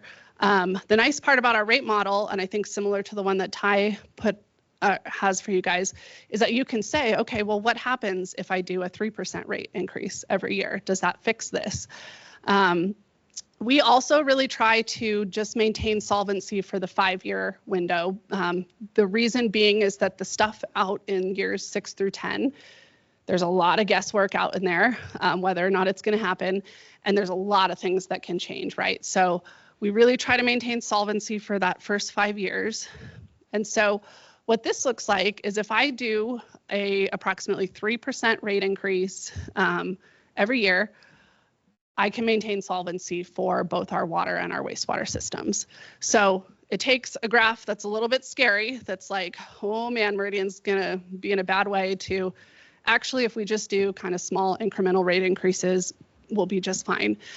This is where I was talking about the difference in trying to put more of our rates onto our base versus our use, is that we're planning to try to, it sounds a little, we haven't quite got this part figured out, is how do you communicate with the residents that you hear a 9% rate increase, but it's not 9%. It's actually closer to 5% when you look at and overall, if you include our wastewater increase, it's no more than a 3.4% increase to anybody over that time period. So what we've done to compare on that is said, if I do this plan for 10 years, where would I be at the end of those 10 years? And we would be about at $85 a month. And if you compare that to that chart, and that would assume that not one single other city does one single other rate increase in 10 years, which you know is not true, that we're still middle of the pack. So to me, that shows we're in a pretty good spot. Yes, we need to do some rate increases, but we're going to be okay. I know they talked a little bit about affordability. So 4.5% is kind of the industry standard that combines both water and wastewater. And so what I wanted to do is show you guys two examples. So if you go back to this chart in the Treasure Valley, so Greenleaf is the highest monthly bill right now in the Treasure Valley. And I wanted to show you the comparison of Greenleaf to Meridian. So you see their monthly combined water wastewater bill, and then you see the median household income, right? Meridian has a much higher household income than Greenleaf, but if you do the affordability index, Greenleaf is about at 3.7%. So technically under the affordability index, their rates are still affordable. That might not be what you tell the customers, that might not be what they're feeling, but the other side is to say, what could the rates be to get up to that 4.5%, right? So if you say, hey, in Meridian, it would take your monthly bill going up to $376 a month to truly meet some of these unaffordable indexes, right? Then your bill at $63 sounds a whole lot better. I think it also shows that Greenleaf has a little bit of flexibility there too. They're kind of at the top of the affordability, but they have some room before they truly kind of crest over that. So I think it shows us, especially when you look at this, nobody likes rate increases, but you have to do them. The cost of water in Idaho is artificially low, and it's going to have to increase. And so as all of us do these rate increases, water will eventually get to where it pays for itself. But today it doesn't quite. Couple of things you guys have heard a lot about this through all of the presentations, but communication is so key. So on your external, with your external groups, one of the things that we've found really helpful is to give tours. Most citizens have no idea that the faucet turns on, the toilet flushes, but for them to see what actually happens in a well house or what actually happens at your treatment plant is so key. When people leave, they're like, I had no idea that it took that to do that. Like, I actually have a huge respect now for what you're doing and the challenges that you're facing. Also try to explain the alternatives, right? So DEQ came up here and talked a lot about non-compliance and that, it's a lot, even though you might have to raise your rates, it's a lot better to do that than it is to start getting fines and start having, consent decrees. It also, for big growing communities, the word moratorium is something that can definitely spark some change. So if you say, hey, if we don't get more money, I can't let anybody else hook up to the system, that will trigger some response. We've also found that the smaller incremental increases tend to work better. At minimum, keep up with inflation. I just remember borrowed money is expensive, right? Having to pay that back is expensive. Internally, really important that you help your team understand the importance of what they're doing with their annual budget matters. So unplanned last minute things, both on the capital side and operational side, is really hard. Some of the activities that might help is sort of force ranking projects and replacements with your team, kind of going through that criticality of saying, okay, if we only have this much money, what are the things that we want to spend it on? Again, just really prioritizing value engineering and also taking a look at your existing programs. So just because we've always done it this way, are there things that you're doing that are optional that you could maybe cut back on and utilize those resources in another way? We also really highly recommend, so AWWA does an annual rate setting seminar. Have someone from your team go to it at least once. It is such good information. I think it's coming up in this month in Florida, so I know that's not very, when I'm like, you can't do last minute planning, but maybe plan for next year. But we found a lot of use for our team sending someone to that to kind of learn some of these rate setting principles. And then I always like to say, phone a friend. And if you don't have a friend, I will be your friend. You can call me, but utilize your neighbors. So oftentimes we're just kind of isolated in our city and we're like, oh, I have all these problems and I have every other city is going through the exact same things. Larger cities often have more staffing resources and have done a lot of these plans and these studies. And guess what? They'll share them with you. Most of the time, if you just call and ask, I'll share my budget with you. You can go in and just change, delete MaryAnna out and put your name in there and use the categories that I have already set up, put your numbers in. Look at our 10-year plan and say, okay, yeah, some of those things apply to me, some of those might not. Don't reinvent the wheel if you don't have to, but a lot of your big neighboring cities will help you if you just call and ask. And if they won't, you can public record request those documents. It's a little uncomfortable. I'd rather you call and just ask and I'll share those with you. But really, I think a lot of times we forget that there's a lot of resources out there in the state of people who will absolutely help you. Or if you want to just bounce ideas off or say, hey, can you help me look at this spreadsheet? Or do you have any experience with, I put together this 10-year plan, am I missing anything? People help. We're all operators, we're all looking to just provide service and meet compliance. And so just definitely encourage you to reach out if you need anything. And that's all I've got. Yes. Pending growth that you've got west of 10 Mile and north of the freeway, are you going to use the revenue from that to offset the balance that you're going to put on the homeowners? So good question. So that question is kind of related to the growth that we're planning for Meridian, so the northwest side of Meridian. So we try to keep our expenses separate. So the revenue that we're going to get in from those is largely going to be connection fee, hookup fee based, and we generally try to use that for one-time capital projects and not rely on that for our base expenses.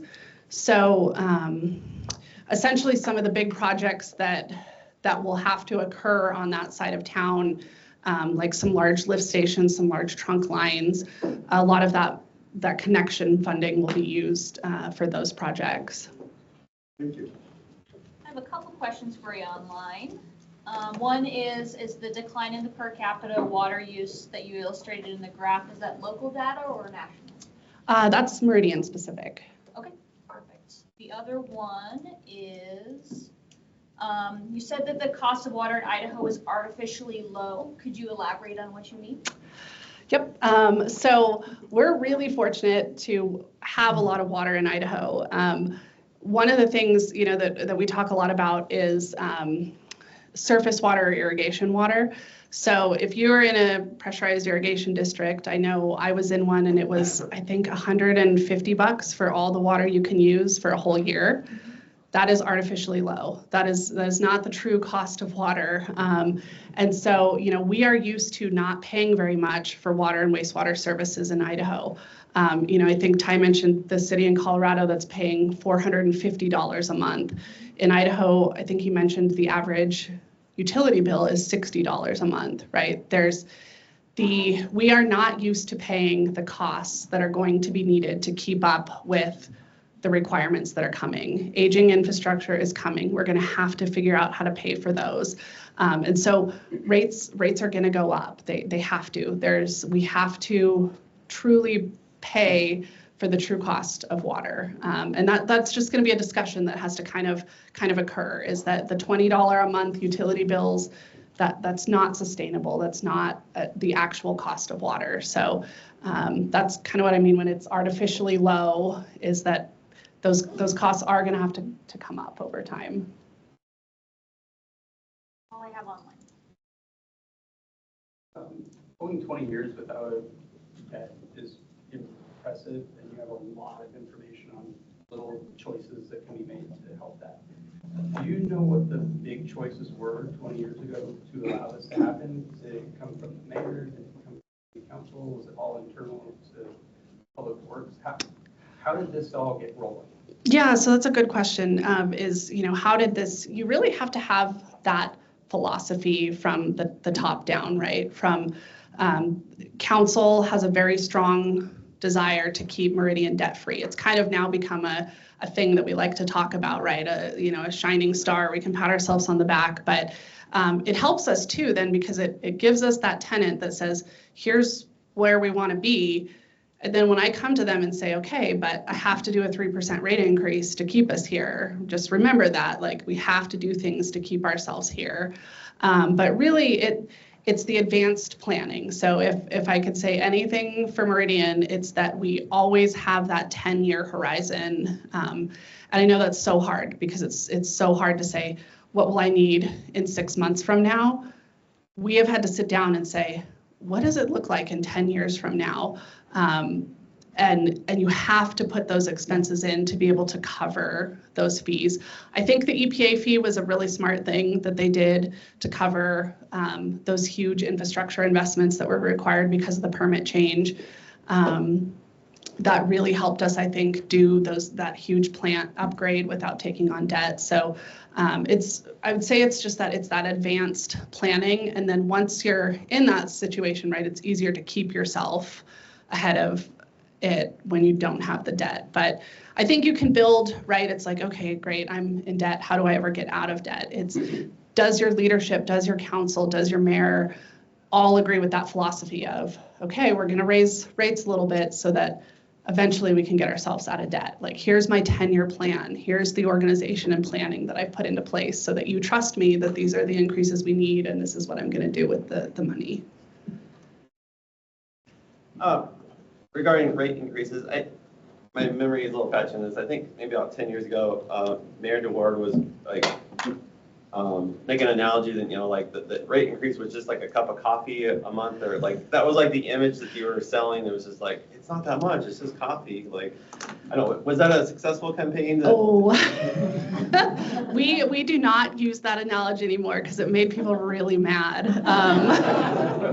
Because we said, right, where we're like $3.75, you can't even go to Starbucks for that much. That did not go over well.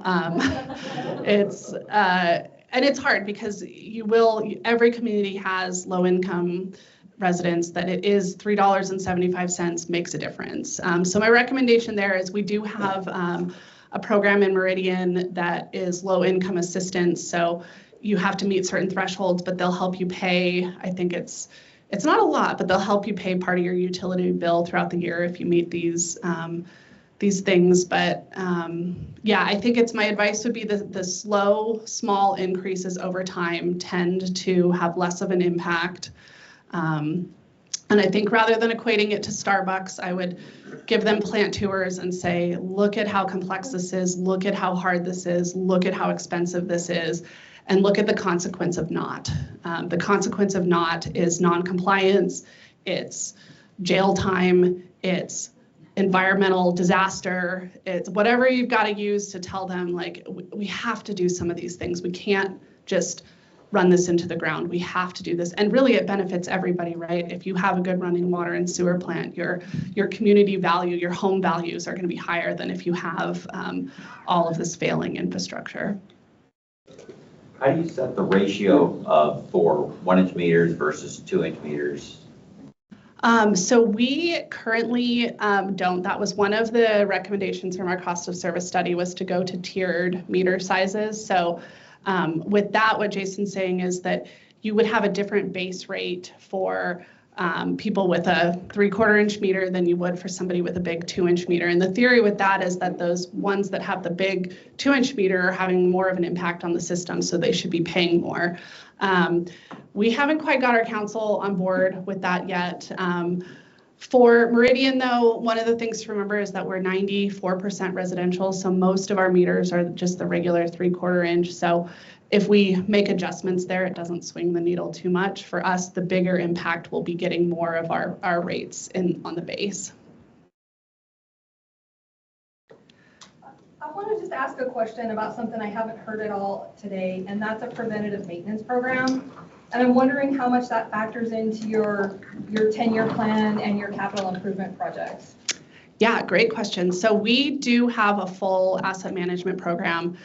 Very important. You have to know what you have, and you have to have a plan to take care of it. So, and you don't have to have a fancy software system to do it, but over time, Meridian has gotten that, and it generates work orders for us. And for us, we take it as, part of all of our permits and regulations say you have to properly operate and maintain your facility. So if you need some justification to your board or your council to say, hey, I need to spend some money on these programs or developing these things, it's absolutely necessary to keep your plant running. So yeah, we have an asset management program that generates preventative maintenance work orders. We also get with our operators, our maintenance guys, and say, hey, what are, over the next couple of years, what are the big pumps or motors or blowers or valves that you think you're going to need a replacement on? And we put that on that capital improvement sheet. And even things like our digester cleanings, we'll put that on the sheet. Anything that has that significant cost impact that's just like, yep, sometime over the next 5 years or 10 years, we know we're going to have to do these things. So let's plug it in and start planning for it. Okay, we're getting the time. So thank you. Thank you so much. Great, that was fantastic. I learned so much. But just to let everyone know, we did record this portion of the training, and we will send it out to all of you so you have access to the recording. We also will send out slides and information that we have, and also the football assessment form. But part of doing this training, again, with what we're seeing here in Idaho, we knew collectively we needed to kind of all reflect on what can we do to start addressing our aging infrastructure. I'd love to say I'm just flushed with money and can, solve all the people's problems, but that's not the reality. So thank you so much for listening to this. We are going to take a break. Definitely for the folks online, we'll be ending here right now. But for the folks here, we're going to take, we're about a 25-minute break. And then I want to connect you with the experts who are here in the room. And we're going to be going around with some folks that are here, what they do, how they can help you. And if you have specific questions, problems, anything that you would like to work with us to help solve those problems now, we want to give you that opportunity. So anyways, thank you for being here, and we will come back after the break, and then we'll share with you who's here in the room, what they can do, and how they can help you, and then we'll have a big party.